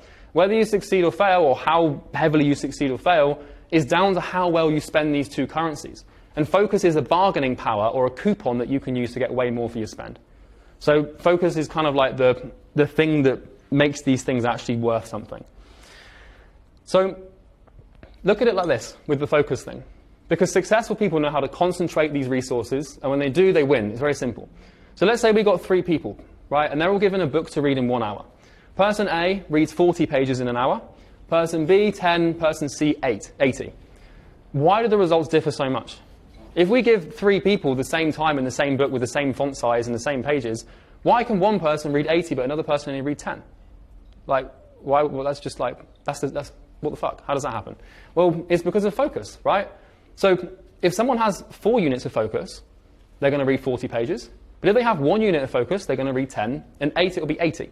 So this person here is twice as successful as this person here, or 8 times as successful as this person here, purely because they know how to focus. They know how to concentrate those resources with more effect and not get distracted. So that's the point I'm trying to make with the focus thing, because everyone lacks it. And you can use this same model with like business success and income and how much time. And you can see how focus saves you time as well, because here, this person could spend 3 years in business, or this person here could spend 3 years in business, but have a focus unit of 1 and make 3K a month. But this person here could spend a year in business, so like a third of the time, but have a 9 unit of focus and make 9K a month. So focus is the common denominator that massively impacts the discrepancies we see in people's results. So why the hell does this even matter? So what is it? Well, you can look at it like this diagram. I'm sure a few of you have already seen this one before. It's an easy way to explain it. You can put your energy and time into lots of directions and make an inch of progress in 10 directions.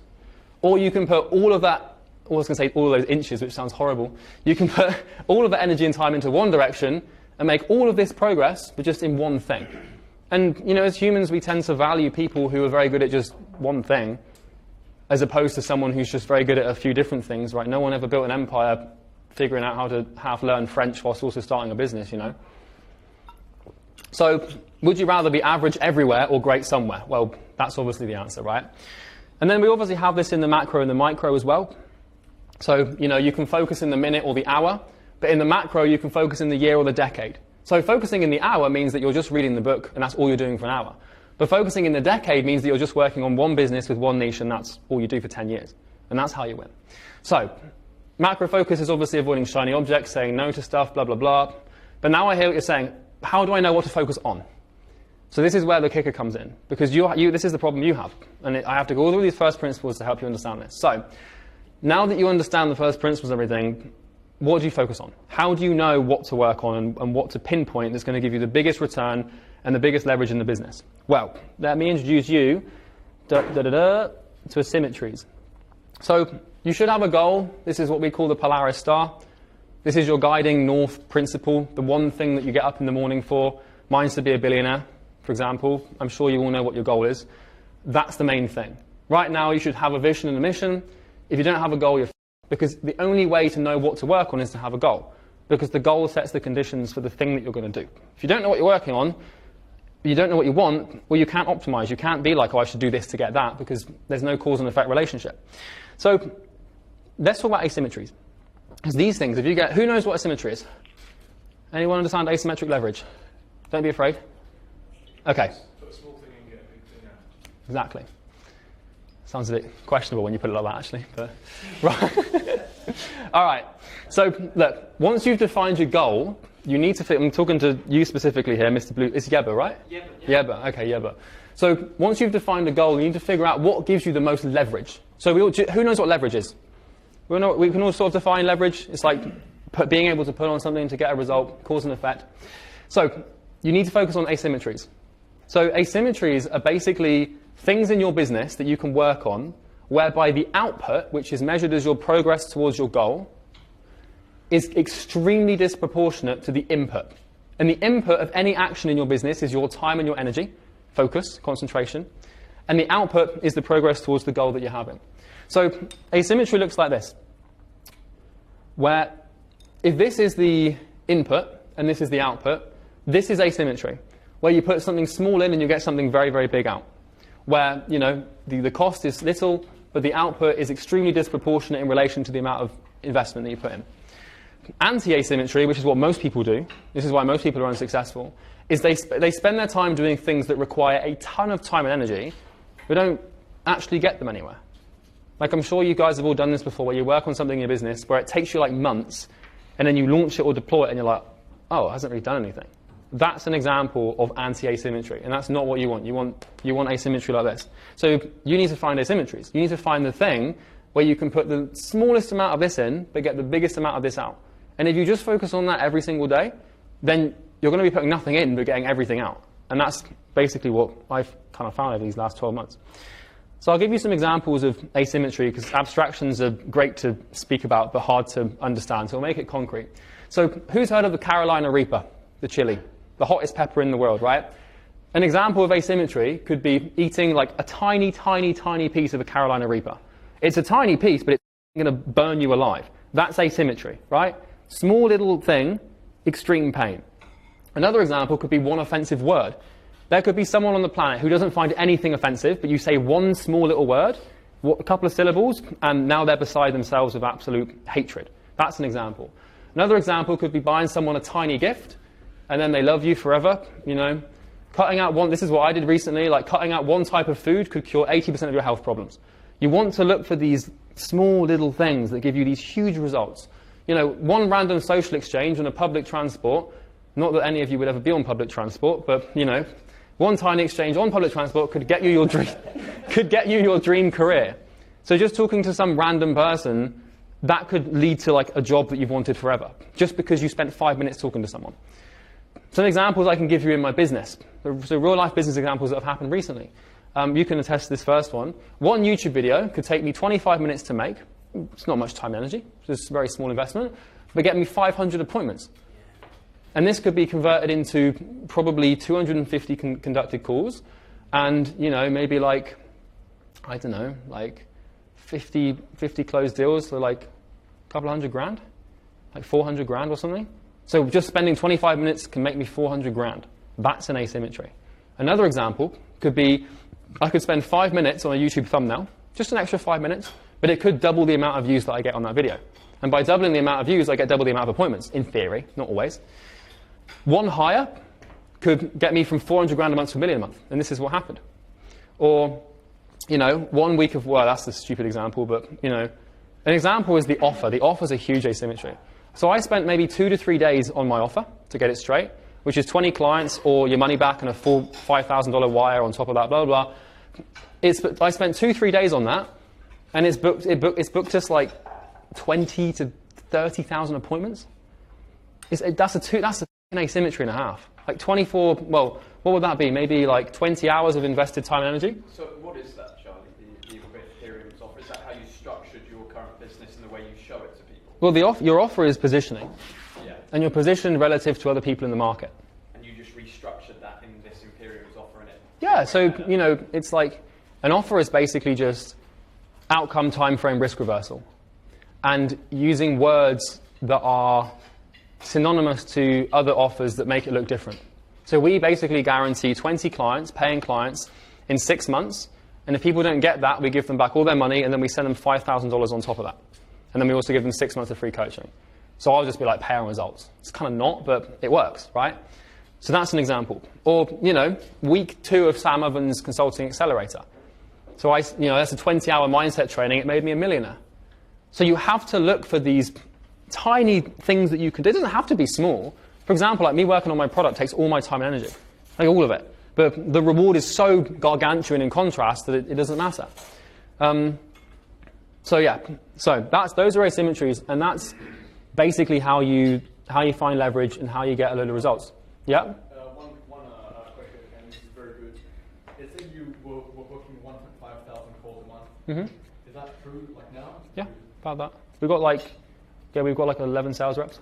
Awesome. And what's your ad spend like, if you could say, to get 1,500? So we've had to re-engineer it. We're going to spend like 130 to 140 grand a month on ads. Your cost per call is quite low. No, it's like 150 bucks, but we get a lot of traffic through YouTube. Yeah, cool. Yeah. So how do you find these? So we're actually going to start getting to some bolts and tacks here, because this is all theory and this is all great. You guys came in for actual advice, right?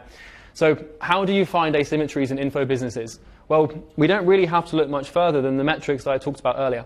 So really, if we do this, here I've got a table of really, these are the main asymmetries measurable in metric form for an info business, right? So the thing is you need to actually have enough data, but you guys all should. So if you've signed over 30 clients, you've booked more than 120 appointments, and more than 3 to 6 months have elapsed since you started, you can do this exercise. So these are ranked in order of importance. So I've ranked the most asymmetrical metric at the top and the least at the bottom. This is still a very, very asymmetrical metric to track and thing to focus on, but these are really the main things that you need to have in place to scale, okay? So these are the key performance indicators, and I know that these are true and they work because this is exactly what I used with some margin to get to $1 million a month, right?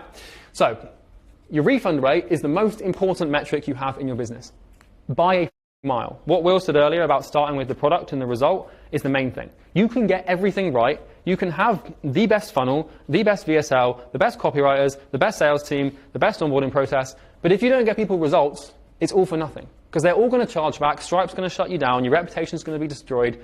So this is why the things that I focus on, that I think are the most asymmetric, are the metrics that track your customer success.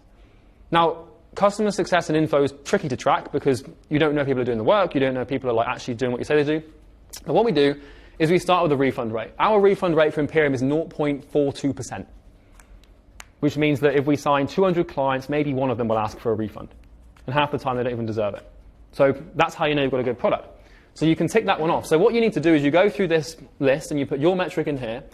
And if it's in KPI, then this is a favorable condition that you have to scale, which means you don't have to work on it. So what you're doing is you're coming through here with the KPIs, and then you're isolating the things that are out of KPI, that if you scale, will destroy you. And then you fix them, and that's how you know what to focus on. Of course, he's left as soon as I get to that point. Charlie, I've got a question if you don't mind. Yeah. So I've jumped. Mate, I was crescendoed right up there. Yay! I was just saying, these are the metrics that you need to look at.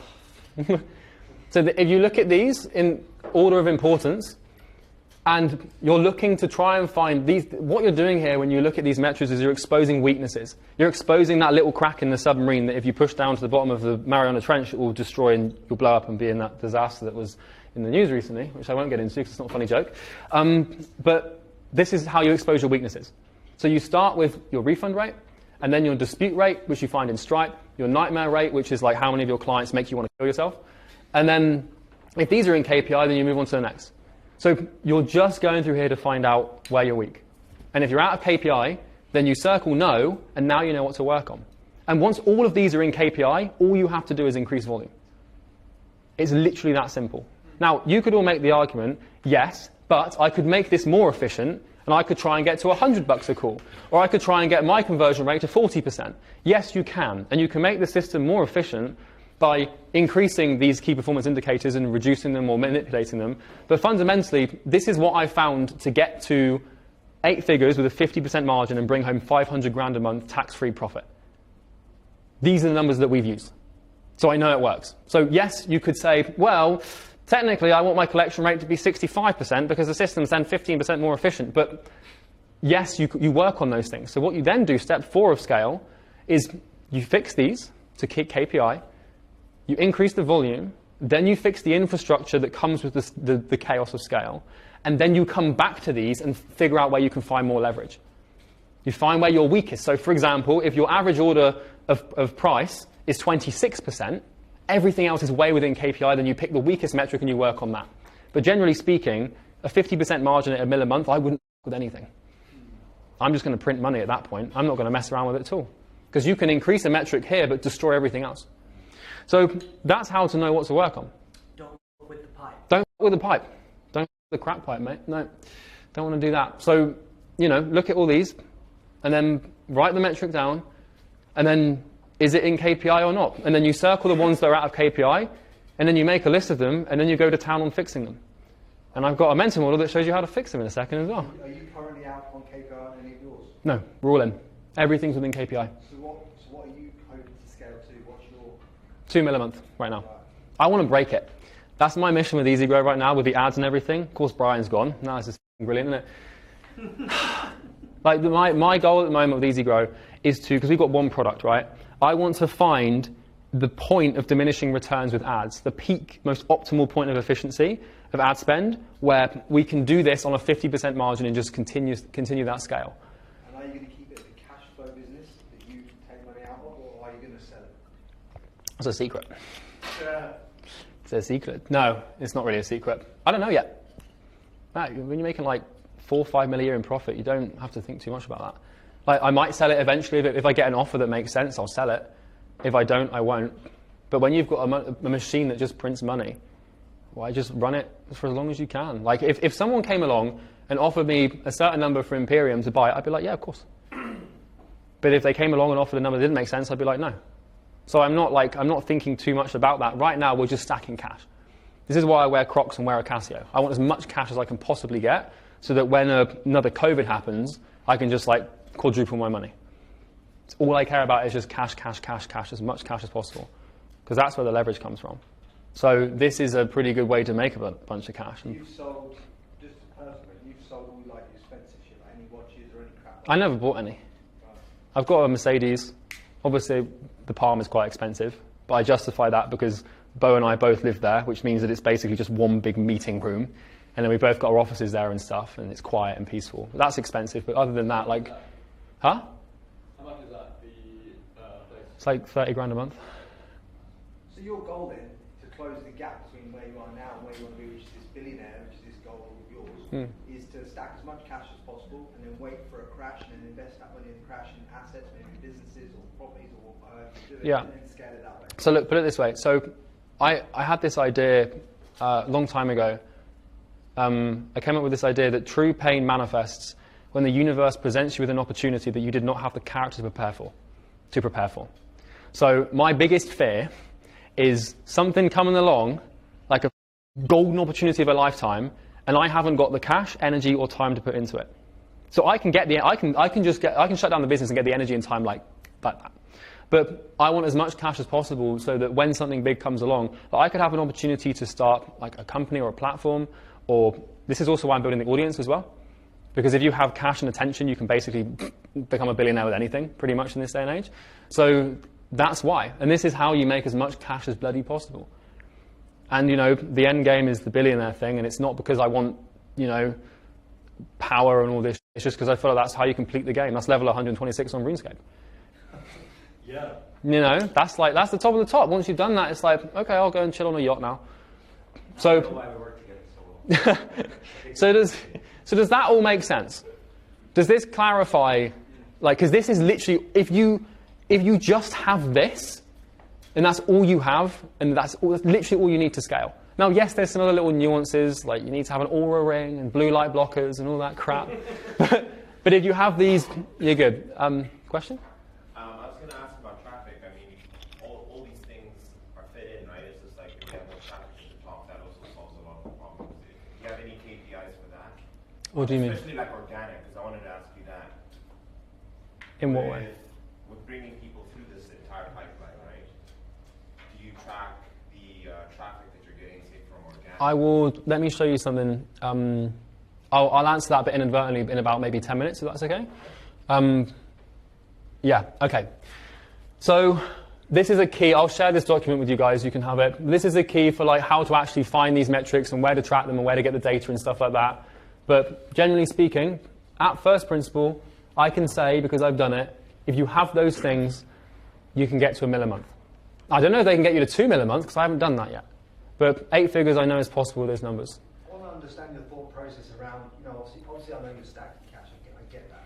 But like, how are you running, do you run your life on like the bare minimum you can live with? No, on the palm, but like, well, the company pays for the house, because technically it's an office. yeah. And then I just make 10 grand a month personally. Right. And I just live within my means in that. I don't, like, because this is why having a business partner is great. We've got like a Chinese wall between taking money out of a company. If I get an impulse to buy a Lamborghini, I've got to go and ask Bo, Dad, can I have a Lambo? And he'll be like, no. And if he wants to go and buy a watch or something crazy, I'll be like, why do you want that? And he'll be like, yeah, I guess you're right. So, like, I make 100 grand a year, personally, and Bo and I do not touch the company money. The company money, we don't treat it like it's our money. And that's how you have to have that perspective and discipline if you want to do something huge. If you want to just have a lifestyle, you don't have to do that. You can make like, 20, 30, 40 grand a month. But I know that if the company's good, I will always be good. And that's why I focus on it like that. So let's carry on. Because now the question is, how do you fix these, and how do you actually figure out what drives them and what pushes them forward and stuff like that? Sorry, just one question. Yeah. 120 appointments, is there a month on that? Just total. So this is something you can do that Sam recommends, that I did, that was really helpful, Sam Evans. It's called 100 units a time, where you basically just become more cognizant and aware of your time. I won't go through it now because I don't think that any of you guys, well, maybe you can. You basically just set an alarm for half an hour every day and then track what you've done in that last half an hour. Because until you make the unconscious conscious, it will rule your life and you will call it fate. So it's a pretty simple exercise. And then I've got a spreadsheet here. You can visualize how it's tracked, where every single half an hour interval, you put in what you've done, and then you categorize it into like entertainment or sleeping or exercise, and then you define it as value or waste. And this is how you optimize your time to focus on the things. Yes? Hey man, I started to actually track my time like every hour, and dip or beat, keep, or I'll put in it. Or Kiwi or Hefe, whatever. I was stressed out too, and then as soon as I started to track my time, I was like, oh shit, I'm wasting time here, I'm doing those tasks there, and then I could see the tasks I needed to like handle off. So that helped me a lot. Yeah, it's just numbers, man. Like a business, one of these info businesses is literally just a collection of numbers. And when you make that paradigm shift, and you actually just see it, like I look at my business, because you ask her, what is a business? Is it the people? Yeah, you could argue that. But a business to me is just a bunch of spreadsheets. And if those spreadsheets are saying the right thing, then I'm going to make a ton of money. Seriously, like it's not the product, it's not the office. It's you could argue it's the team, right? But if the numbers make sense, then you just print money. So let's talk about throughput. So throughput's the next mental model, because this is how to conceptualize and understand how to isolate the metrics even further, and how to even how do you hone in and fix the damn thing. Who's heard of throughput before? Brian, Will? Yep, okay, cool. So, okay, we kind of established there's 3 systems in your business that must be working for scale to happen. Acquisition, i.e., can I get appointments and get them to show up? Conversion, i.e., can I sell them and make money on the front end of that sale? And value delivery, do they not ask for their money back? You nail these 3 things, you're going to be fine. How do we measure these 3 things? We use the metrics I just explained.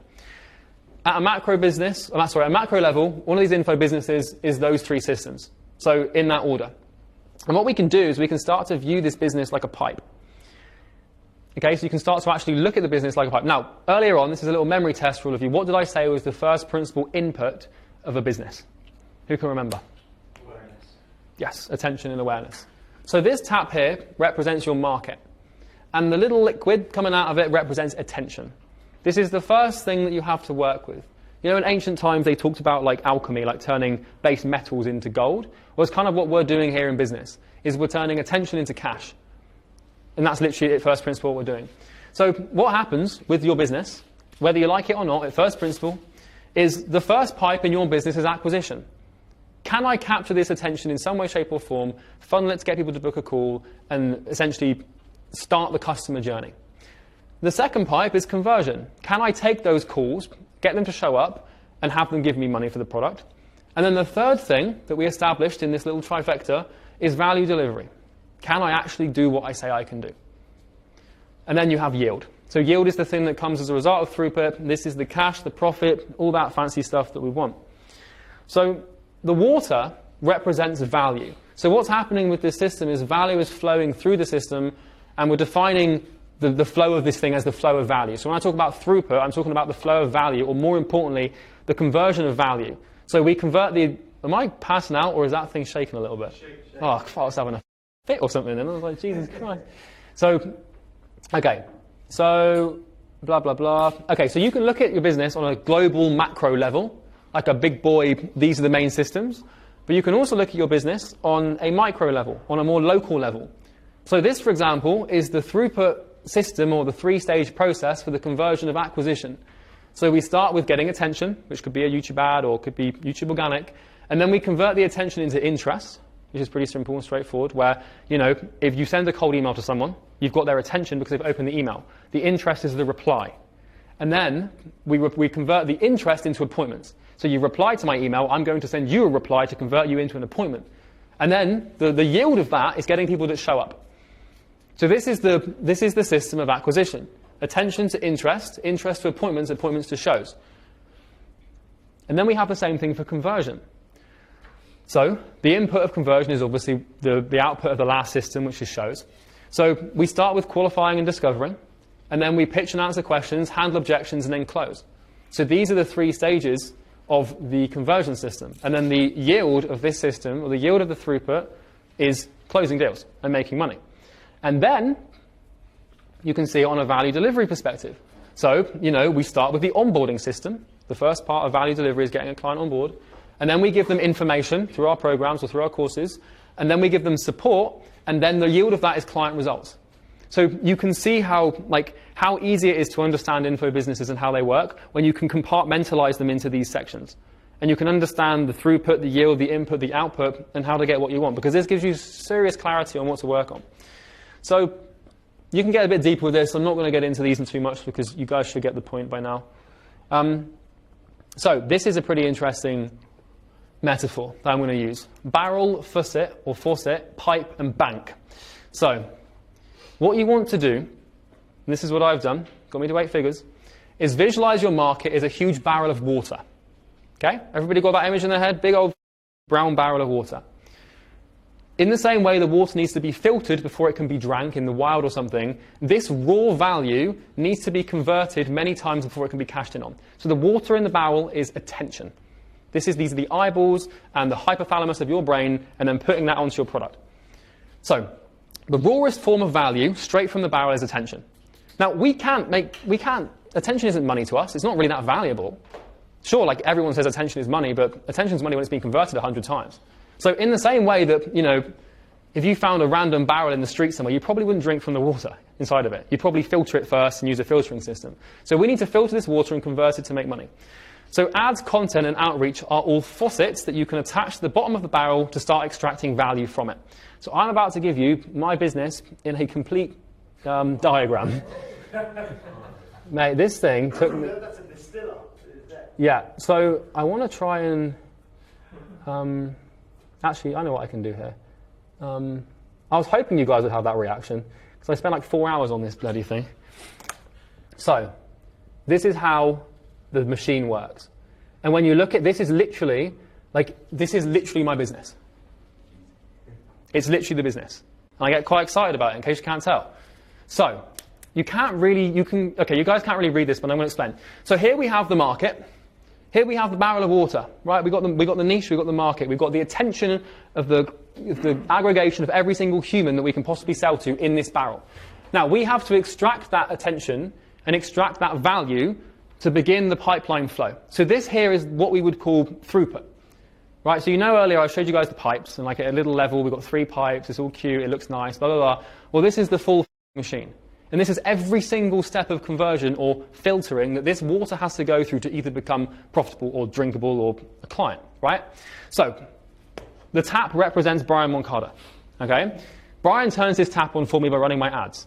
So you can get this from, by the way, this is the system specifically for ads because this is the main one we now use. You could have the same thing for outbound or paid or inbound, but you have the tap. And the tap basically is ads or outreach or content. So some way to tap into this barrel. Who's seen The Hunger Games? The Hunger Games Part 2. Part 2? So there's this scene where they're all thirsty and they need a drink, and one of the donors or sponsors sends them the faucet. And they send them this thing, they knock into the tree, and then the tree starts giving them water. Outreach, ads, or content. That's your faucet. That's how you tap into this thing and get into it. The first stage of conversion for my system for ads is the hook. So the very first thing that could go wrong with this machine and prevent the flow of water and value through the whole system for me and Bo to basically have a nice life is the hook. So the first 5 seconds of the ad. If I fuck this up, the machine and system doesn't work. This diagram here represents every single thing that needs to work in your business for you to make money. Or at least make the money I've made, which is like 50% margin, 8-figure. I know it to be true because I've done it, right? So we start with the hook. Then we make the offer. Okay? This is the second most important thing in the machine. Then we have the call to action link. It's a shame that actually I can just zoom in a little bit here, and we'll go through it. Better? You can all see that? Yeah. Okay, cool. So attention comes in. We hook the attention. Right? We've got the fish on the line. Yippee, yippee-doo, right? The little float's gone to the bottom of the water. We make the offer. If the offer works, people click the link. If they click the link, then they opt in.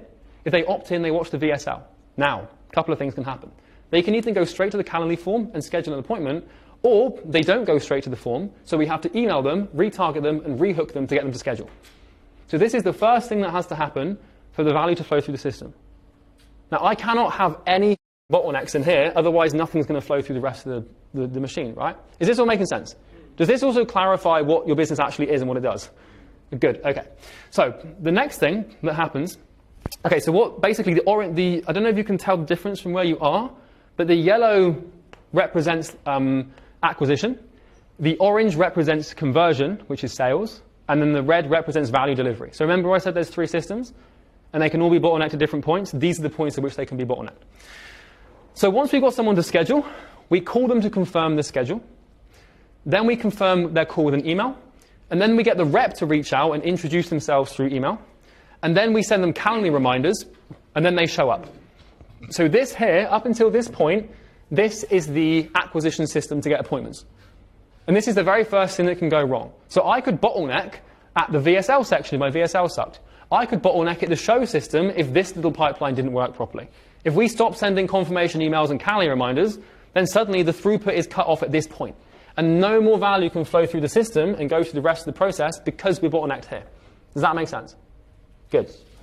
So then we move on to the next stage in the pipeline, which is the conversion stage. So we start by setting the agenda on the sales call. This is where we say, what we're going to do on this call is blah, blah, blah, slap you about emotionally, and then I'm going to try and sell you something, right?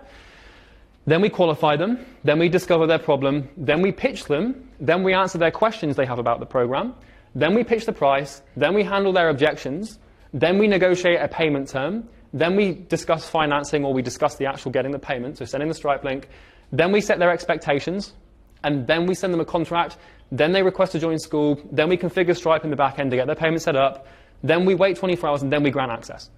So this is the conversion system. Now, once again, by being able to first principle every single step someone goes through to become a client here, or to actually close from an appointment to a sale, is very important. Because now, if there's ever a problem with if I have a problem where one day I wake up and in the last week I made half the sales I usually would make, all I have to do is look at this diagram. And then each little section will have a metric. Although they don't all have metrics, because you're not going to measure the Stripe configuration. Like, operations manager, did you manage to set that up? Maybe you would, I don't know. But it becomes very apparent very quickly what the problem is. And this is how you have to think if you want to just go out of nowhere. So that's that. Now, once we've done this, we've got the client. This is the bit that everyone wants to get, right? Okay, we've all got the clients, blah, blah, blah, fantastic. So now it becomes about value delivery. Okay, I'm just going to zoom out a little bit here. So now it becomes about value delivery, because now we have to convert. So, okay, I'll recap. So we've gone, so far, from raw attention, which is just defined as the 5 senses being put onto our business in some way, shape, or form. We've gone from raw attention all the way through this pipeline to actually having cash in the bank and having commitment from a client to pay future payments. Yep? I'm just curious why you wait 24 hours to grant them access. Because you have to let the emotion settle. If you give someone access to your program immediately after they've signed, if their expectations of the program are in any way, shape, or form misset, you've got someone on such an emotional high after they've bought that they need to sleep on that emotion to become a little bit more rational. Because if they join the program on that emotional high, and it doesn't quite, if they come in the community, someone's like, I haven't booked an appointment today, then they're so much more emotionally vulnerable. And then they're going to be like, I want a refund, it's not going to work. But if they sleep on it, they never, ever dispute or ask for anything different, ever. So we've gone from raw value, and we've throughputed this through the whole system to a close. Yip-de-doo. Now the hard part starts, which is actually delivering results and getting value into these people's lives. So how do we do this? Well, once again, yours truly, I've defined it. So we start with the intro video in the program. This is where someone joins the program, they get access to the course, and the first thing they do is they see the thing that says, click here, watch here, this is where you have to start. And this sets their expectations. This is a very, very important video, because this sets the conditions for their entire journey through the rest of the pipeline. So if you fuck this up, you've bottlenecked the value delivery process. If you don't have this, you've bottlenecked the value delivery process. It has to be succinct. Then we get them to do an introduction post in the community. And then they have to go through something called Acquisition Genesis, which is basically the module we have at the beginning that nearly killed me to make, that explains how client acquisition actually works. Because we help people with client acquisition, that's what we do. In case you can't tell, right? So they go through this first. Then they go through Sales Transcendence, which is our mindset module. Now, once they get to this point, we once again have this weird little thing where it's like there's other things they can do. So usually what's going to happen is someone's going to either go into outbound systems, which is basically using our cold outreach methods to get clients, or they're going to go into something called Consulting Nirvana. So Consulting Nirvana is the module that I made recently. This is what ironically, this module here that I'm teaching you guys is designed to be in Consulting Nirvana, which is why I've been making it at the moment. It's taking me 4 months. But they can go into Consulting Nirvana, which explains how to structure a course, how to build a course. God, this sounds like a pitch, so I'm going to shut up. But you get the point. So if they go through that, then they'll build their program, they'll launch their program, they'll come back to the outbound or the sales systems. So they start with the outbound systems, usually, like they want to get cold appointments. Then they build the sales systems, so they know how to convert them. And then usually, a lot of people don't bother because they have so many appointments from here that they don't need them. But some clients will mess around with the inbound systems and then the paid systems. Now, this is the big juicy boy, time. This is the one pipe that people forget in their value delivery process. It's time. Once you've given people, or once I've given people all this stuff here, it can take like 6 to 12 months before they come knocking like, dude, I make like 100 grand a month now. One of our clients, Cindy Lay, started with us making 2 grand a month. She was one of our first clients, so 3 years has elapsed and she's now making 250 grand a month. And it took time. It takes a lot of time. So for some people, it might take a week. Some people, it might take a year. But you need to give it time. And if you don't give it time and you try and like panic and people aren't getting results, I see this all the time where people are like, my clients aren't doing the work, they're not getting results. Well, how long have they been in the program? Oh, like 2 weeks. Bro, like, give it 2 years, man. And then what happens is the last stage of the pipeline is the clients will get their first results. And then from this, they're going to post wins. We're going to get Trustpilot reviews and client interviews. So this is just a little stage in their journey of conversion to cash that ironically feeds back into the thing at the beginning. And then it's just results. So they get more results, more results, more results. And then here's the final pipe is the following. Because this is the final method of restriction that someone could impose on your business. If they trigger the guarantee. Right? So I have this risky guarantee where after 6 months, if someone hasn't got 20 clients, I give them back not only all of their money, but I'm legally obligated to refund them $5,000 as well. So I can go net negative on every client I sign. I never have, because it works, because we build shit that's pretty fucking incredible. But this is the final stage in the pipeline. So if someone doesn't get results, all of this is for nothing, because they can trigger the guarantee, and the value is going to be cut off, and it's kind of like putting a Hoover at the top of the pipe, and the value is going to be sucked out, and it's all gone. It's all for nothing. Alternatively, another method of value here is a mastermind upsell or renewal. So we do yearly billing where people renew every year. And so if we get them enough results and build enough rapport with them, they'll join the mastermind, which is not beginning yet, but we're going to start one next year. They'll renew and they won't trigger the guarantee. And when this happens, we make some f***ing money. And that's the system. That's everything you need to have in tow to get to $1 million a month. I can't attest or tell you if it works at a bigger level than that, because like I said, I haven't done it, but I've got a pretty strong inkling it does. If my theory of just increasing volume is sound, then that should in theory make sense. Because when you have all of these numbers should, in theory, hold KPI regardless of how much volume goes through them. Now, they might not. Wait, I missed something. You guys will notice this little diagram here. So this is the reinvestment flywheel. Because if you've done this once, you're going to want to do it like 10 million times. So you take the money that you've made, and then you put it back in to Brian Moncada's brain, and you get more value to flow. And then you do it again, and again, and again, and again, and again, and before you know it, in 5 years, you've made like 50 million. And then a crash comes along, and you made $1 billion.